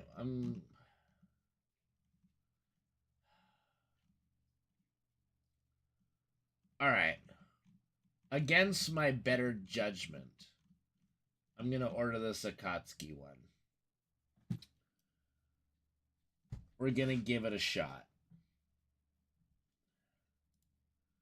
It's $30. Let's see what happens. Free delivery Thursday. Give it a shot. All right. Give it a go.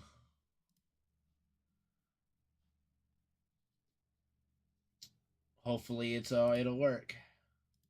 Oh, streamers and millionaires? Yeah, no. I wish. Alright, we ordered a new PS4 controller. We'll see. We'll give it the old college try. Worst comes to worst, I just use this one, and we hope that, we don't run into issues. Because it's only really the X button that's the issue right now. It is a crucial button, but, we'll see what happens. Well, with that being said, I think we'll call it a night on the stream tonight. Got a long week ahead of us, and maybe some more FF7 runs this week than usual. So, thank you guys for tuning in, and have a merry rest of your holiday season. If I don't see you, and thank you for the enjoyable conversations and tuning in today. Bye. Thank you for being here. You guys are awesome. My birthday's not for another 5 days, or Josh. Jesus. God damn.